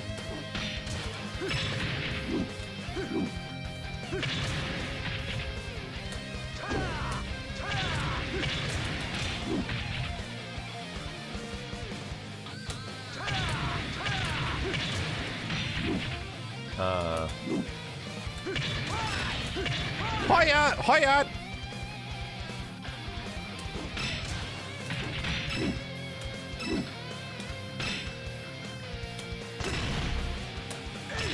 Hey, there it is. Cool! I gotta do these, man. What it's like.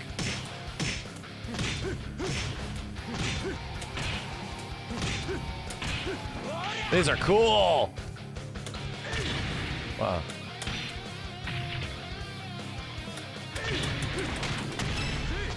Oh, cool.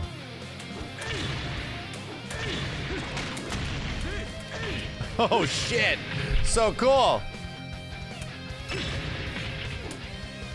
This one's the mega plus on block, and this is the big plus on block.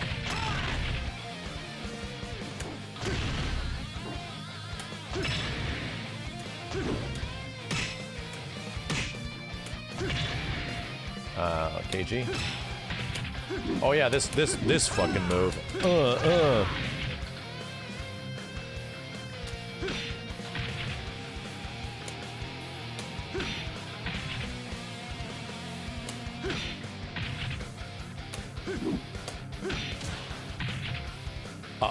Yeah, this is the knee.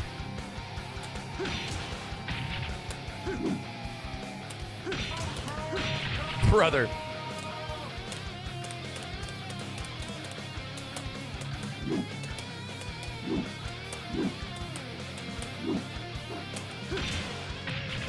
Okay. Okay.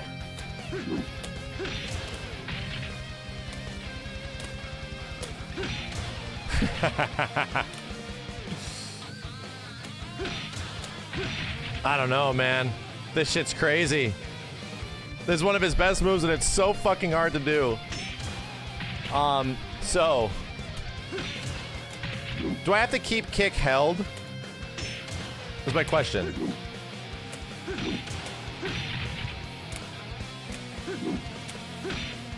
Yeah, I do.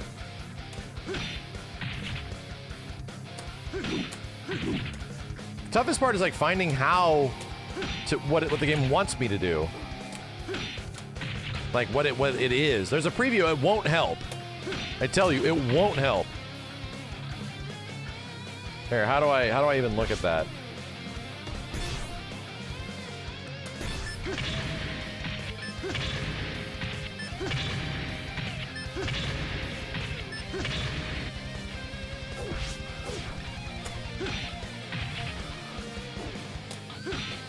At least after one frame is fucking wild.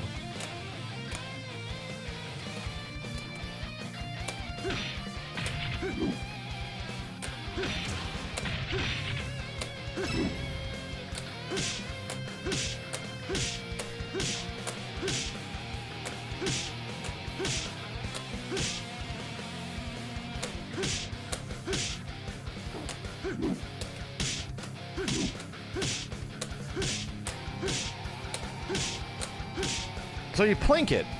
That's what you do. You just plink it. You plink, like 1, 2. 1, 2, right?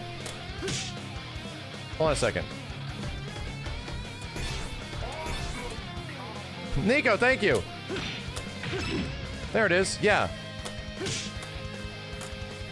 Like, you could probably slide, right?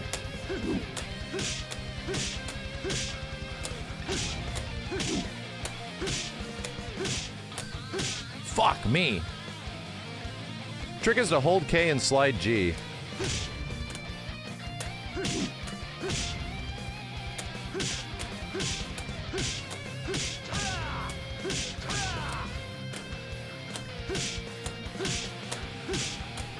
Fuck me. Is anyone going to use such a move? If you do, it makes Akira really good. That's it.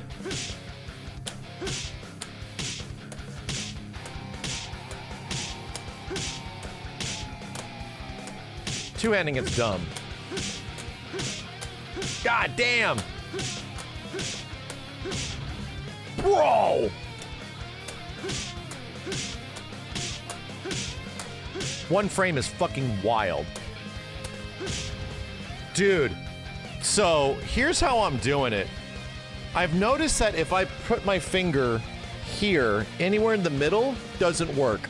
So, right, if I do this, it's not working. So I have to be very careful about where I press this button to that button.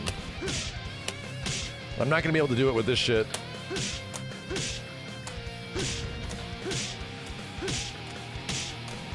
This shit is so fucking hard. Use a shortcut.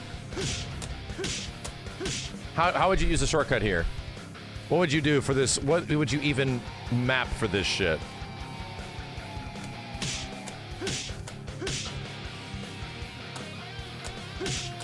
How do you play this in a match? People do it all the time.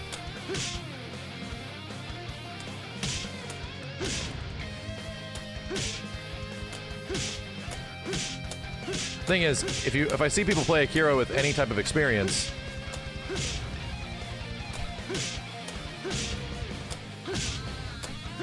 let's fucking go!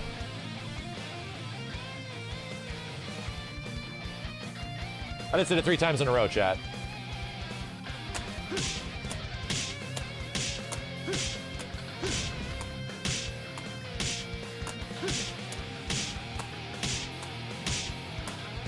So if I was able to slide, like, super fast, it wouldn't be that bad.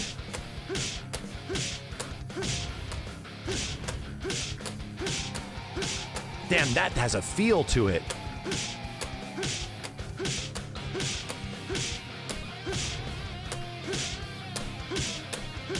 Fuck me.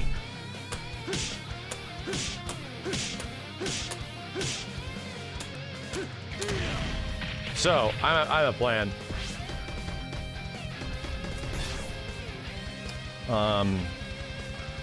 KG.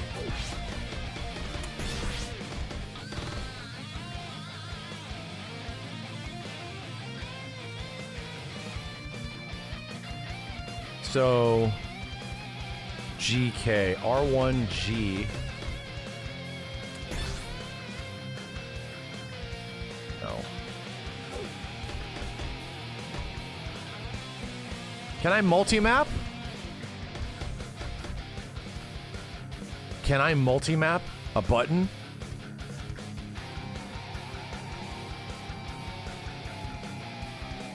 No multi-mapping. Ah, fuck. Well, okay. Well, let me just fuck everything up.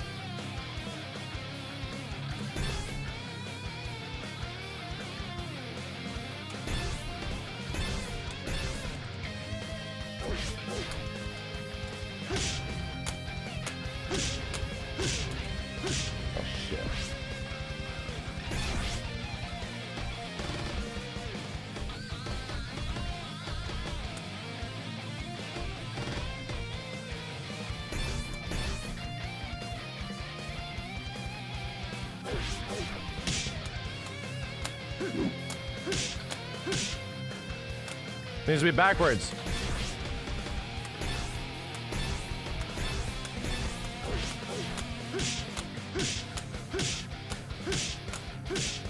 Bro, even if I cheat, it's still hard as shit.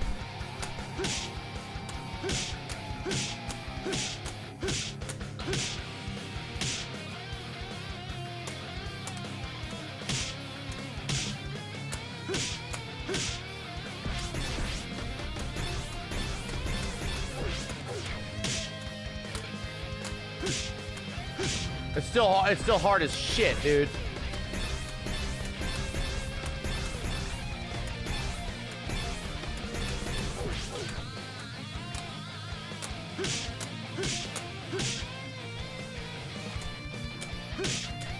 Fucking finger karate. Yeah, this is crazy.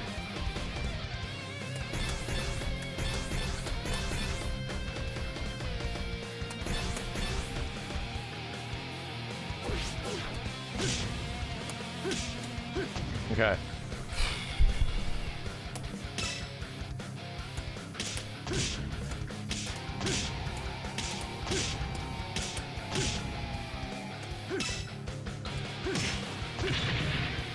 How does that work?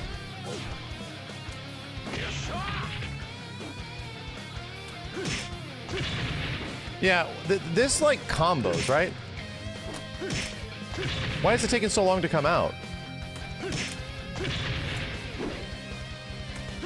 This guard crush, right? Do they actually need to be guarding for this to give you the frames? Oh, they nerfed it. Real? Oh. So wait a minute. You could get guard crush back forward 1 before, right? Only on block, you're punishable on hit. Oh god, they nerfed it that much. They nerfed it that much. Okay.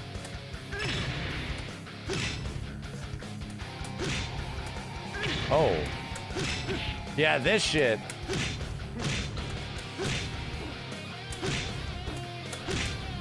Bro. Okay.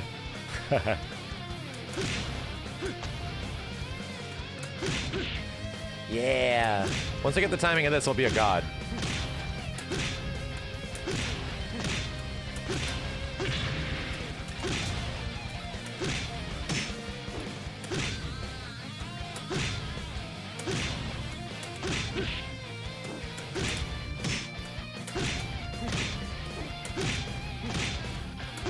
Motherfucker!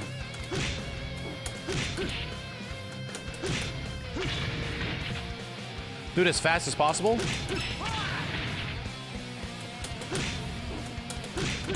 Oh shit! Oh shit! Does this work on block?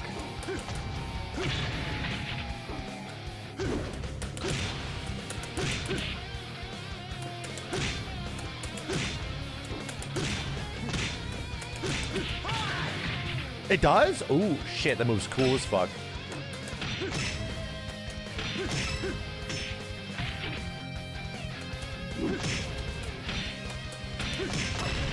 Ah, there it is.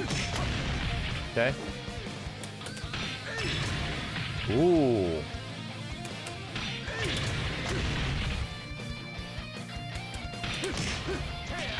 Taya. Bro, what's going on here? Cool. Cool.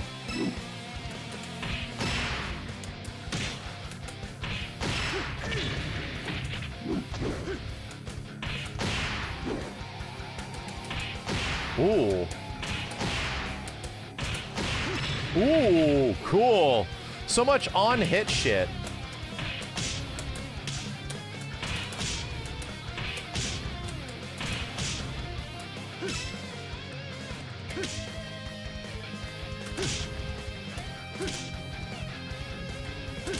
Mother.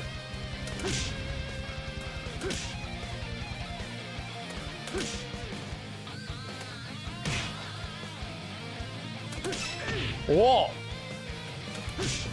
Wow, it's getting crazy. Wow.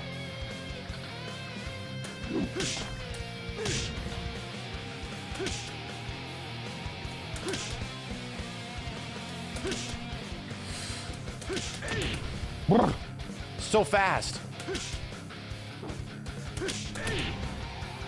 Fireball back. Let's try fireball back. Ooh, holy shit. Nobody's using this shit, dude.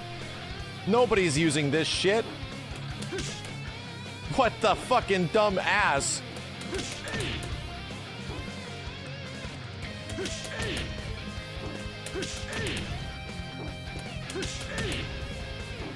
Everybody uses this shit? Nah. You making shit up.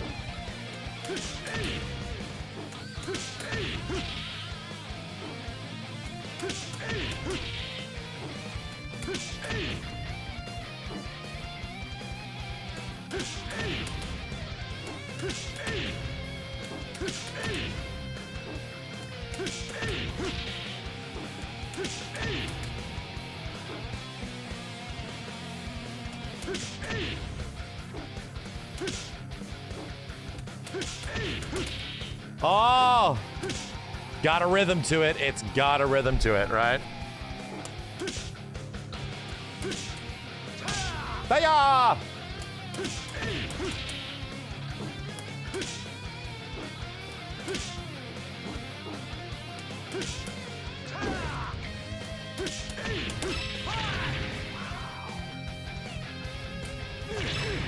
There it is, new shit.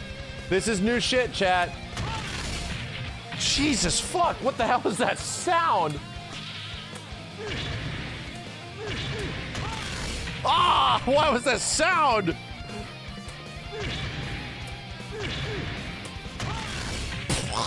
It's like a goddamn car crash. What the shit? New but old shit. So what do I do out of this? Huh? You give him the side eye. Okay.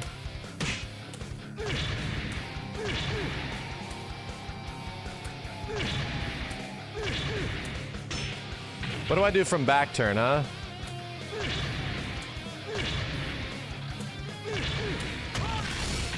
Ah!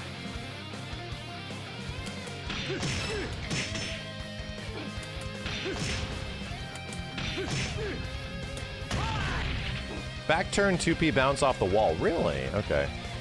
So I can get there from multiple different ways. I can get there from here. And I can get there from... Yeah. Okay.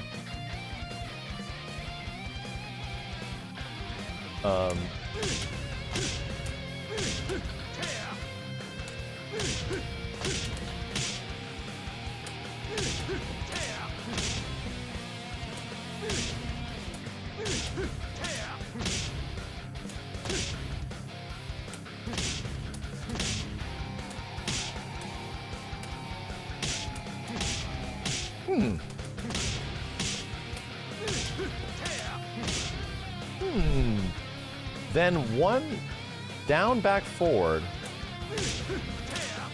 Oh! God damn!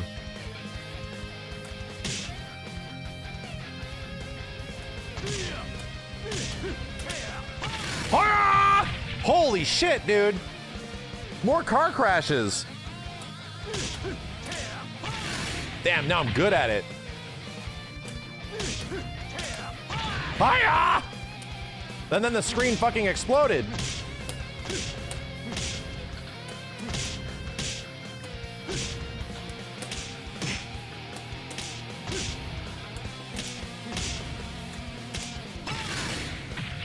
Bro. Oh, that feels amazing to do.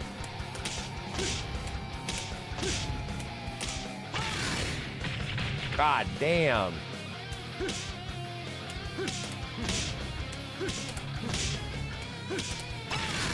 Holy shit.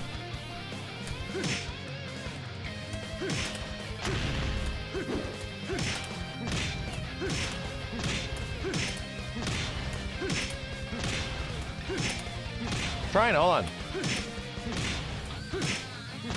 Fuck is it? Forward PKG. I need to go back. I need to go back.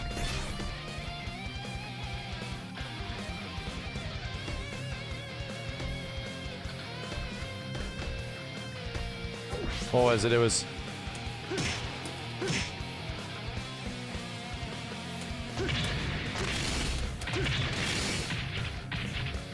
Six PKG, 246P. Yeah. I should have like a cancel window, but it's not working. Right?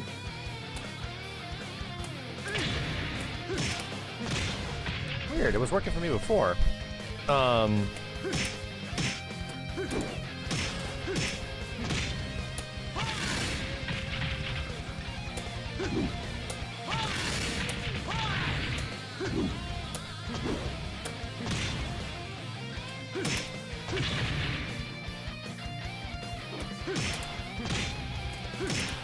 This is so tough to do. Oh, it can only be done during guard. That's why it's not working. I need to go back. Because I'll probably get some massive fucking combo. Yeah, so right. This is probably going to be like a death combo here, right?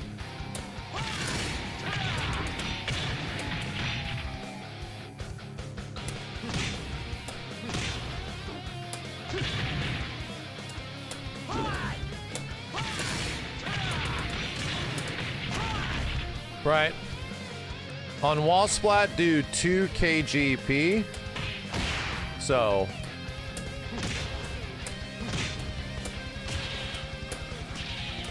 Bro.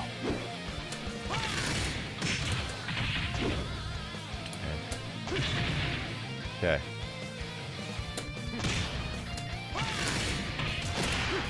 Oh no!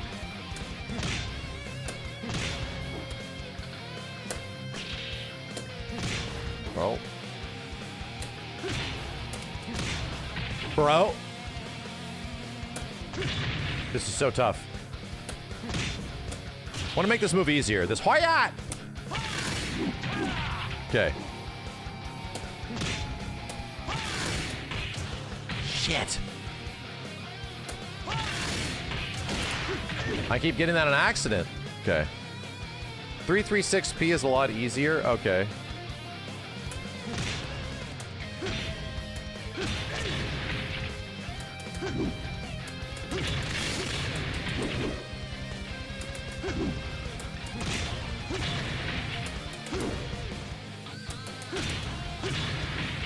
You can do 3-3 into 4-6p for double palm.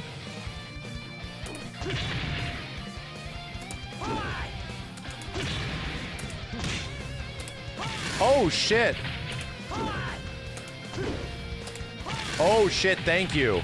So you can effectively crouch dash into it. Oh, thank you. That's great. Dude. It just works every time now. Oh man. Now I'm a walking shotgun.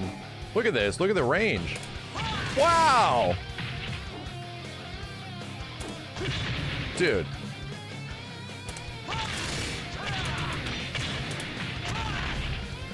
Right?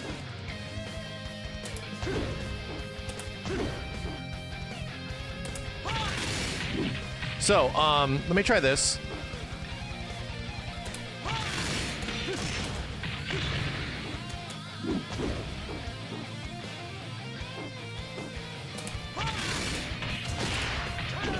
So what do I want to get? Like if I land this shit, 3 KGP, 4 6XPK for the ender. Is that the best? Is that the best?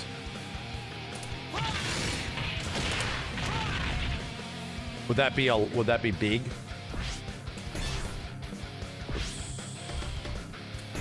Where are we at? Are we here?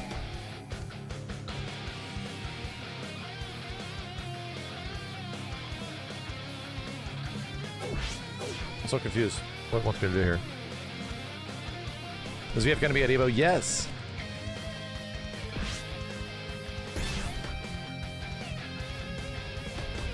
Yeah, this. My baby is gone. What is it? This? My baby's gone. This is now unsafe. Which is unfortunate.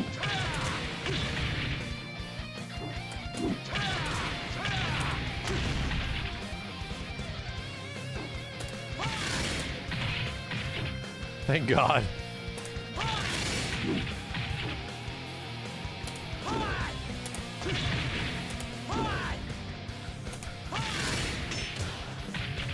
This is the 6-6 PK grab.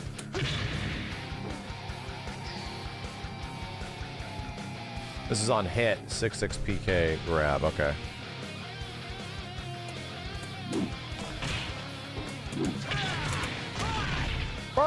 Okay.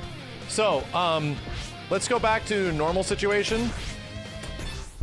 Give me core tools, right?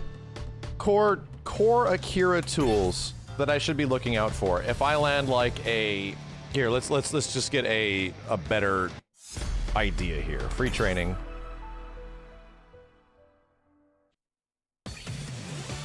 Six 666p, yeah. I have to find a way to buffer 666 in there. You know? I gotta find a way to buffer it in. 3-3p. Yeah, so if I do 3-3p, that's not good enough. Oh, I reset. Button reset.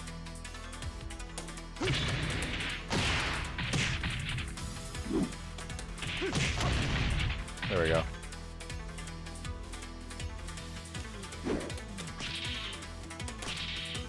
Does this get anything after?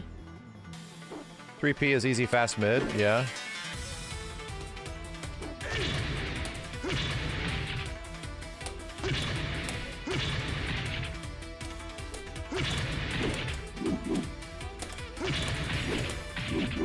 Okay. On counter hit, you get a mix-up. This easy standard mid, okay. And there's that.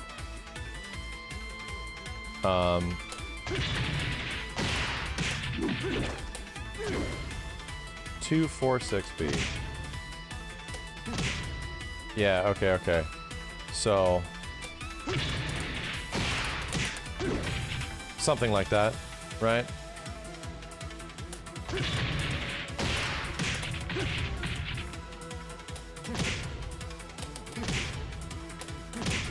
How do I get a follow-up on this? Right?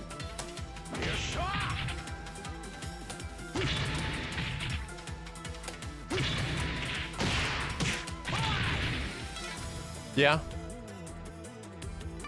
VF has a ring out system like Soulcalibur. VF invented the ring out system that Soulcalibur uses. So.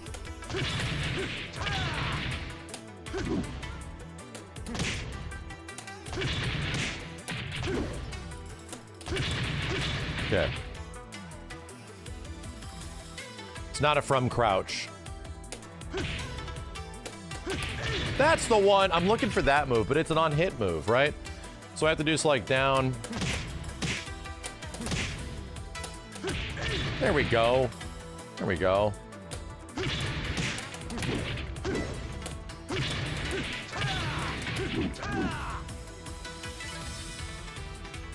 Plus crouch to forward PP.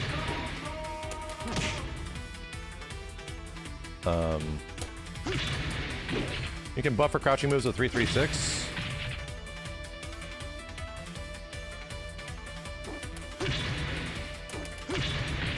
Really? Really?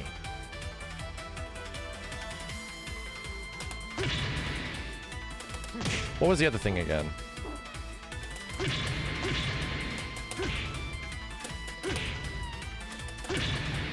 I see.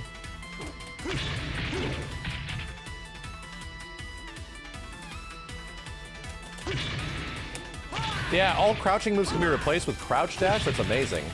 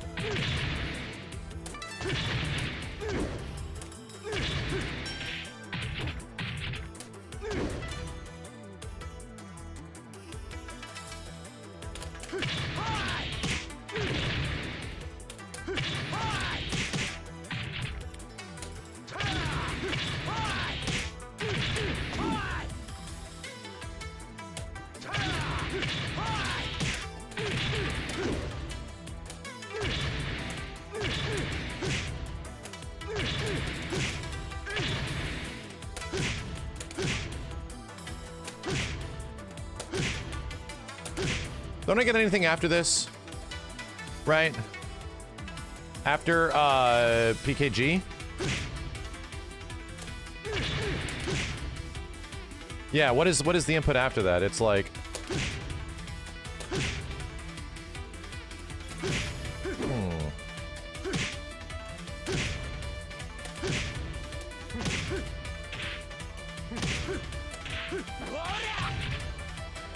do that string of moves. Yeah, what the hell was it? I'm trying to remember. The problem is I don't know things.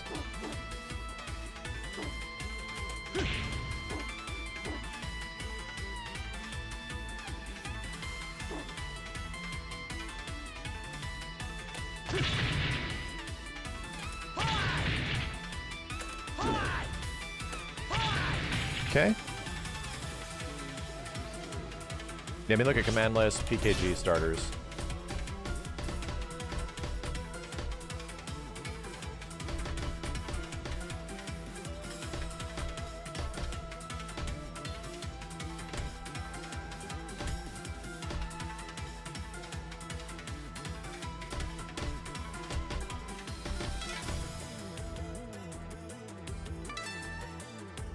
No?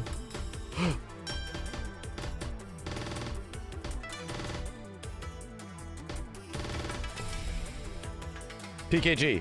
PKG, okay. Back, down, forward, PG.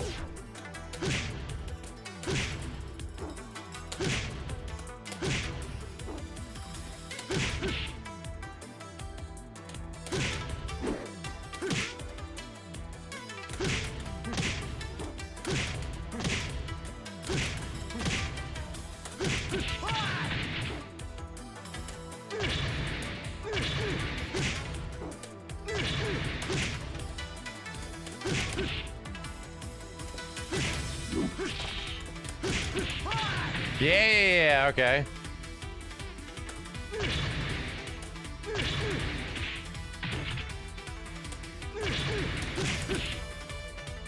It's getting cool. Fuck, disgusting.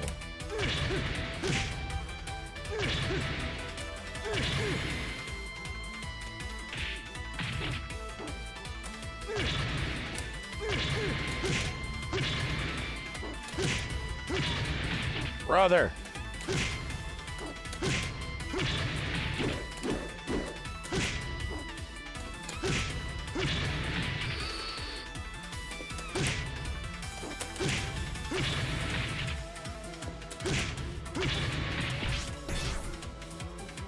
Back, down, forward.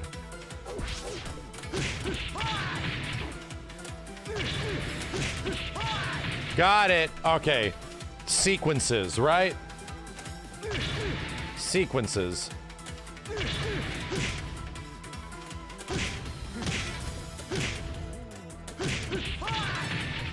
Yeah. Oh.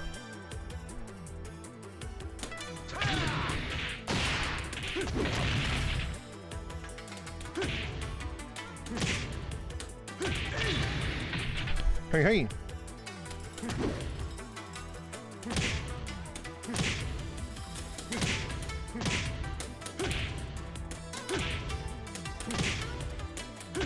Bro, this is so hard to do.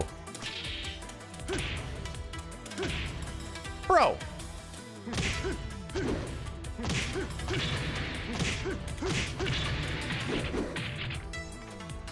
Two and 4 times 2, 3, 3P, okay.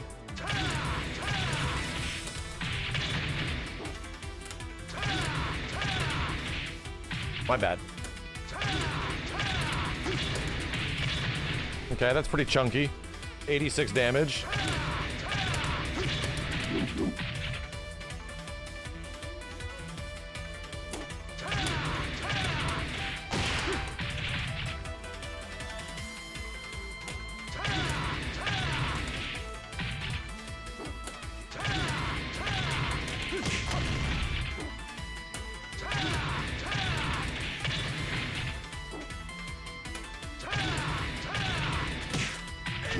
What was it again? It was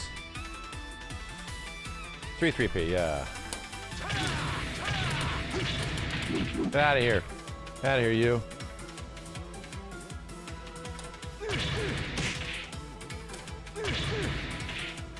So what can I get from back turn? Besides the obvious, right? Oh, shit.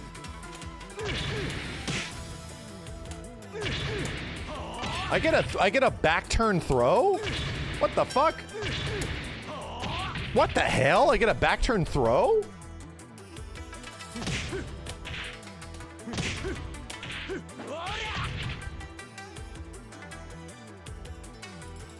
They nerfed Akira hard, did they, numbers? No, don't tell me that. I'm gonna go play Jean now.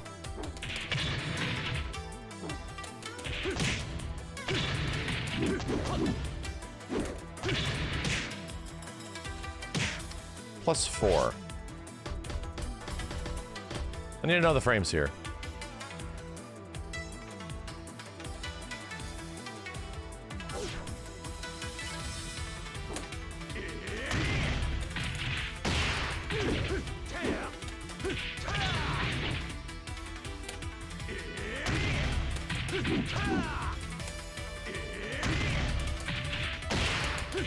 Yeah, I'm just curious.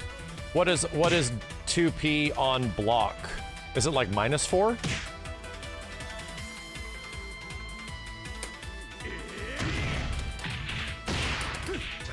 That's probably the best thing I can do there now, right?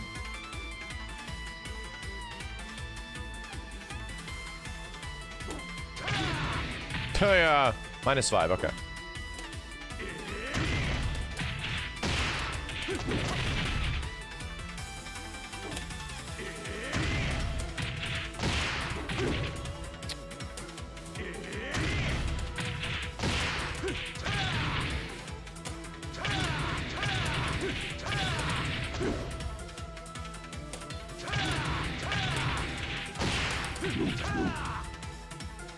I get the hang of it. That ends it right there, okay.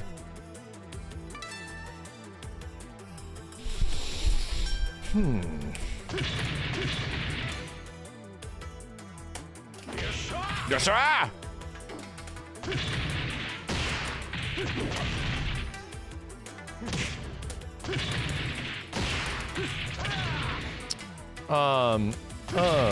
Oh god.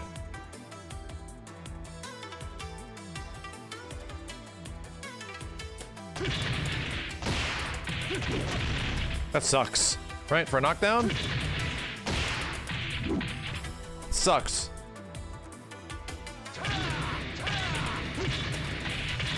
That's beastly damage, right? That shit's really good. So, I mean, off of like traditional launcher after this,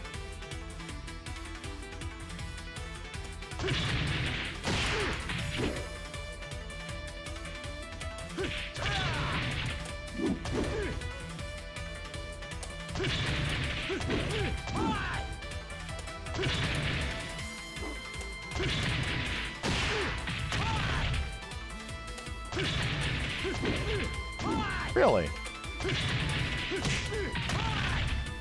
Not bad. Do 3 kg.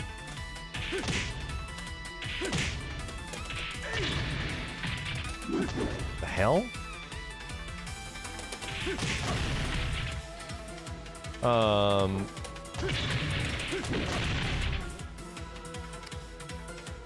Yeah, well, let me get a B&B after this.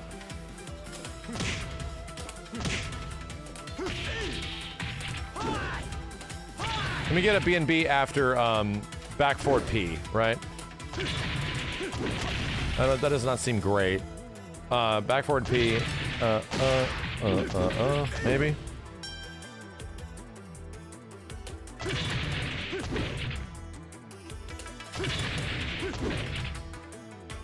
I guess Brad is a heavy.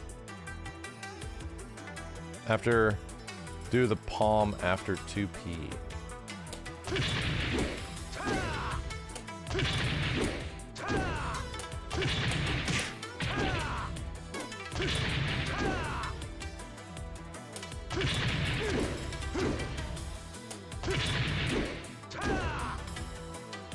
Hiya!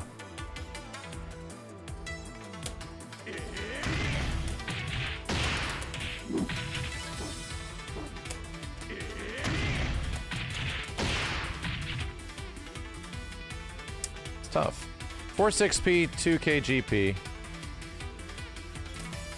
Yeah, okay.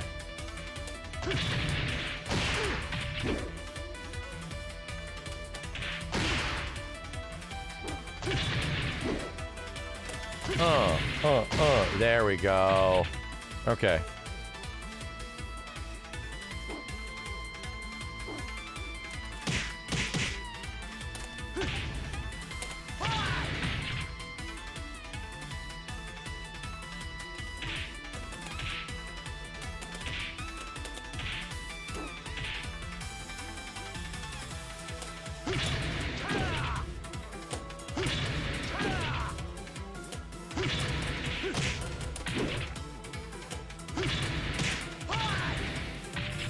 Yeah. Oh yeah. Brad is a midweight. Okay, okay. So.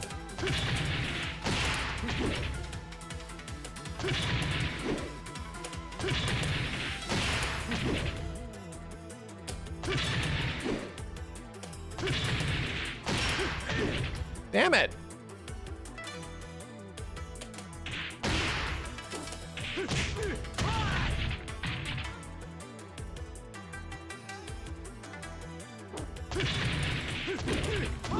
That doesn't work. I can block that ender. Yeah. BNB 4-6P, 2KGP, 2P, 4-6P. So that I can do. That feels good. So.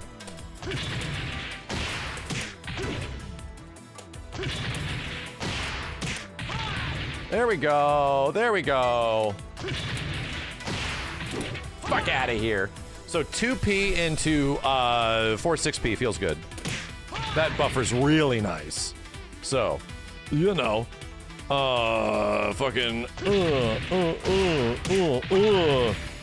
69 damage. Nice. That's working consistently too. Try both sides. Let's go. Okay. I like it. I like it. Oh, back turn, that's gonna be fucked up. Yeah, okay.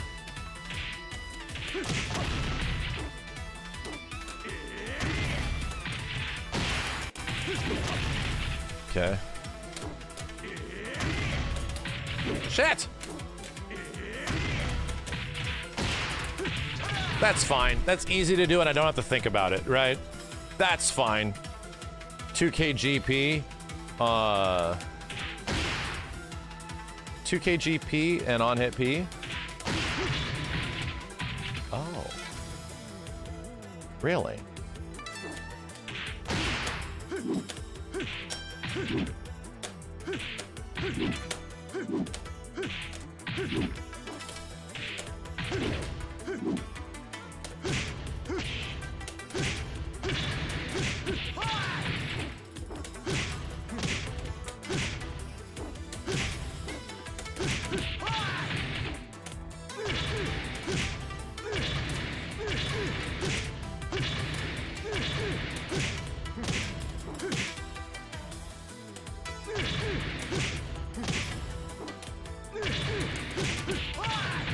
Mash that out a little bit at times, right? You can kind of mash that out. The move is so satisfying to pull off. Feels amazing.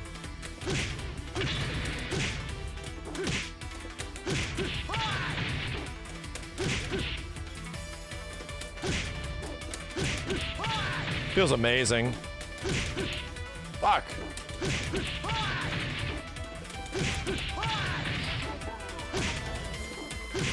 You just gotta make sure it ends in the down forward and then you're good. Yo, Lucky, thank you for the 5 gift subs. Okay. I have learned a few things. I've gotten a few things. I think I have some, here's one thing I gotta learn.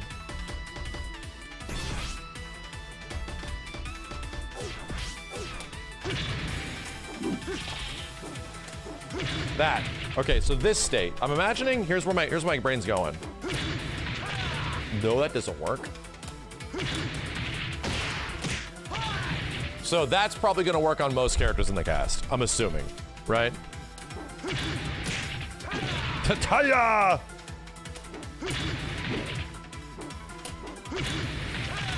Shit. Yeah. 4-3P after the crumple. Really?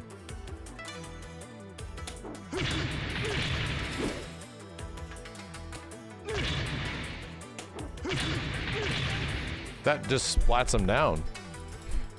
So I think we had an answer though. Not bad. Not bad.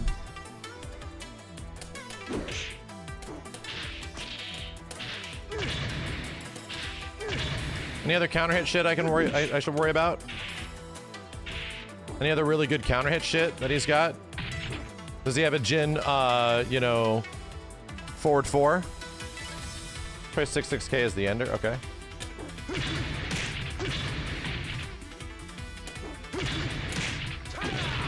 What was it?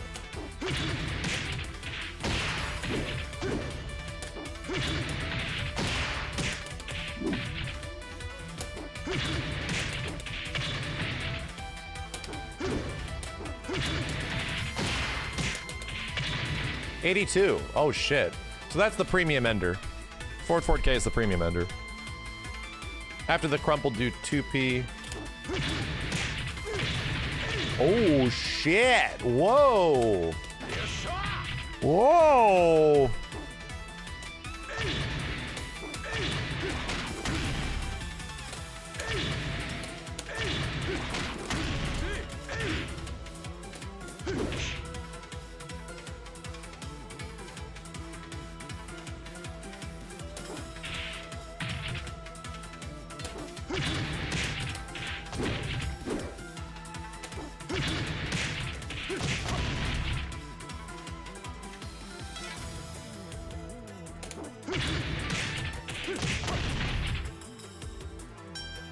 Not great. Not great.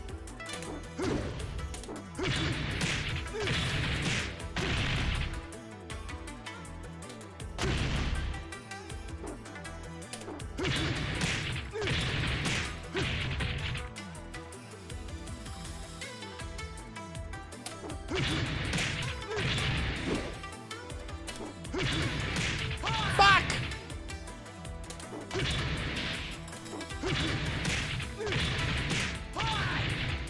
All right.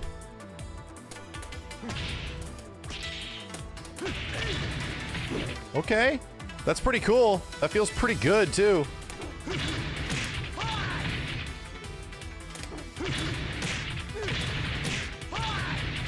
$76 damage. That feels good. That's not a real combo, is it? Is it? Is that bullshit?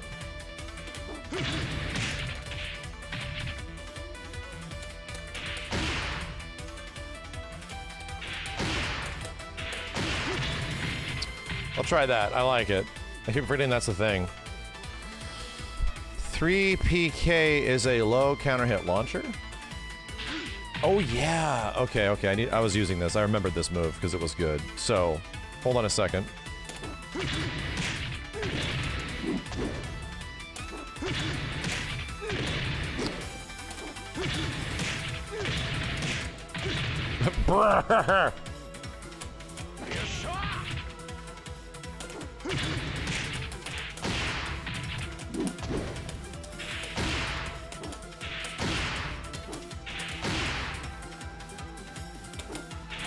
Where the fuck? Okay, it's on the hit on this one. It's not early, it's on the hit. Like, I'm losing my goddamn mind here, dude. Blah, blah, blah, blah, blah, blah, blah, blah, blah, blah, blah, blah, blah, blah, blah. Wait for my brain. Wait for my brain.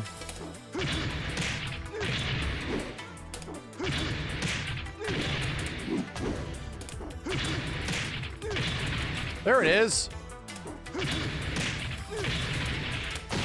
Ah!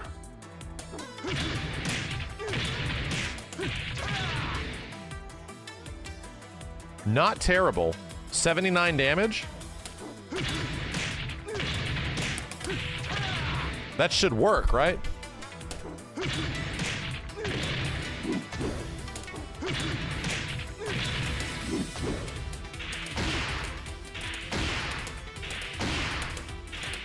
Bro!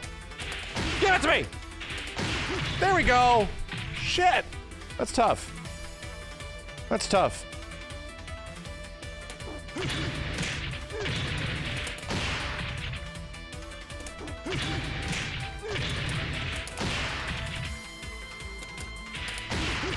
I really got to be careful on that final hit. I can't double tap this button. Cannot.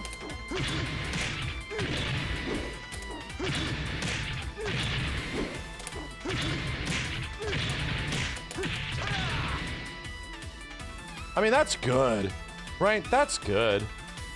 That seems like I should not be doing... Because this shit's tough, man. You get used to it? Okay, okay, okay, okay, okay.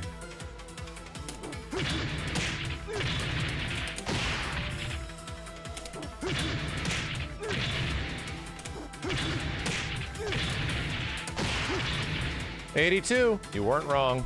But 2 damage, and I can be doing...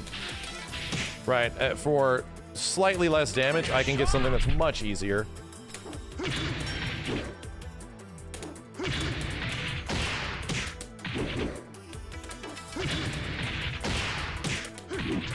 Ah, shit!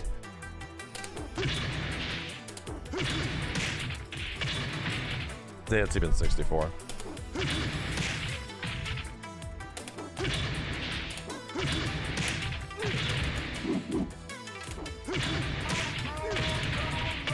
So that's 78. Oh my god.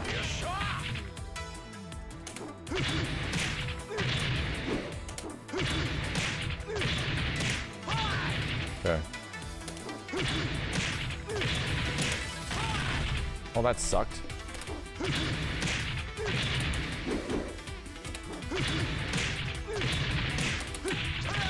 Ah, it's so much easier. But that's the problem, is that, like, back down forward P is really tough to combo after sometimes.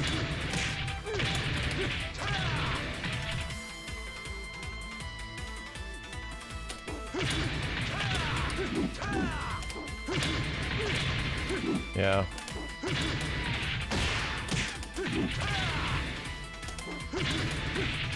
Brother.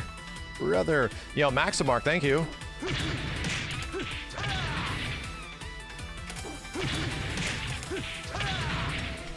Hiya.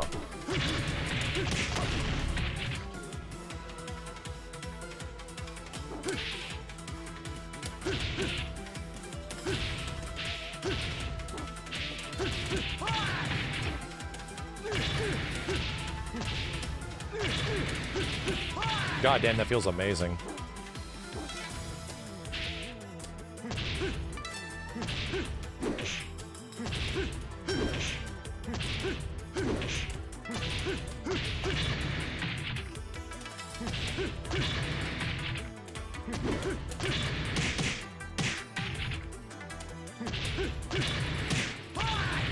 When in doubt. Okay. I got some things. I've at least, like, got something that I think works. Here, let me do this.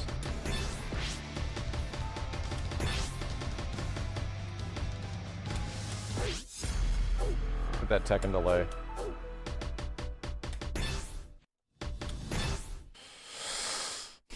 Oh, let's see what I do after this. Do 6-6 PK on hit grab move.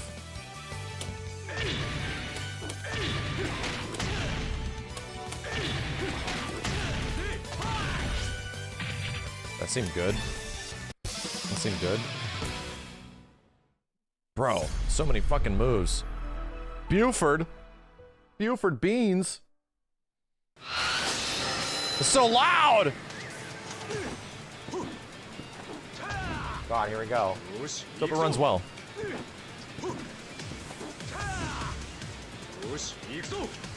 Round 1. Ready, go! Bitch.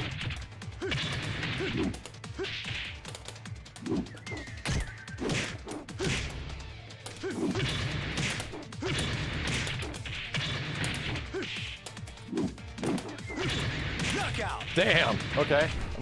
Old muscle memory already coming back. Already coming back.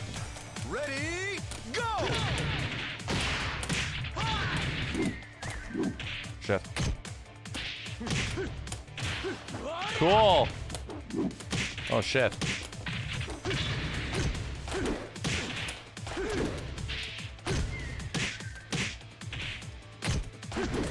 Knockout! Okay. Round 3. Ready, go!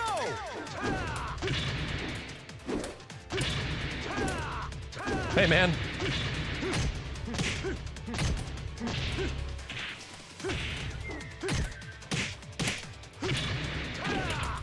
Fudge!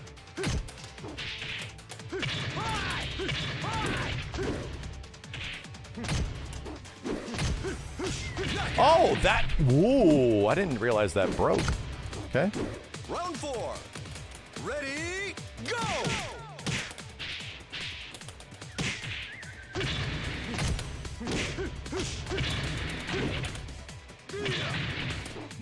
Oh my god.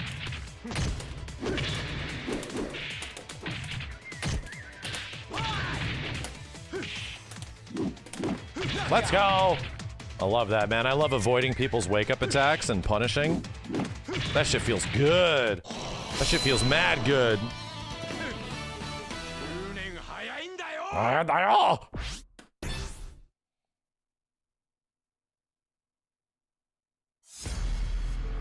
does it feel? This is feeling nice.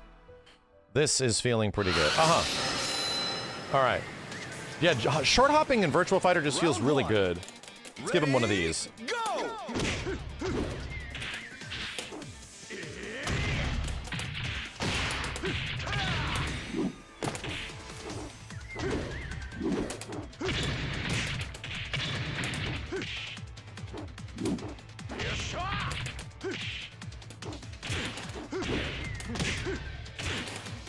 No, no throwing.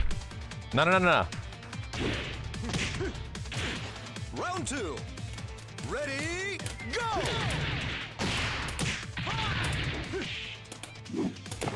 Shit.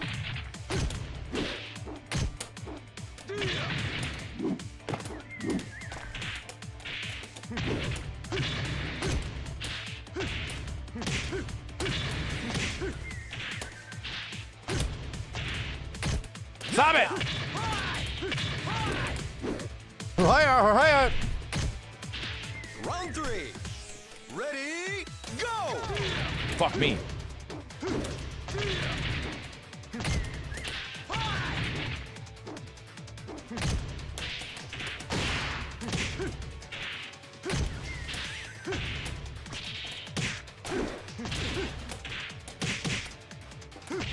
God damn it! I don't know what my anti sidestep moves are. My swooshes, right? Ready, go!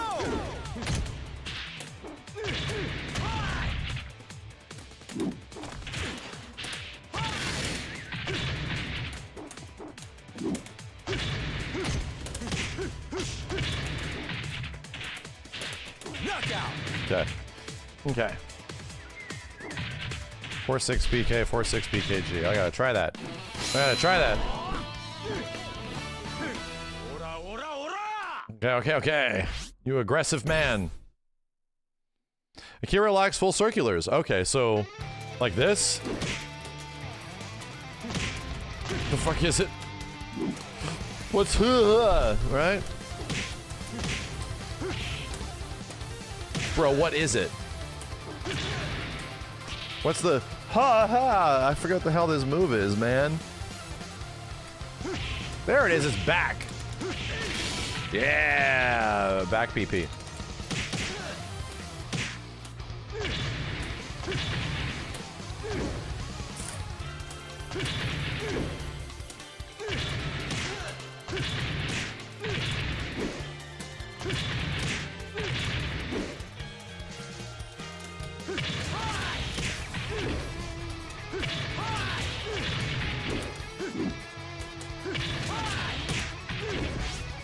Hurry up.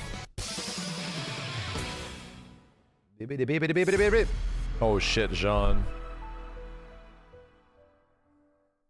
Oh shit. Round one. Ready, go! Shit. Those frames.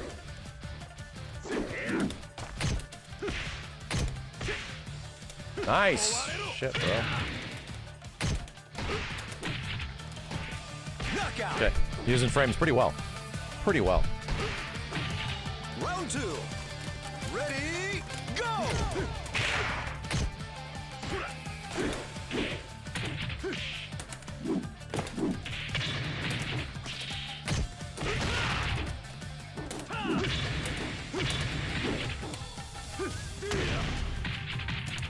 God damn it. Knockout. Okay. God damn it. Round three. Ready, go!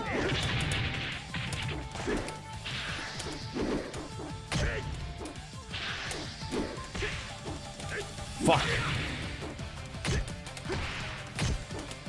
Nice sidestep, you piece of shit.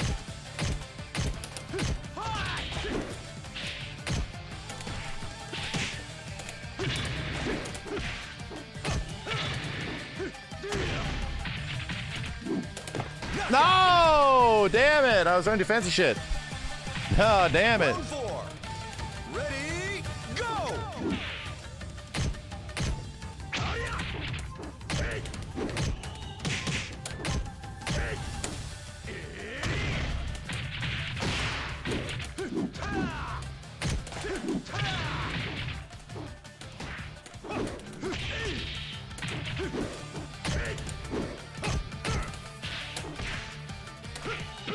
Good shit.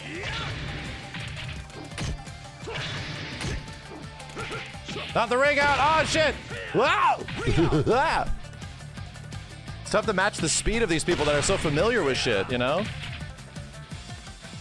I wonder what 3P, if it lands, gives me frame-wise. Right? I'll probably get a pretty decent frame trap after that shit. I'm only assuming.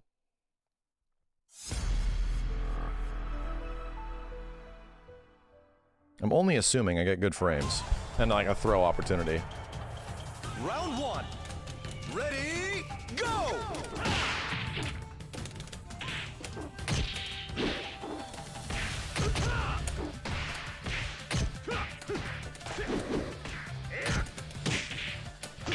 Bro, you don't scare at all. Bitches don't scare. Bitches don't scare at all. Round two. Ready, go!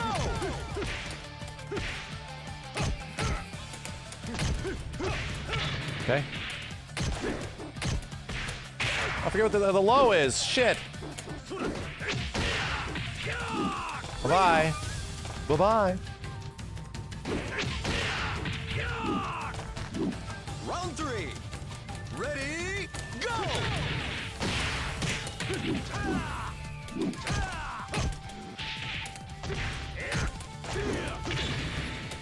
Oh shit. My god. Stop doing crazy shit to me.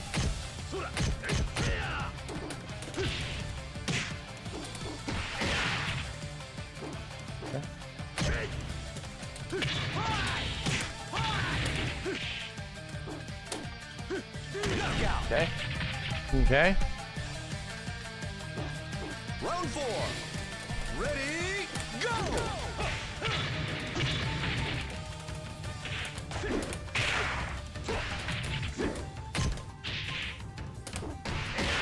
Fuck.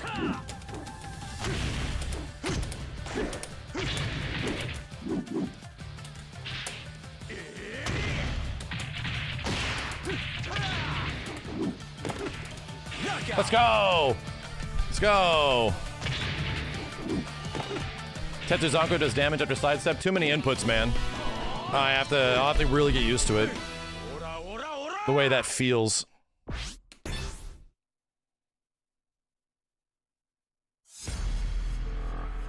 I also got to figure out the differentiating between regular sidestep and like side walk. Round one. Ready, go!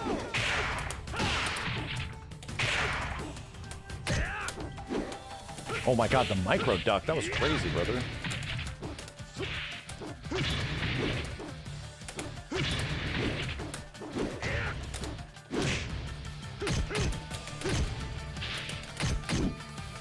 Nice, you piece of shit. That was my bad. Round 2. Ready, go!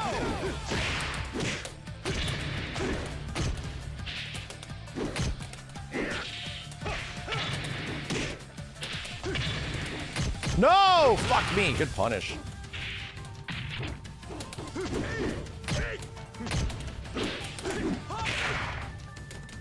Nice. Oh, mega plus. Okay. Scary. Round 3. Ready, go!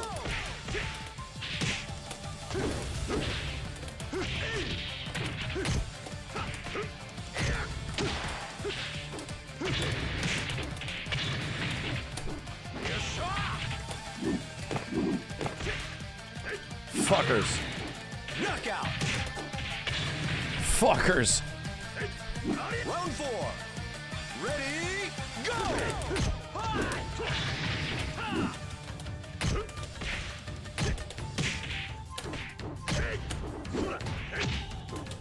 Nice. Damn, he knew when I was in the sidestep. That sucked. Oh my god. Knockout. Yeah. Man, people that play the game a lot, you can absolutely tell when they are not ready to be thrown, right? Or when they don't want to be thrown. They will not let that shit happen. And being familiar enough to catch up to those situations and be able to respond just takes time. PKG sidestep.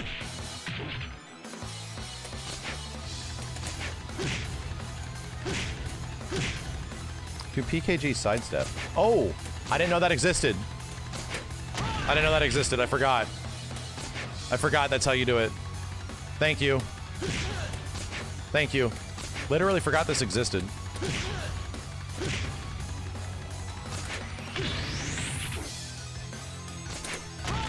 Yeah.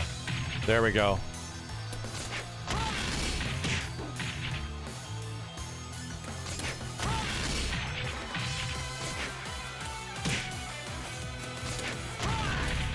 Yeah. Yeah. It's big. But if it's counter hit, it's way more. Right?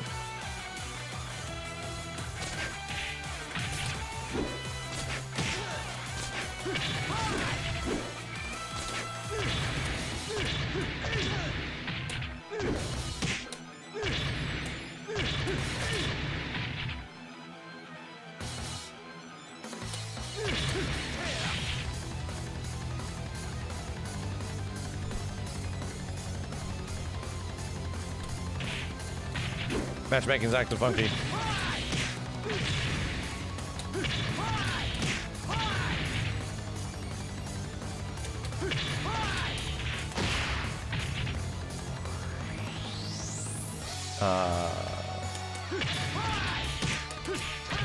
Hiya!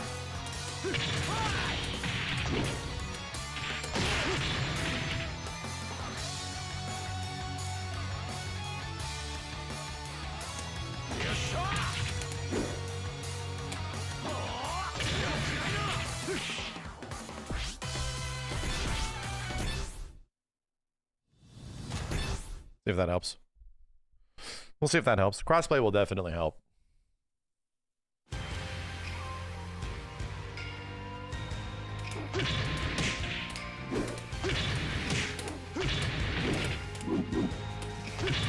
Who's the best character to start with? Not Akira. That's all I can tell you. Probably not Akira.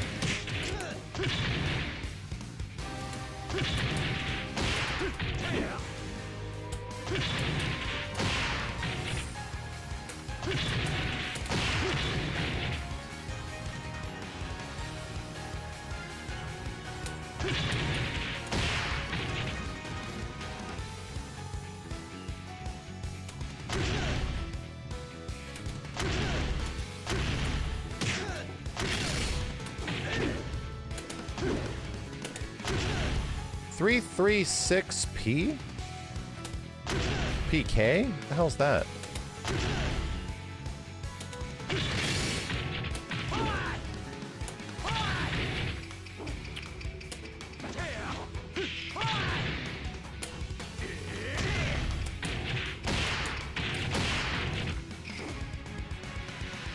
Crouching shoulder. Weird, okay.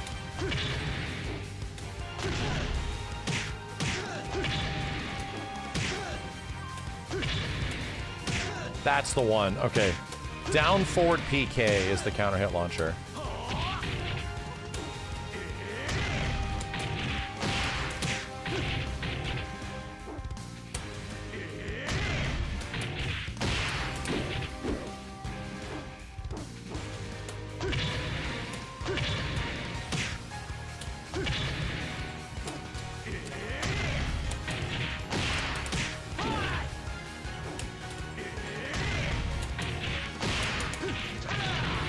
Probably just take that goddamn damage.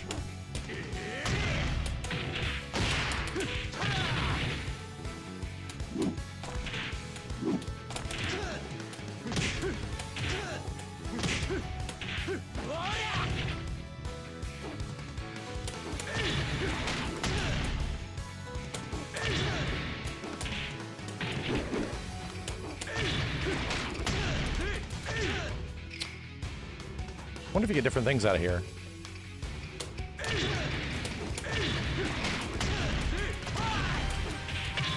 Wow!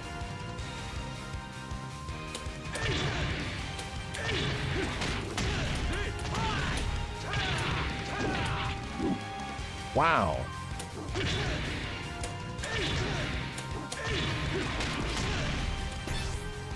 Okay. Finding the time to do these things. Game moves at such a blisteringly fast speed, you know?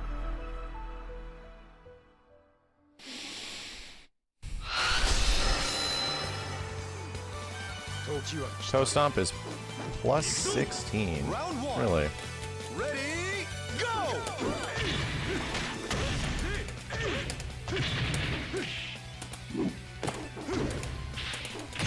God.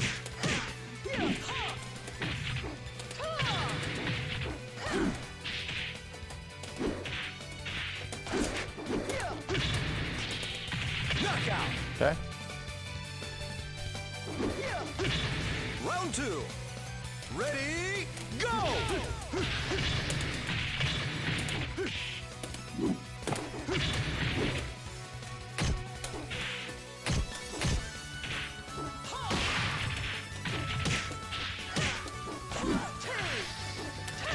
What's the fucked up here? Sidestep, is it down? Oh, I must be pressing the wrong PKG. Round 3. Ready, go!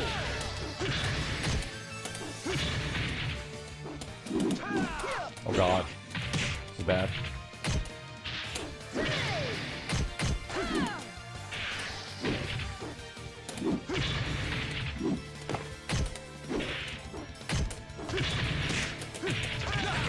Hiya! Round 4. Ready, go! Holy shit.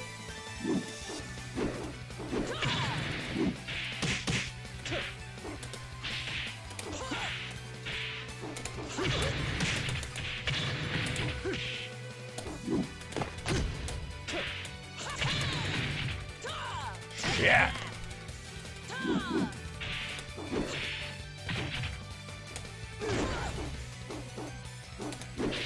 Keep it simple. Keep it simple.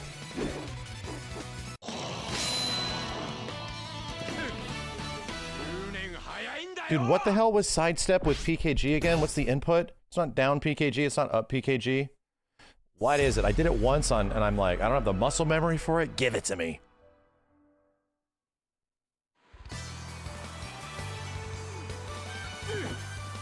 Round 1. Ready, go!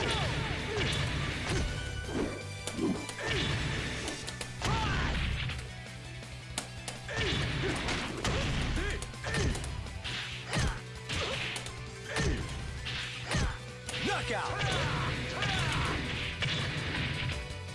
2 or 8 PKG. Okay. Oh god. Up or down. That's it. Up or down PKG. Okay. Freaked out. I don't think he rage quit. It just freaked out.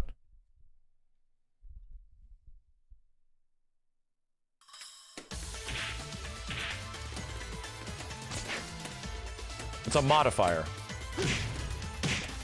Yeah. It's sidestep and then the move. For the big jump, right? Yeah. Sidestep and then the move.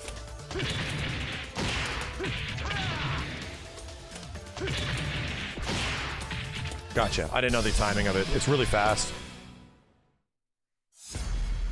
But insanely valuable, right?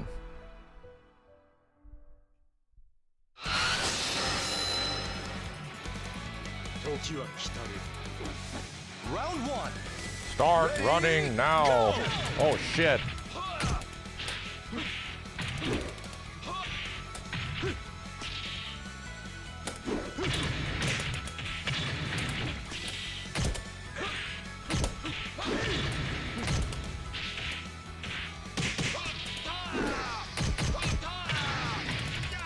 Okay, go for low.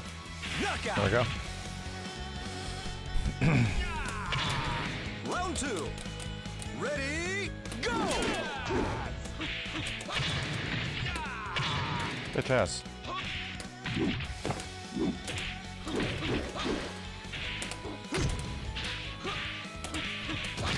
Brother. Brother.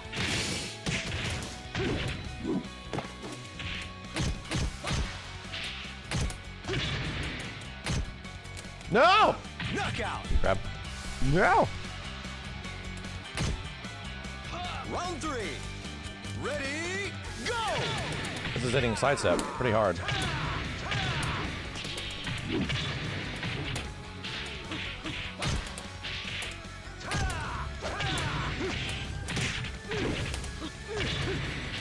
Knockout! Okay. Ooh, Round 4. Ready, go! oh my god. Oof.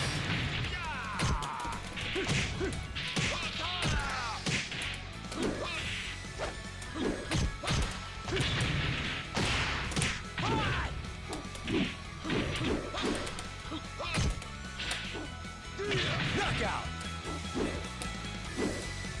Okay. Okay.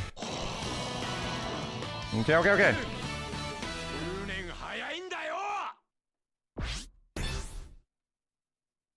Rollback's feeling pretty good right now. I put it under 3 frames and I'm having a great time. Like a great time.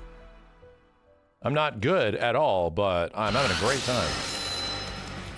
Round 1. Ready, go!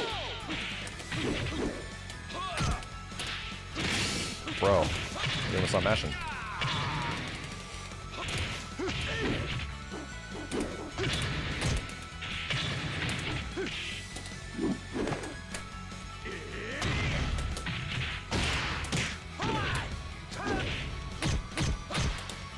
Knockout! Maybe that's actually punishable, but I think it's just pressing buttons. Round 2. Ready, go!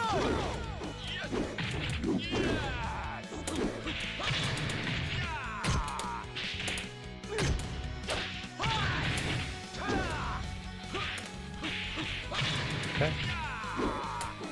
Bro, whoa, I didn't get grabbed there.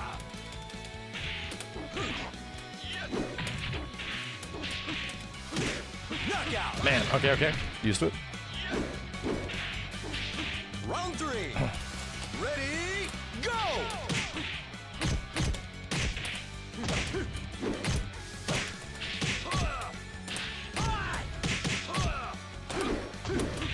Sucks.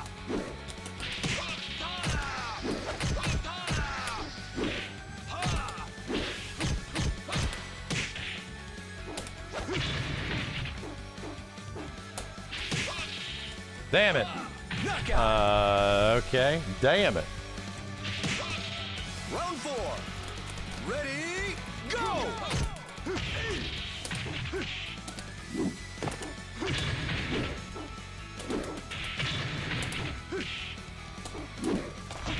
Bro.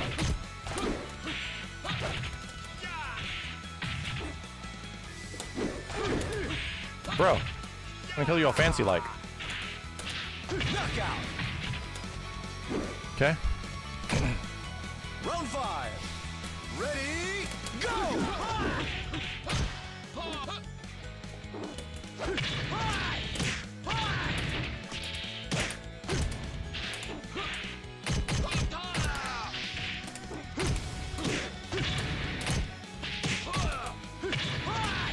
Get out of here! You get out of here! You take a dip.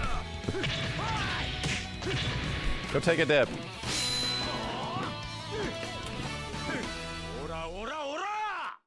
All right, it's going well, relatively speaking.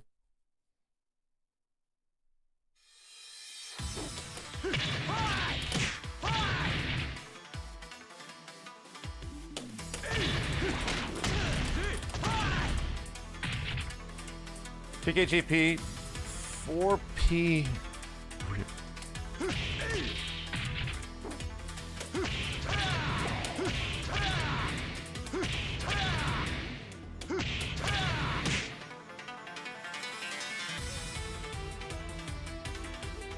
Really? That's such a crazy combo, Johnny. Oh my god. He's back!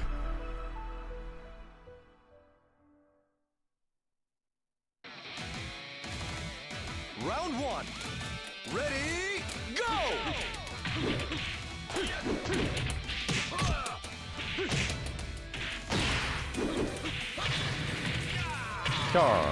Okay.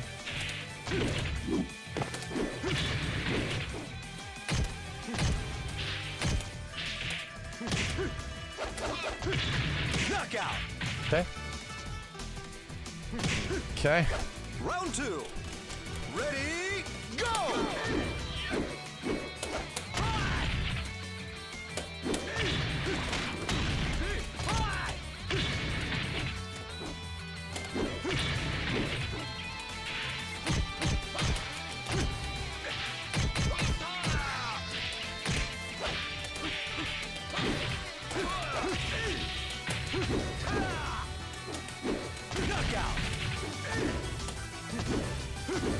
Okay. Round 3.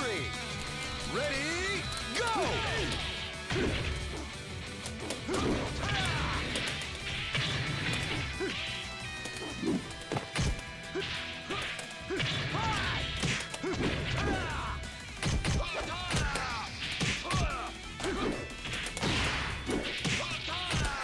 Knockout. Right. All right. Working on it here.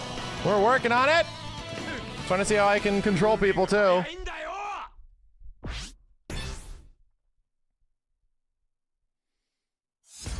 Stupid ass fun game.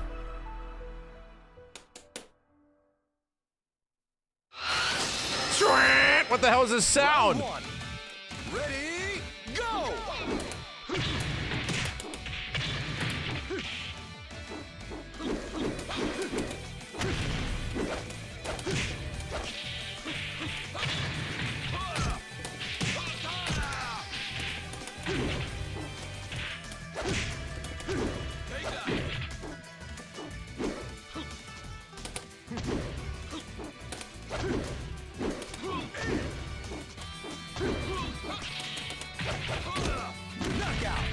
Okay.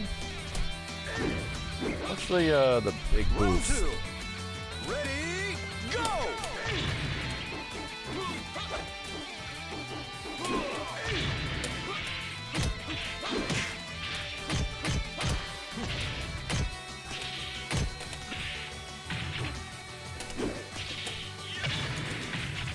Hey-ya! Okay.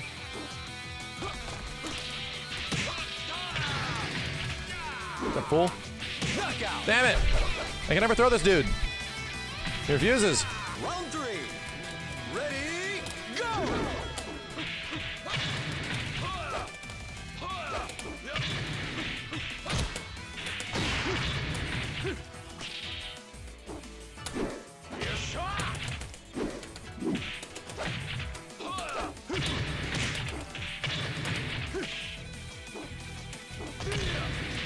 Knockout. Hoya! Round 4. Ready, go!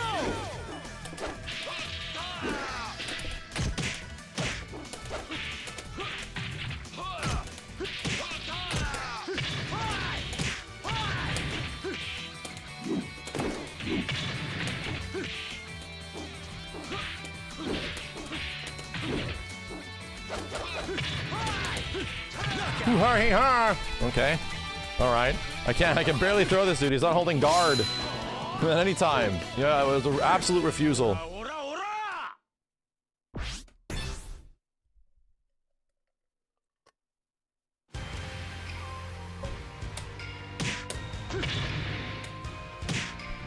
So.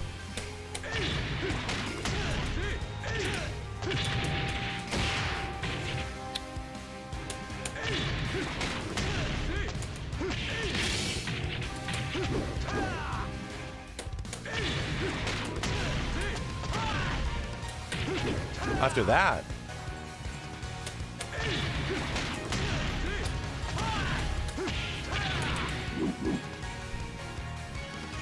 Am I doing it right?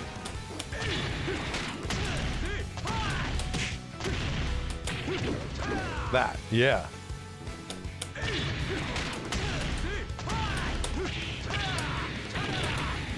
Faster.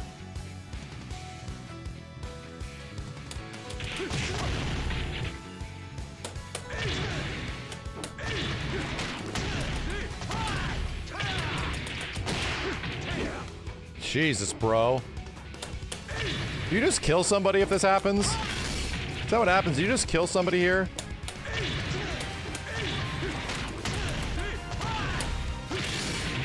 They just die.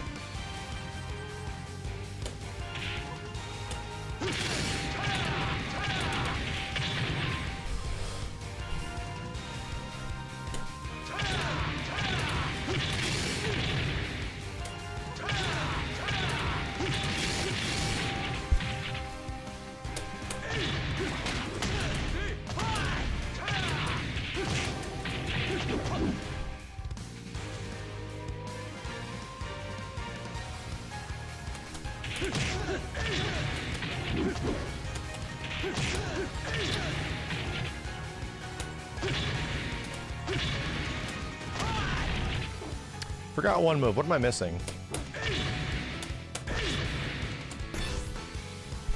4 PPK. Yeah. And then it's right? Jeffrey McWild.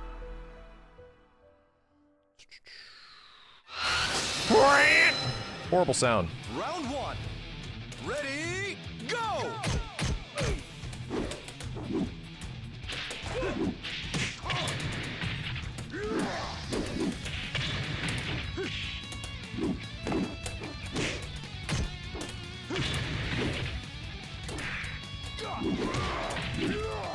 Brother.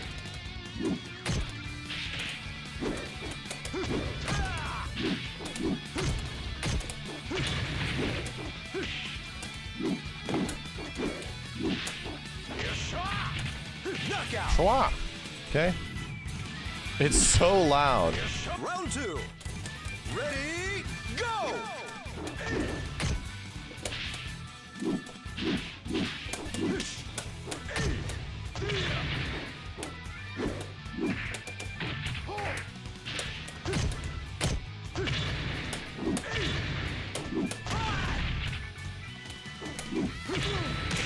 Knockout. Okay. Working on it. Round 3. Ready, go!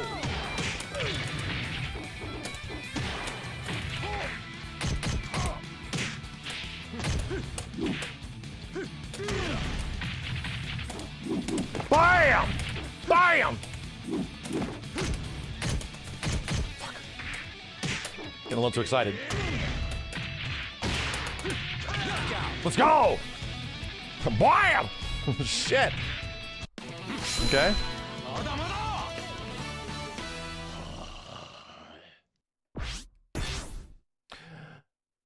You wanted none of it? You wanted none of it. Okay, let's try this again.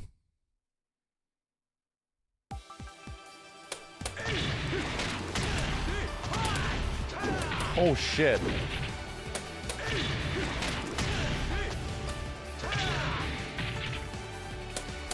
Such a Sega song.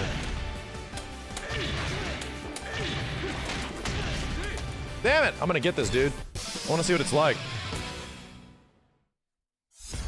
Oh shit. I'm about to get punch, punch, kick, kicked a lot. Like a lot, and it's gonna really hurt.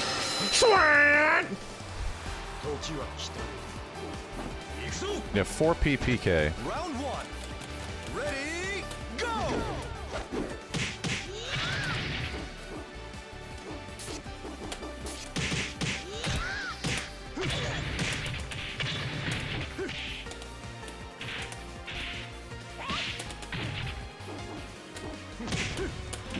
My god.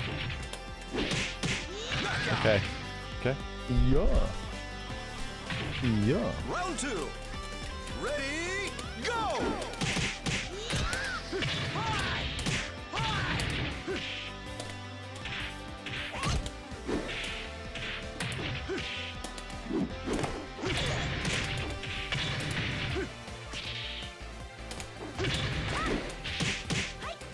Knockout. Okay. Whew. Round 3. Ready, go!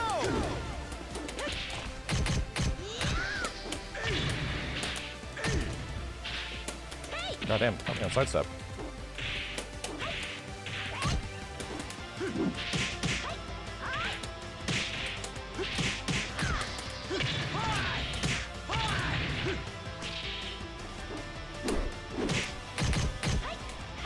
Bro, damn, just went crazy.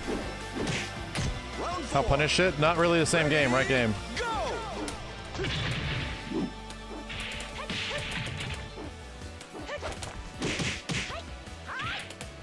God, oh my god.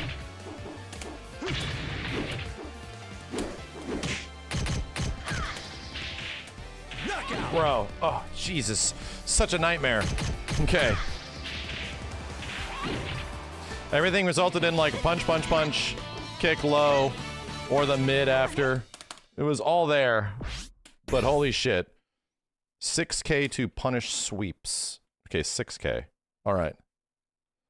And if I get 6K, what do I get? Down, KG, punch, party time. Round 1. Ready, go!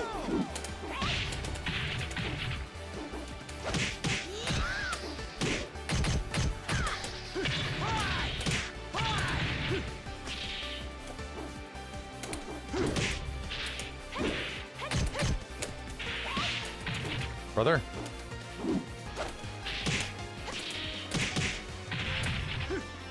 Not teching. Knockout. Okay, okay. Here has a 4 PK GPR. What does it do? Ready, go!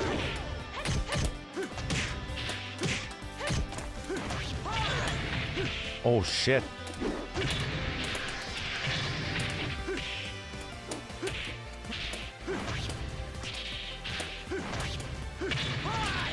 Oh, it's over.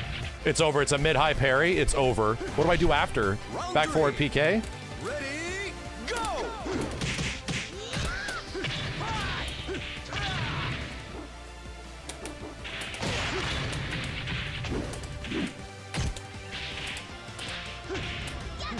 Let's go. It's over. Uh-oh. I have an answer. I have an answer.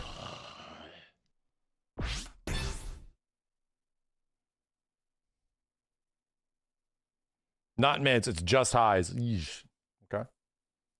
Okay. Just highs. This chick's running back all the time. I don't like it. Round 1. Ready, go!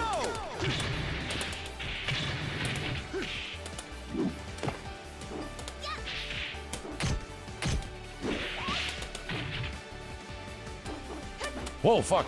Okay.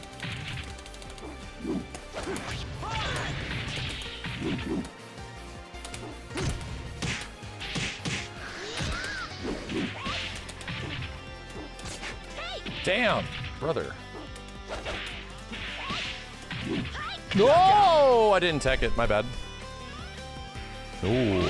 Round 2. Ready, go!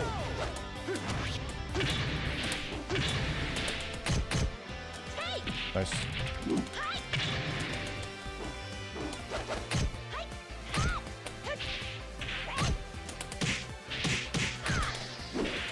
Bro! God. Bro! Okay. Oh, this is brutal. This is brutal. Round 3. Ready, go!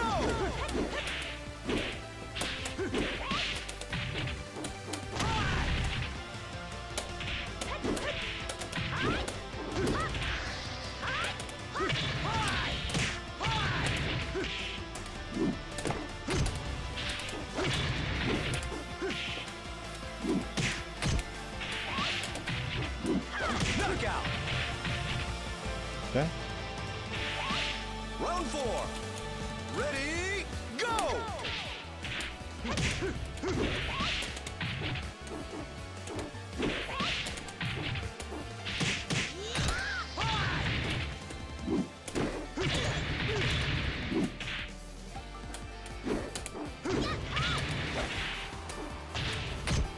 Nope.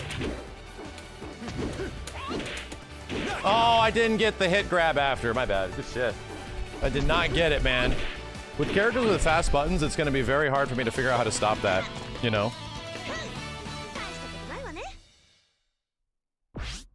I could have done this. This is what I was looking for right here.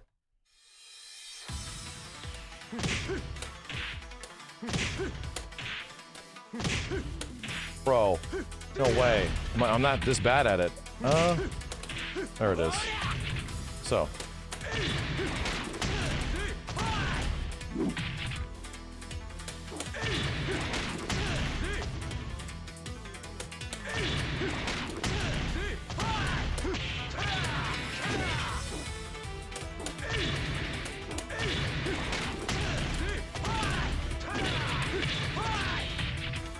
Okay. Okay. Okay. Jean! Is this guy from before? It's the same dude. Jesus, that sound! Round 1. Ready, go!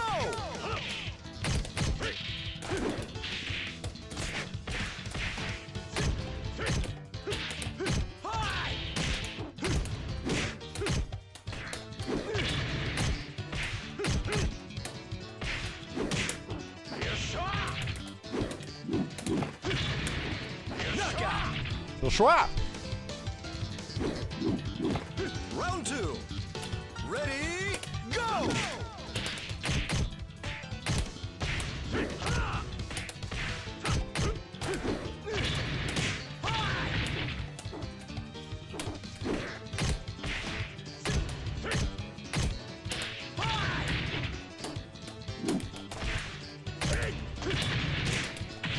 Okay.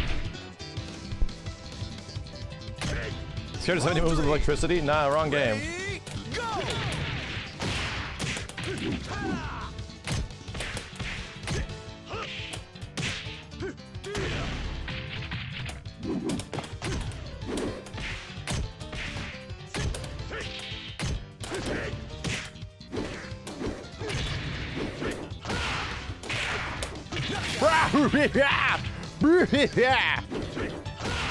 Round 4.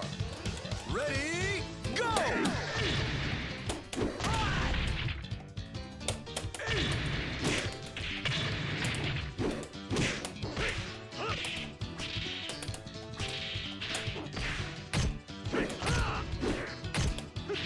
I gotta get you to stop.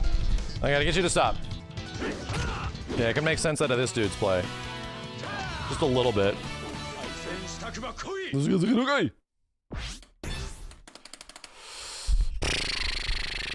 I still gotta remember if I get back forward P, I get down KGP after that. And I gotta use it. Break my ears. Round 1. Ready, go!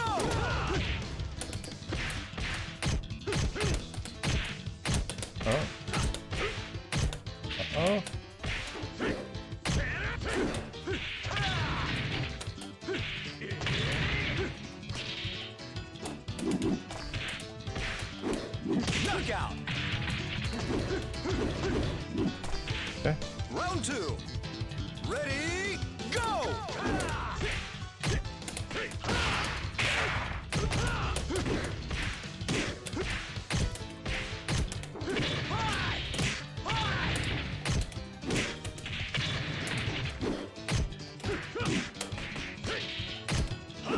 Dude, this guy is always press buttons, never block, never get thrown. Never allow. Ready, go!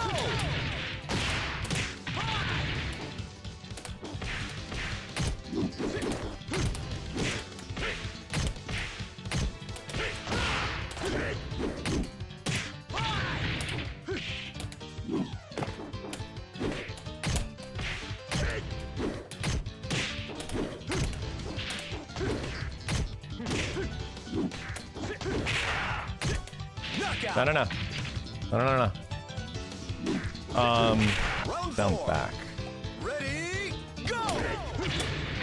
Oh, God!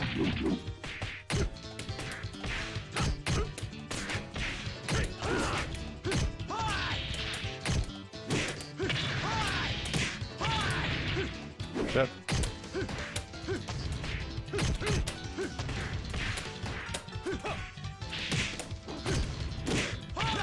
Jeez. Okay. All right, all right, all right. I was trying to get low parry on him. It just wasn't working.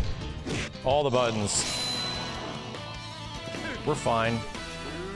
All right, I'm going to land this shit now. I'm going to try it in training. I want to see what it looks like, dude. What does this look like?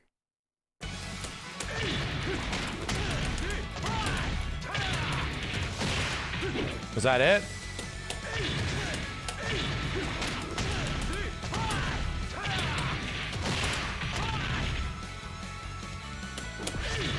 Was that it? Was that the full string? I think I got it, Johnny. Or Journey. I think I actually got it. To the stage of history.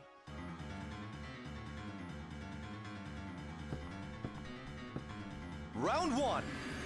Ready, go!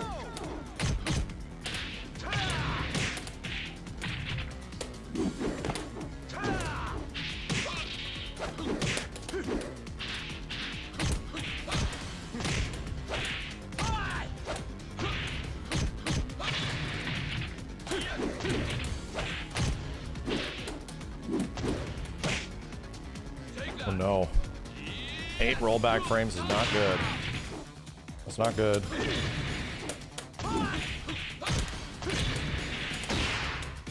That's not good. Ugh. A little rough. 8 rollback frames on 70 MS. Something definitely wrong. Ready, go!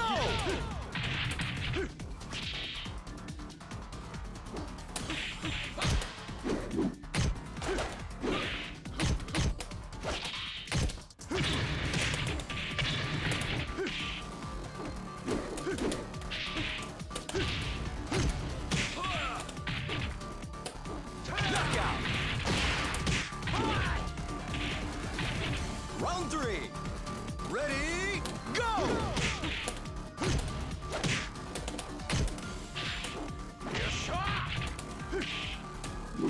BAM!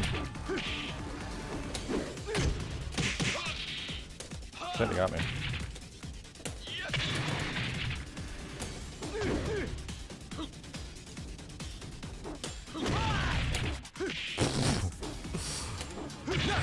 Oh no. Ah! Round four. Shit. Ready, go!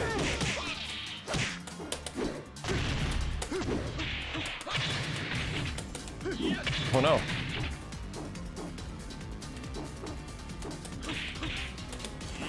Got me on sidestep, man. Knockout. Good shit. Trying to do too much. Ready, go! Whoa, he threw me from hella far. Okay.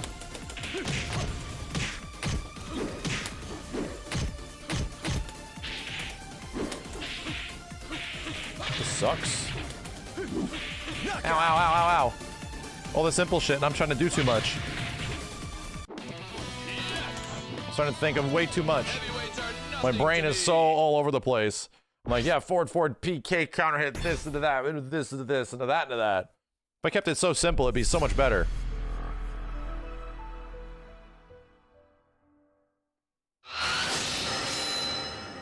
Round one. Ready, go! Okay, I've seen kick into throw way too many times, dude. Way too many times.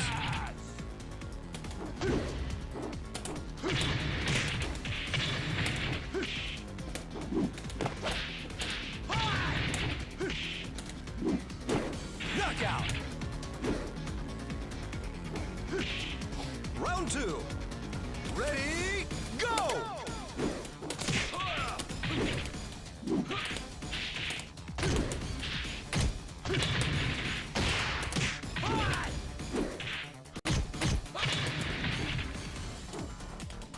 Oh, man. Okay. Wait for that. Damn it! Damn it! Round 3. Ready, go! Fuck.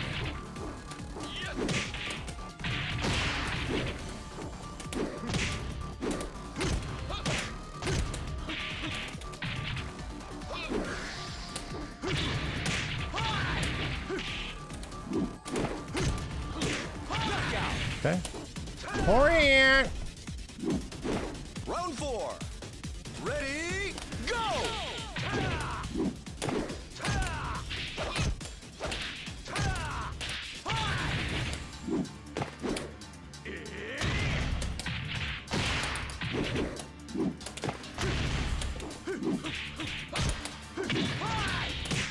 Knockout. Okay. We're good. We're good. All good. We're fine. It's fine. They're figuring it out.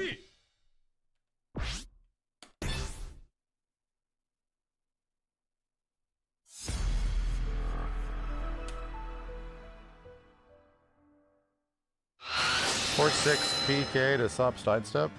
P plus K. Round 1. Ready, go! Shit. I forgot about that move. Thank you.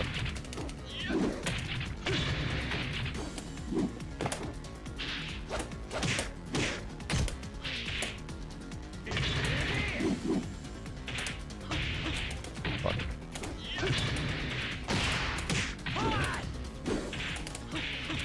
No! Kick. Yeah, throws beat side steps too. I definitely figured that out. Ready, go!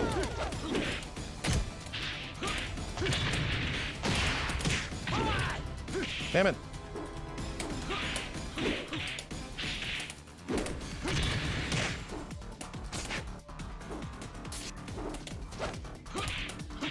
God damn it.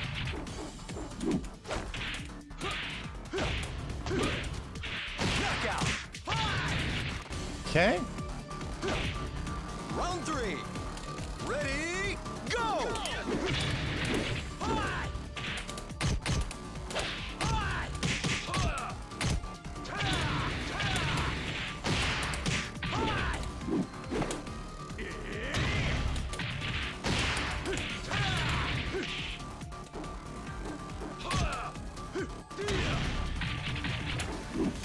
Knockout. Okay. Round 4. Ready, go!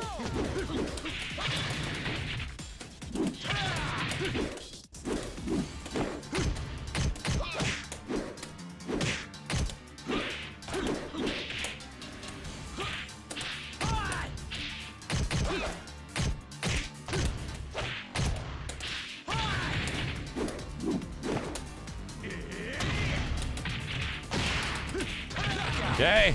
We're good. It's all good. Damn, this game moves so friggin' fast, man. The speed is crazy. Like, you think Tekken's a fast game. Holy shit, dude. I pretty much just started today, and I'm like, god damn.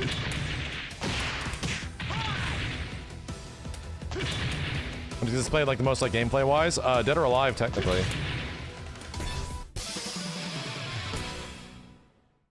Perpetually uncomfortable. Yeah, that's a good way of describing it. You know? You always got to get used to that. It's tense. Round 1. Ready, go!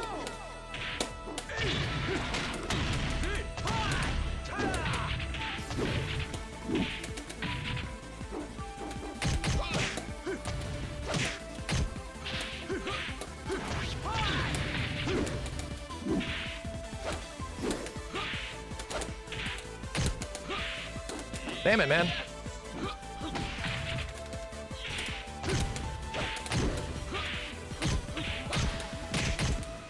Okay.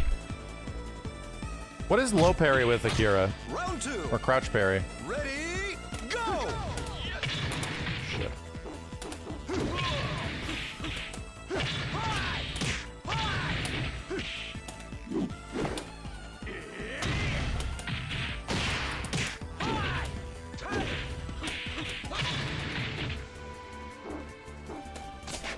Ran up throw. Okay. 2 PK. Okay. 2 PK.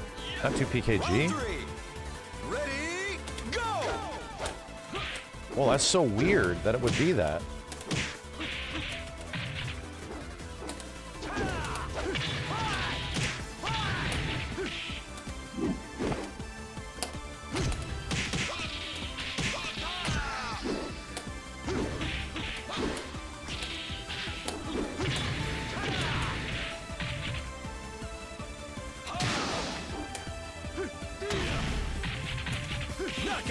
Slap him in the ass.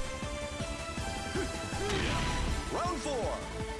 Ready, go!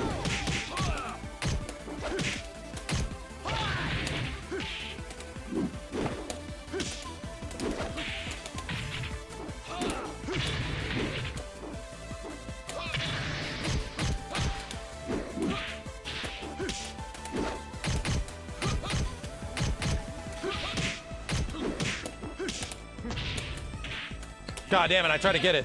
Try to get back forward PK after and it's not working. Okay.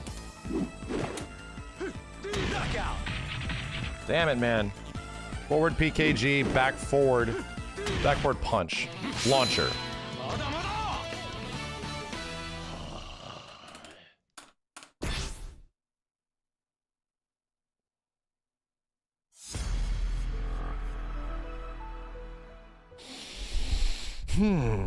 Round 1. Ready, go!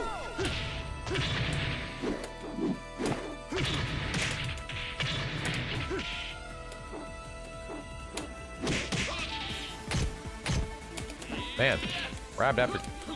Okay.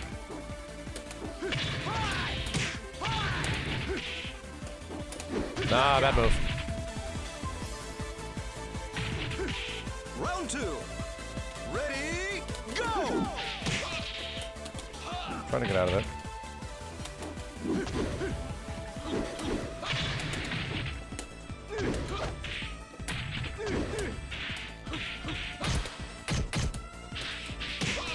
True PP. Rollback so far is pretty good. It's not bad. Ready, go!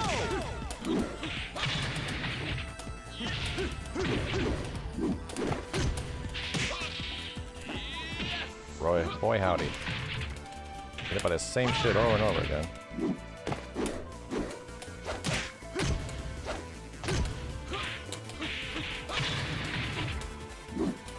No! Knockout! Round 4. Ready, go!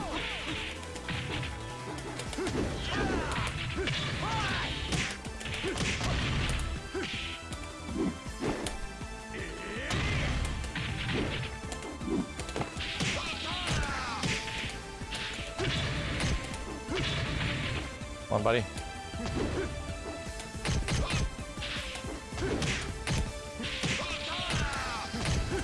Knockout!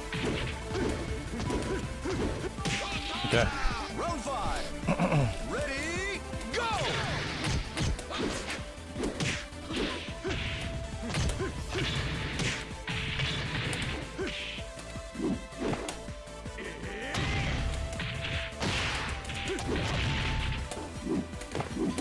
Fire!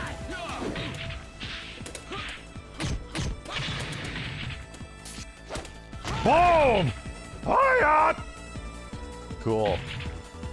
Show me a replay. Yeah, that's what I wanted. That's what I wanted.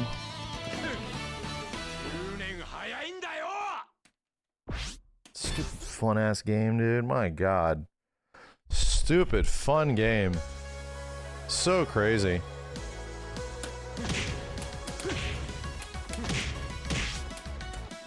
Probably gonna be the same guy, right? Yeah, El Blase. It's me and this dude now. I'm probably have to go back and quit out of matchmaking to see if it works. Round one. Ready, go!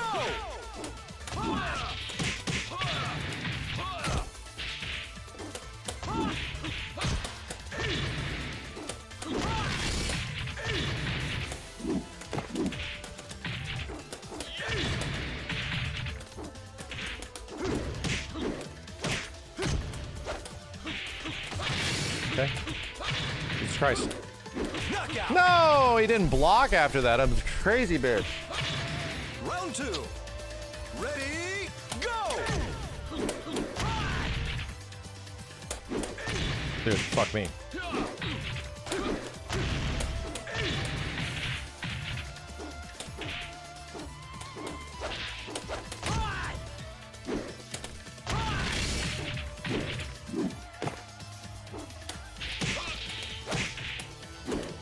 Will not let you have it. Will not let you have it. No more throwing. Round three. Ready, go!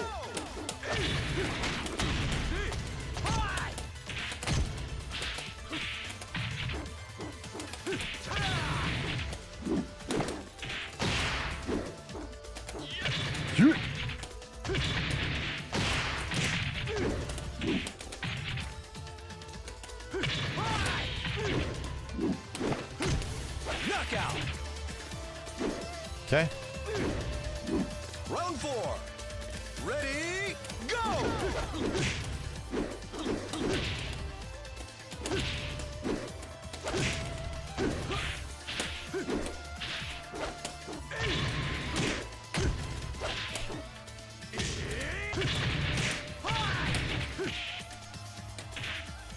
Oh God! Knockout. Okay. Okay. Oh God!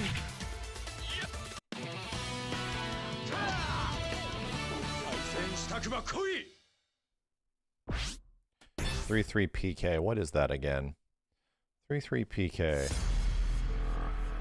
3-3 PK. What is that move? Does VF5 have any customization in it? Yes, it's like the game that started customization, dude. I know I say that a lot, but it's true.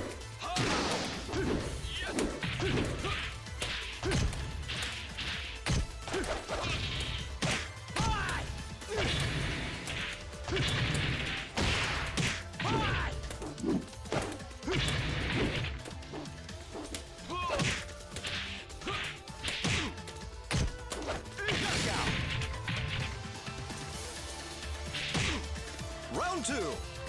Ready, go! That's a lot of damage.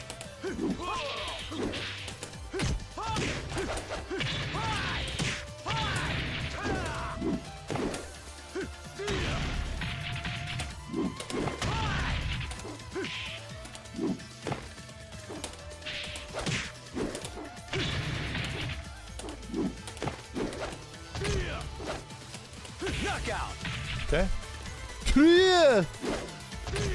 Round three. Ready, go! This doesn't work on friggin' Blaze, man. No, how about no? Shoot. Shoot. He's flying all over the place and shit. Trying to parry. Round four. Ready, go!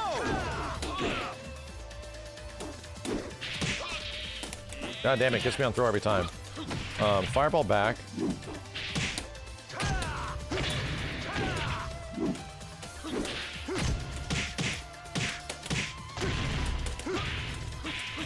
No.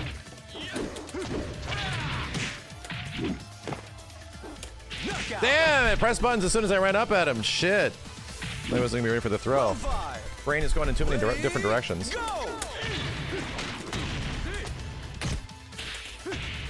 What did I just tell you? Brain is going in too many different directions.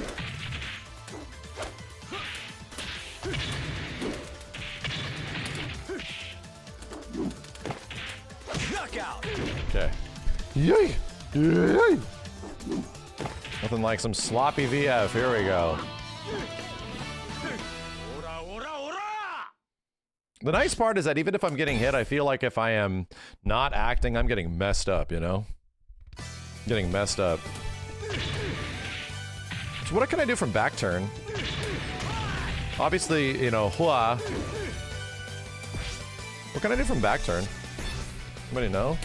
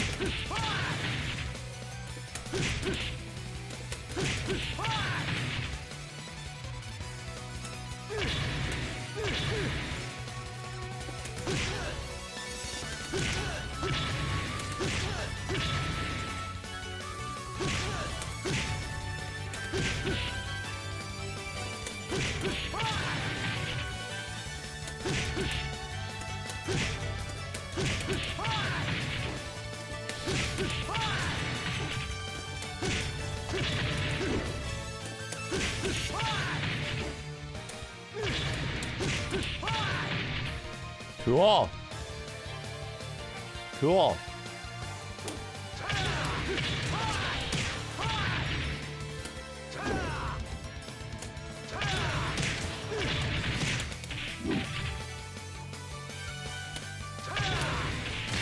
No, it was like this. It was like Taya, right? It's the big one.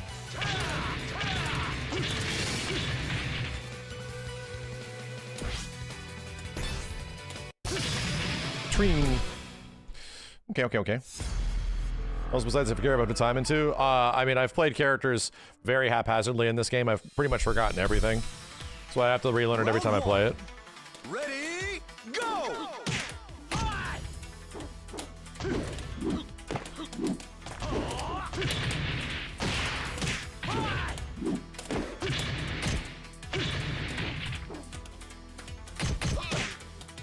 Okay.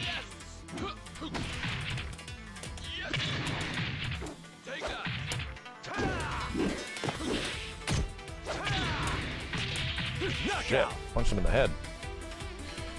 Okay. Round two. Ready, go!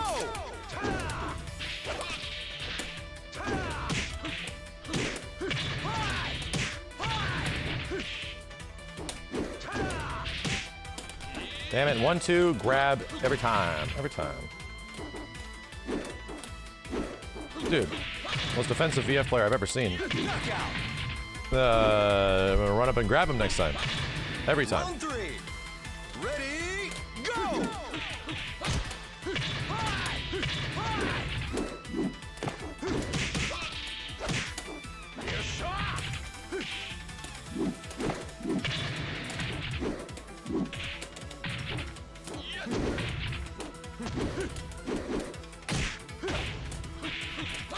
Man, come on.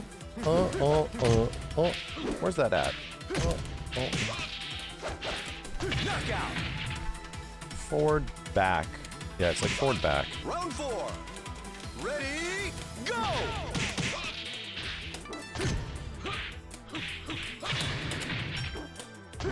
All right. Yeah. Drift.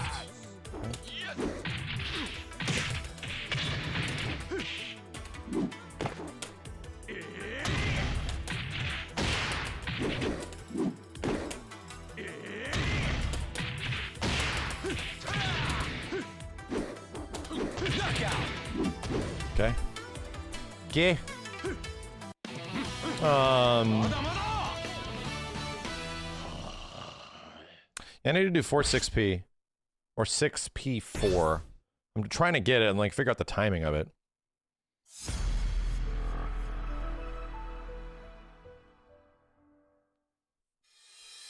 What the timing?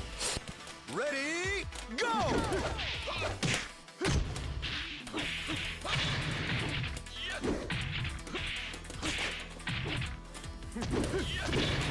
Okay. Take this.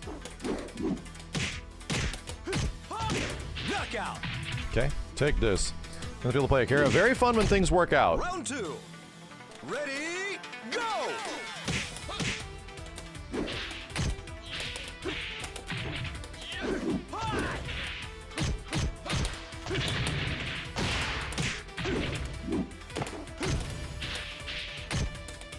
Damn it, brother.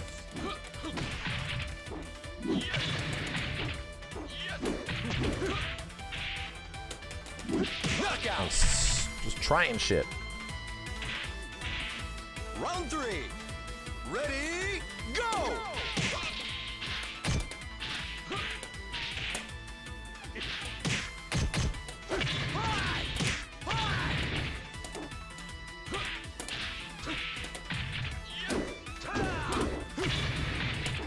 Take a free damage.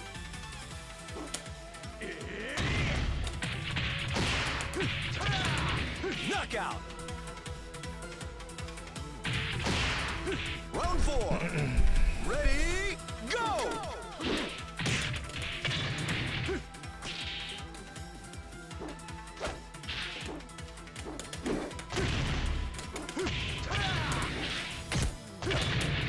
Knockout. Whoever. Round 5. Ready, go!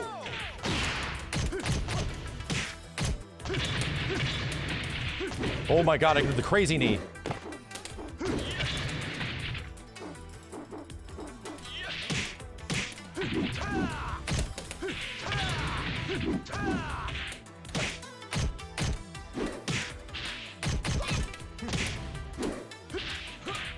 Knockout. Yeah, just hold her own. I did the one frame knee, I did the crazy one. I didn't even try. It just happened. I'll take it. I'm keep getting this one guy. Go back to main menu and refresh all this shit. Let me try this really fast.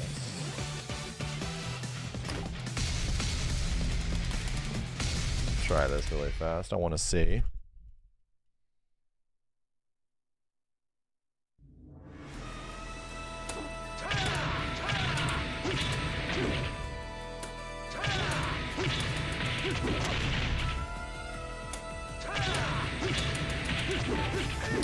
What is the combo here again, Chad? It's like, something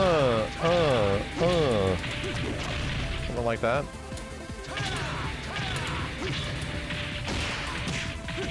Wow. Wow.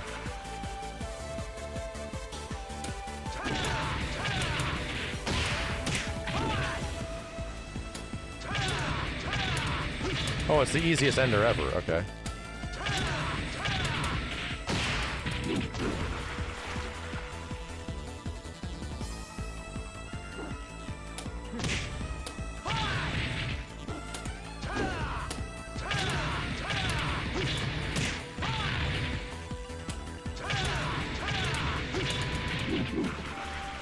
There's more. It's gonna be the same thing, right?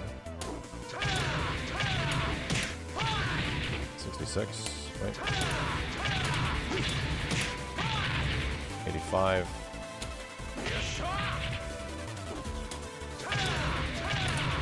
Whoa. 86.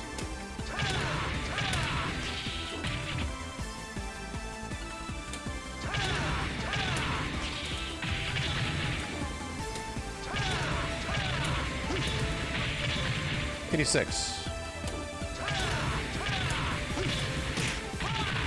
little bit better. 6 KP. Okay.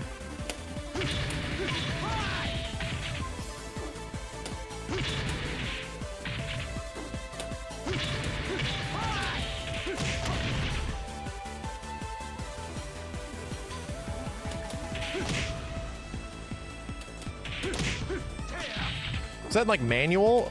You have to do a manual Tetsuzanko?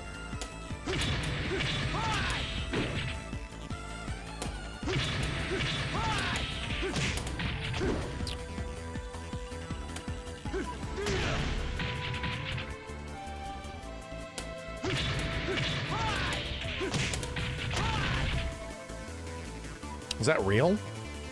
One string, okay.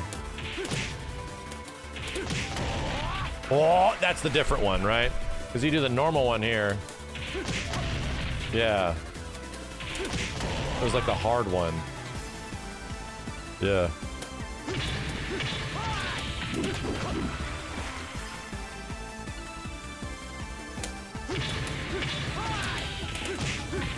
Fuck.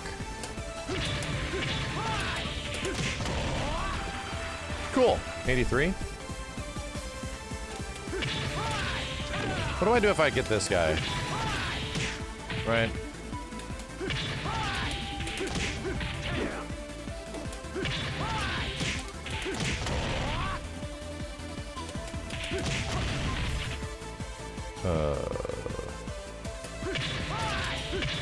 You don't get two of those. You have to set it to counter hit? Okay.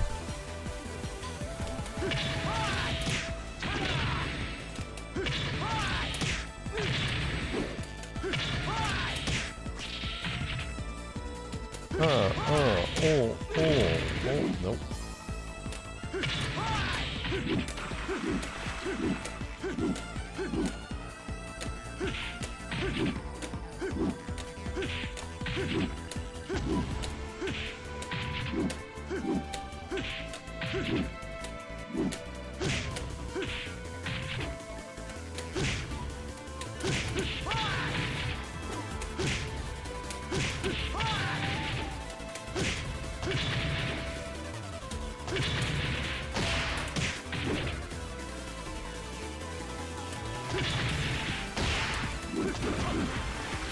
Pretty hurt.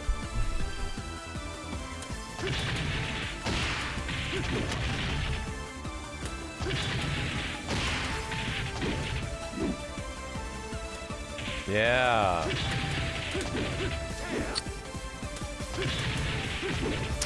Yeah, okay. So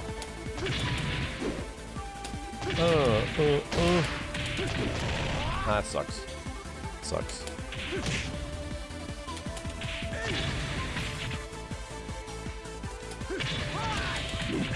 Hey.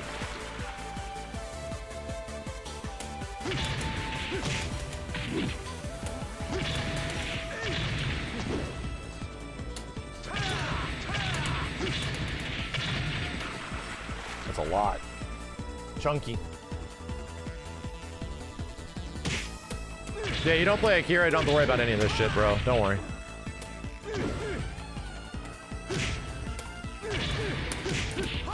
You don't play Akira, you don't gotta worry about any of this shit, dude.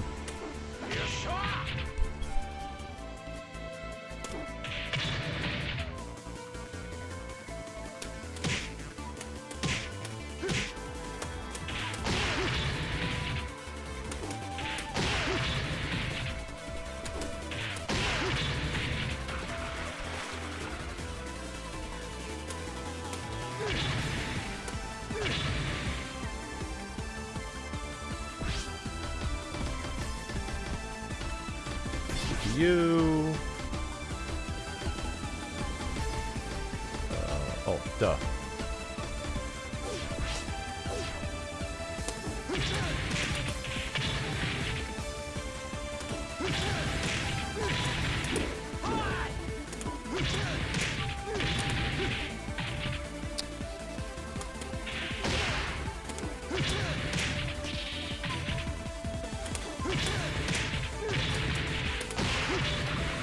Cool, that's cool. I like that one a lot.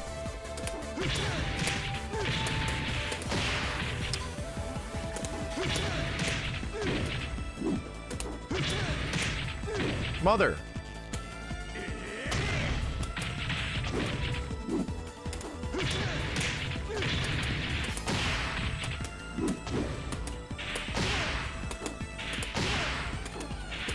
What the timing?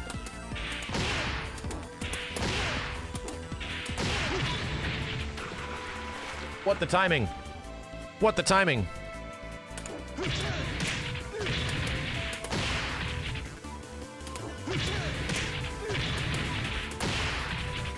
Bro.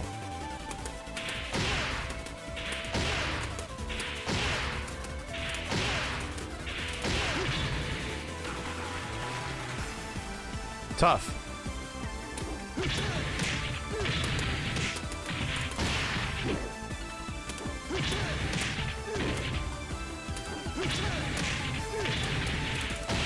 Wish you could just mash it, man. I really do.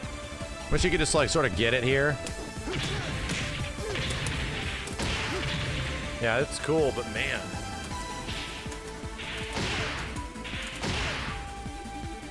Something more as a Jack and Brian type of guy.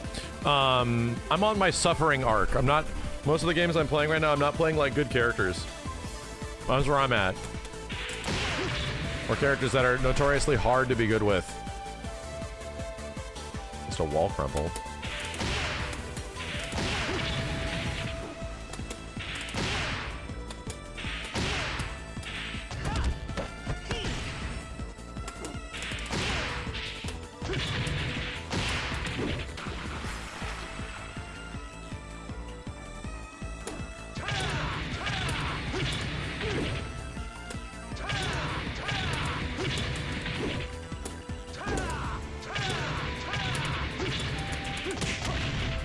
Wow.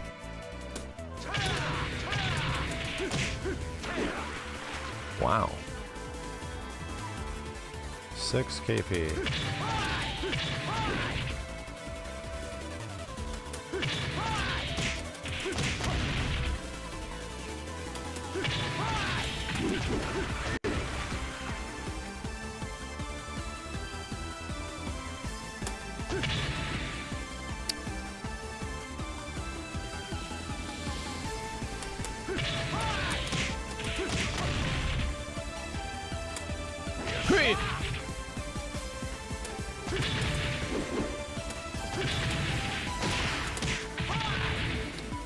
Doesn't work on anybody.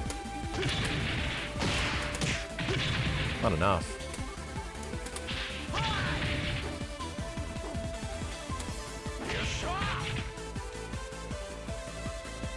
Kira's very satisfying to lab, I'll give him that. Yeah, he certainly is.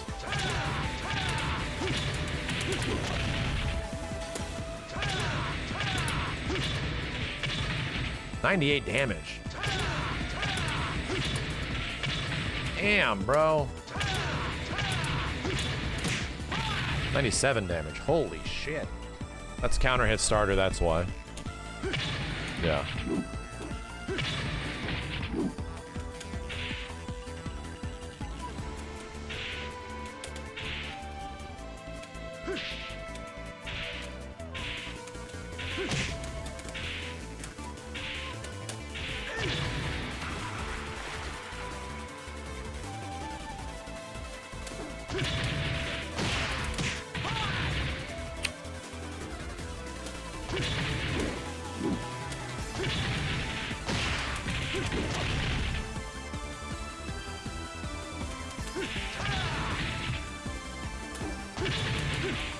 Hands don't hurt that much. This character doesn't really fuck up your hands.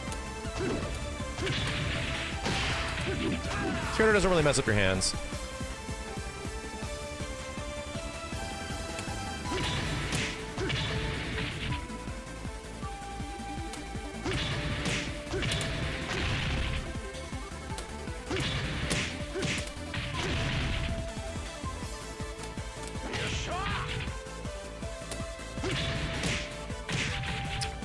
Yeah. Shit, you can't double tap.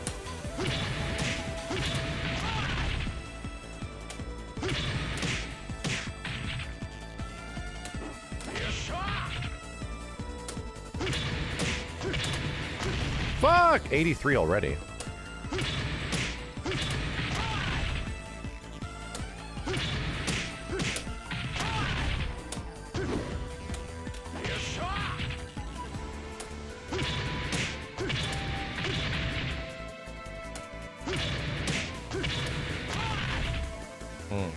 Damage isn't that great on the shoulder.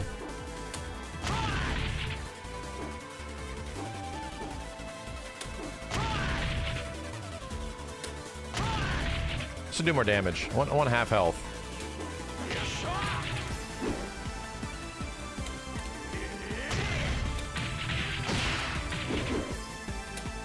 One half health, damn it.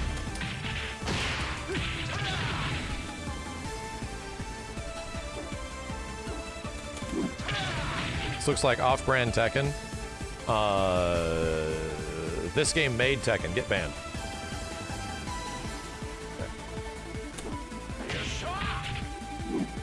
There we go. Shit. Okay. We gotta stop that.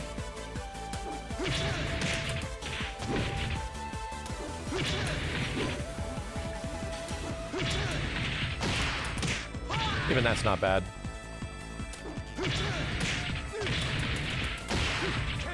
Okay, you are.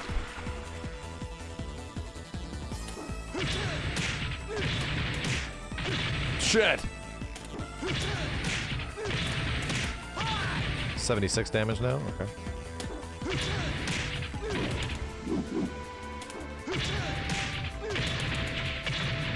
Okay. It's working. Working.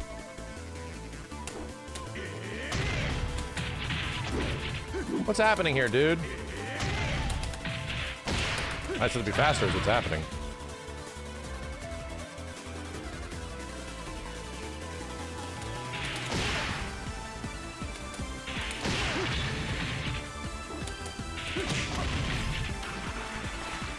Is that the manual?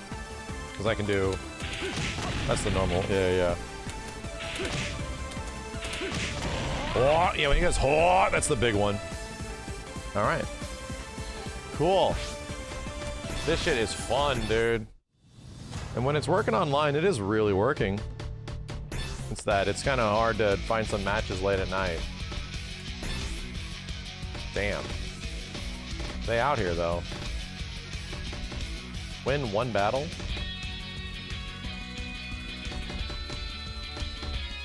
Spooky's in here. Is he playing?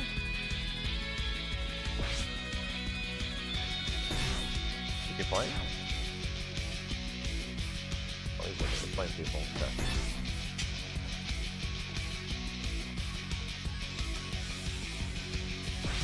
Those new combos with 3-3 PK. Shoulder you've seen on Twitter. Gotcha.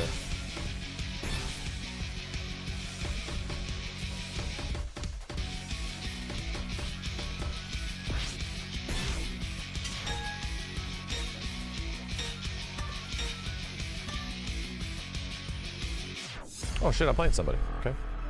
Cool. Round one. Shark Wars. Ready, go!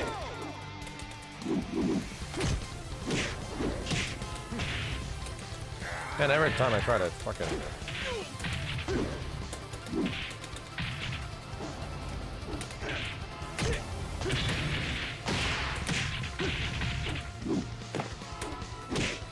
Damn it, brother. Okay. Ooh.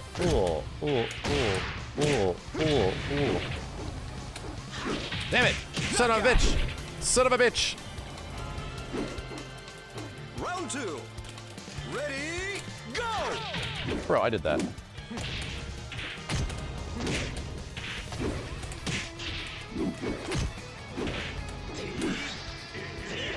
Oh, cool. Holy shit, man, you tagged it. Somebody tagged something? Okay. Can I get up here?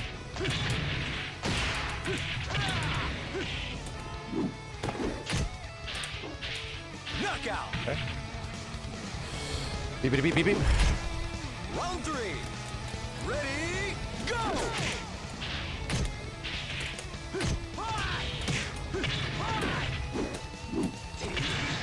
What the fuck? Oh my god.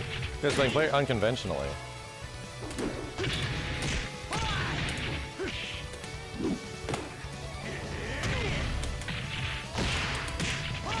Damn! I went for the extra damage and it killed.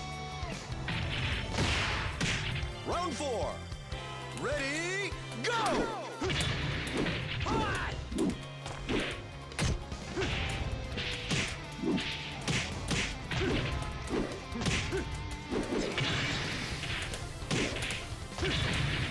Let's go. Yeah, I saw those situations. I can't let him grab me out of them anymore.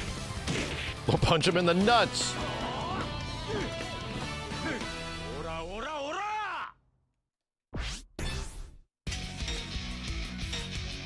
Just the one.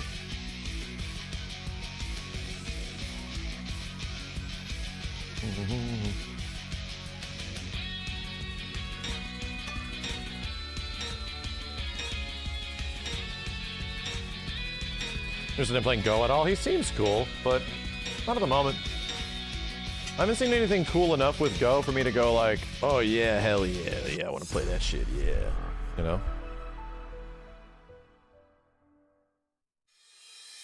Round one. Ready, go!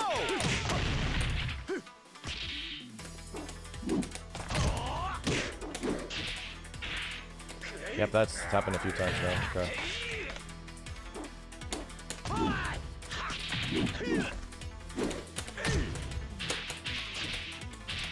Nice. Jesus Christ, I just lost all my life. Round two.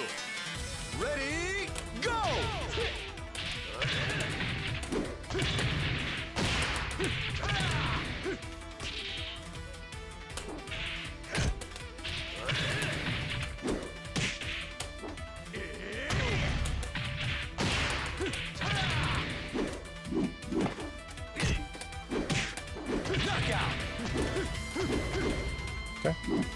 Okay.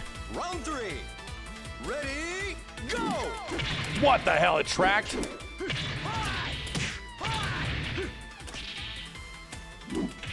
Shit.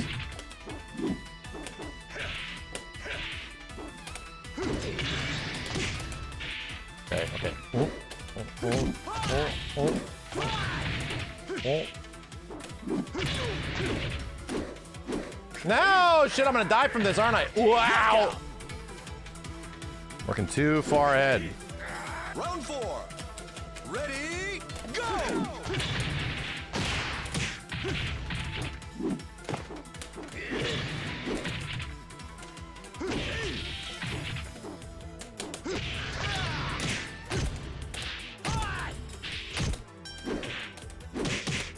Knockout.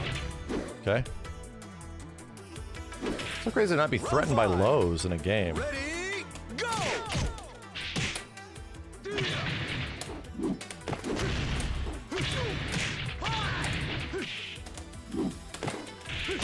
God damn! Oh shit!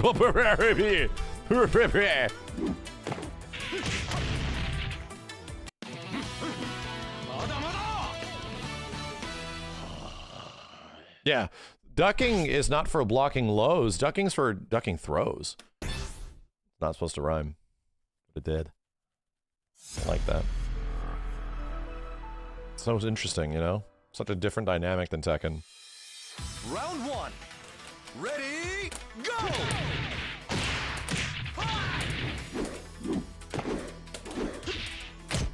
Here we go. Shit! It caught me on sidestep, you piece of shit.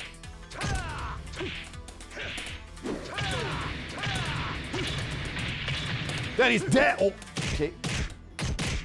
Knockout. God damn, he was almost dead from that. He was almost dead. Round two. Wild. Ready, go!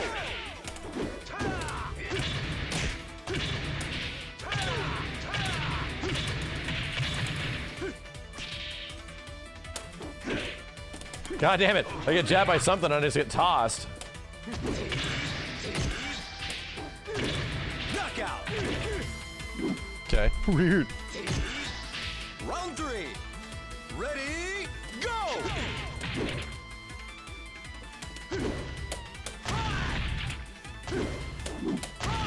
Damn it, dude.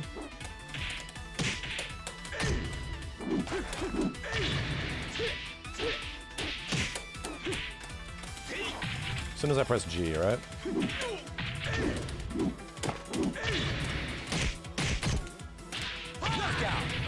Dude, I'm not getting it. I'm not getting the PG after this counter hit. Sucks.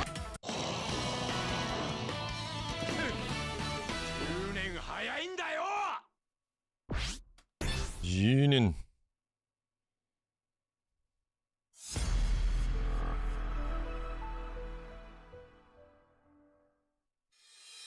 Yo, Neon, thanks, dude. Ready, go! Sidestep every time. Shit.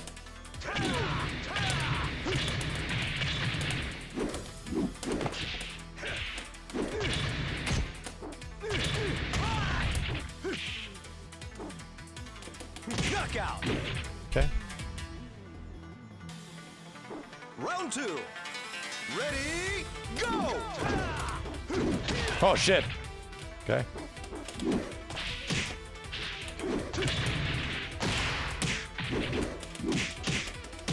Okay.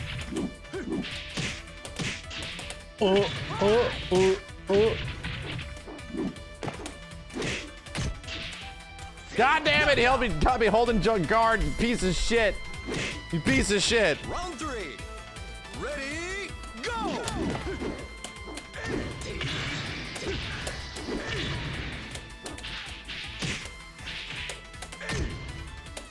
That's very far.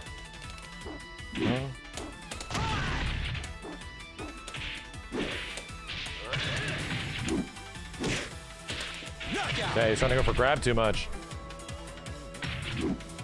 Round 4. Ready, go!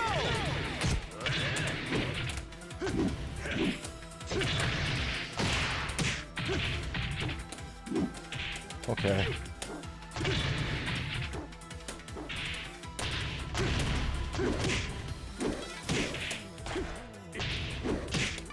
Knockout. Nice. Round 5.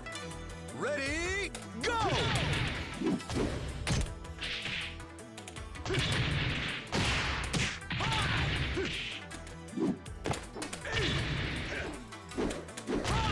Bruh. Excellent. Bruh. I'm not getting the P plus G at the end of this move, right? Forward PK. It's not working.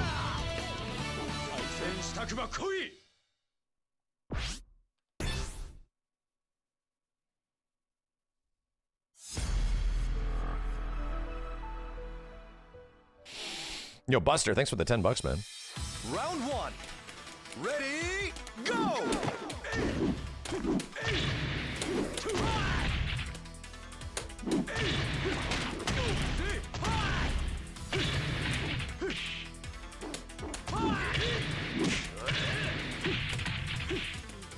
God, who's he?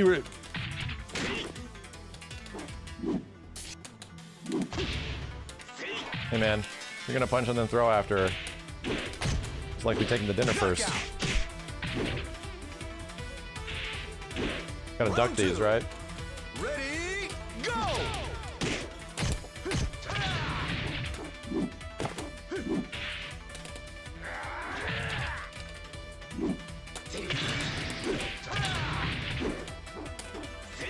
Wow. Okay. Shit. Okay. Crap. Round 3. Ready, go!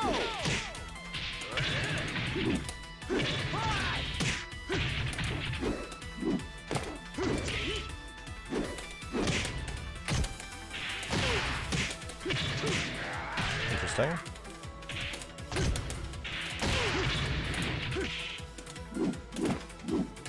Knockout. Interesting. Round 4. Ready, go!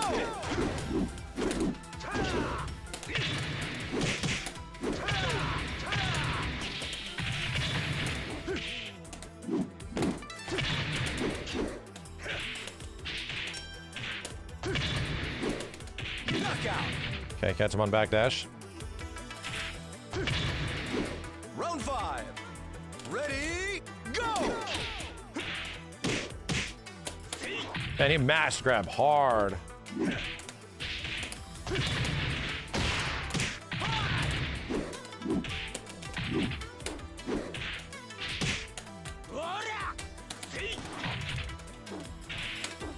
Yeah, wow, he was hit and grab hard.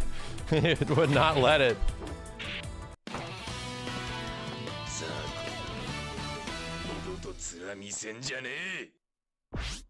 No, this is not the new one. This is the old one on PC. Which has a free beta right now.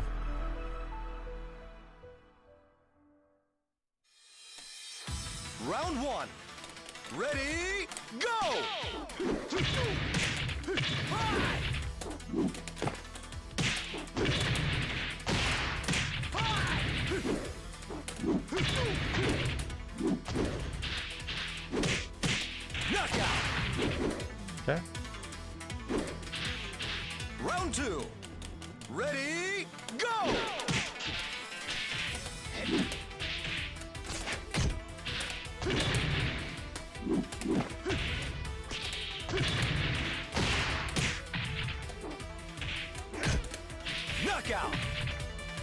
Not letting him get throws anymore. Refuse to. Round 3. Ready, go!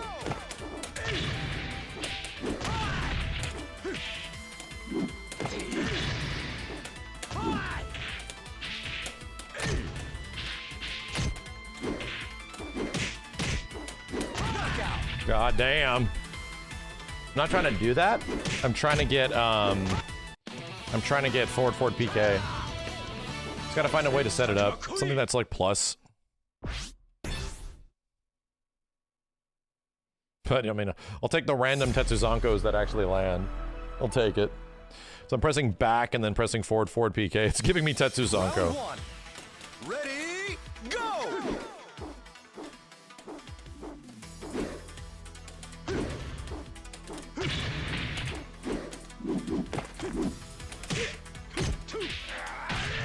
All right.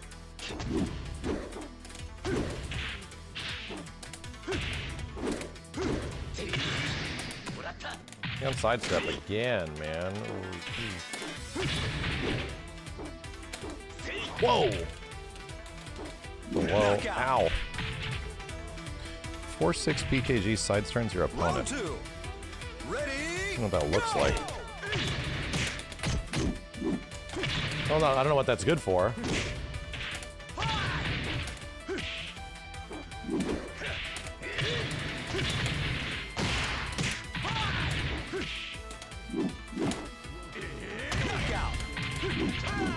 Here. Grabs, okay. ready, go!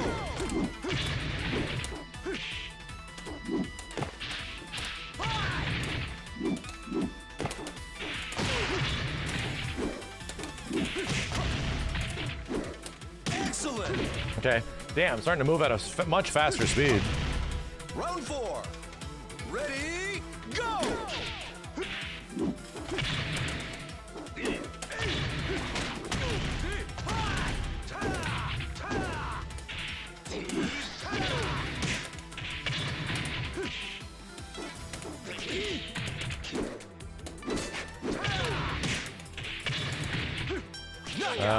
This guy's not PKGing off the ground. Hitting side turn opponents changes frames too. Really? Okay. Interesting. I didn't know that.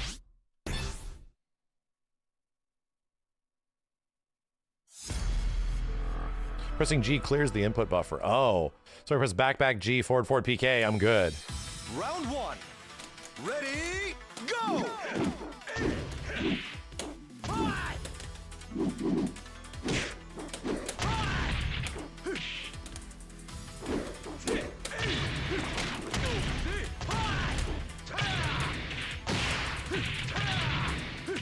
God damn! Oh, wow, I got it, dude. I actually got the nearly full combo. Round 2. Ready, go!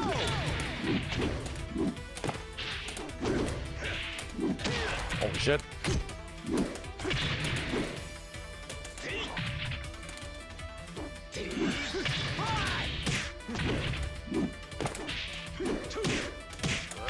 Okay. Nice. Whiffed hard. Round 3. Ready, go!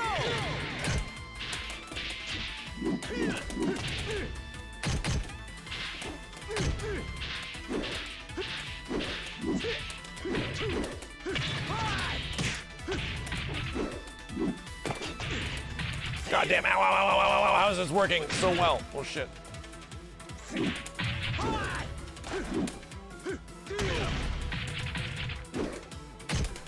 Knockout. Okay. Round 4. Any guys in this game? 20 years worth. Go!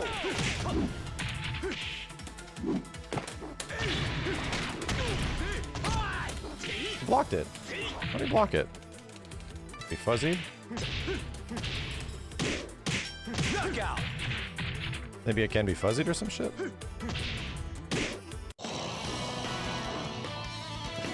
Yeah, ranked wasn't working for me. For a while. Seems to be acting weird. But there's a ton of people in rooms.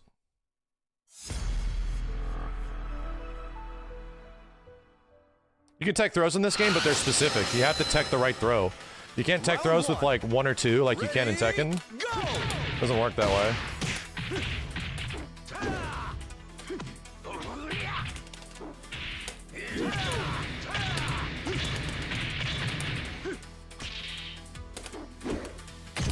Knockout. Round 2. Ready, go!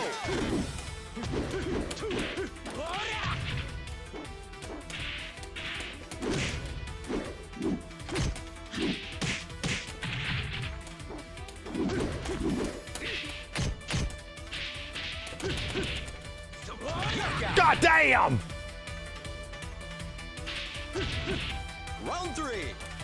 Ready, go!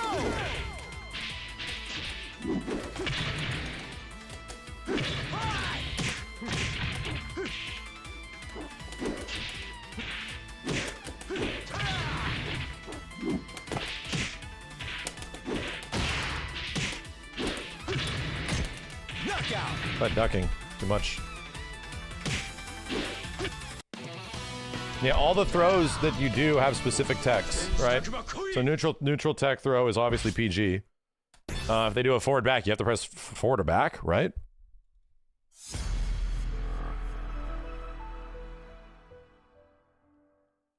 Round 1. Ready, go!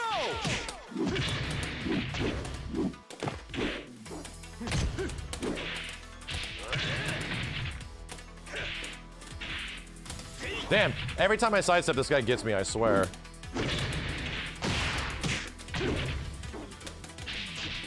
Knockout. Ah, shit, good shit. Round 2. Ready, go!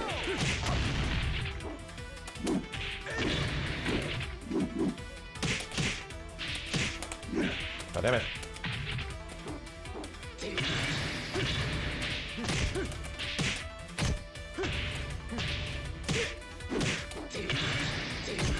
Knockout. Okay, trading blows. Round 3. Ready, go!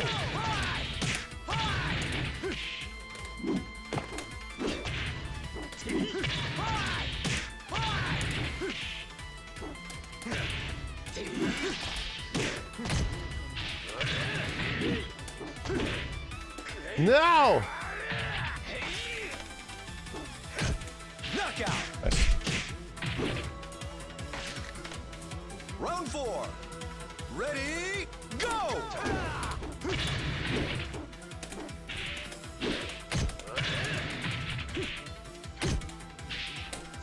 Dude, I'm sidestepping even after you're hitting me. And still on ham.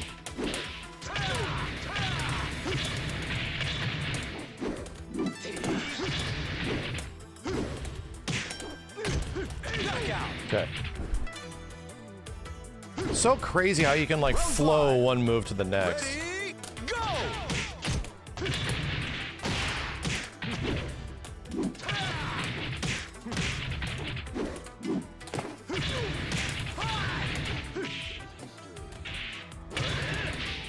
No throwing. Knockout. No more throwing. Knew it was gonna happen.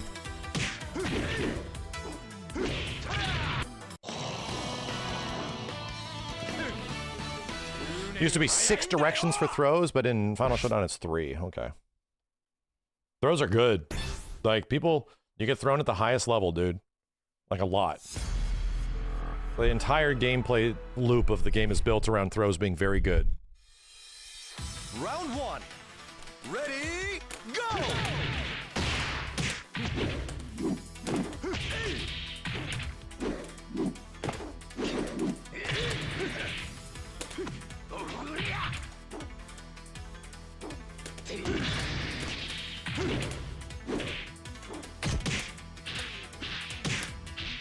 Nice. Round 2. Ready, go!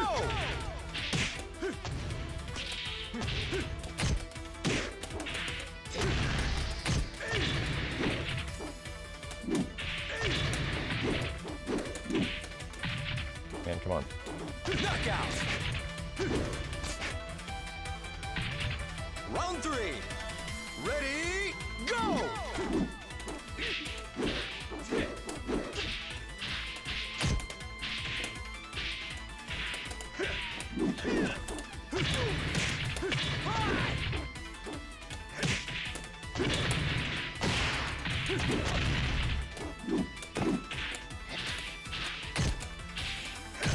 Knockout. Tried to throw me again. Will not allow it. Round 4. Ready, go!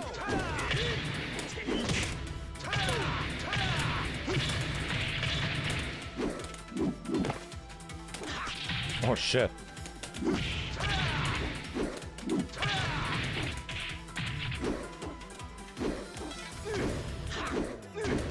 Knockout. Okay.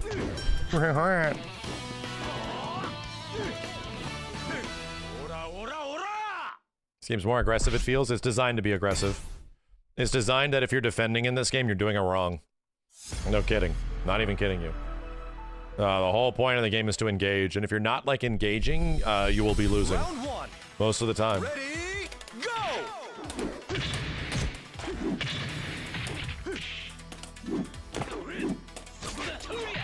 Cool.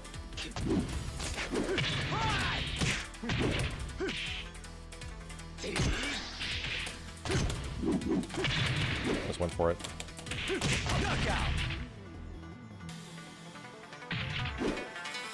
The blocking is good, but being defensive can be kind of hard. God damn it. God damn it. Low wake.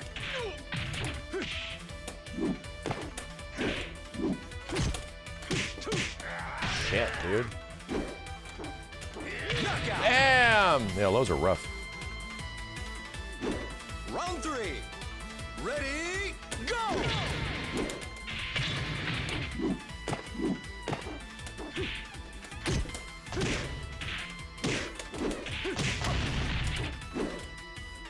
Man. Throw master. Throw master. We're really ducking these. Knockout.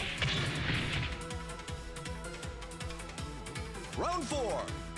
Ready, go!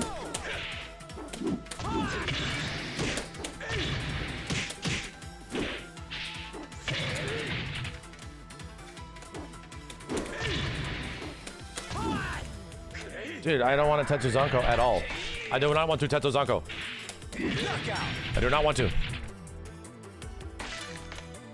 Round 5. Ready, go! Yeah, you block now. Bam!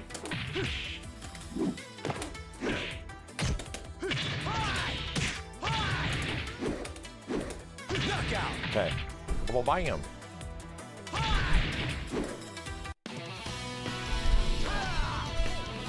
Grabs do a ton of damage. They do. There's hit grabs. Oh, I'm sorry. There's grabs that lead to full combos, you know? All the above. I got games with this guy. That's fun. All right, chat. Shit. This stuff is good. It's 4 o'clock in the morning. I mashed the hell on Virtua Fighter tonight. Online felt nice. Yeah, I had a genuinely good time learning shit tonight on VF. Nebulous, thank you. Howron. M. Kamer, Frantics, Stylet, Anarchist Commando. I pledge to, what is it? I pledge to Nerd, Sir Dan, Josh Ray Mung, Taking Your Potions, and Buster. Thanks for the $10, dude. Also, Gloomy Plu, Applemon, Bandit Jonesy, M. Hughes, and Teacher Gameplays. It's Game Time, Maxi Mark, and Kenshiro, 90s Gamer Boy, and Lucky. Thanks for the 5 gift subs. All right, dudes, have a good one. Shine on. I'll see you next time. Peace.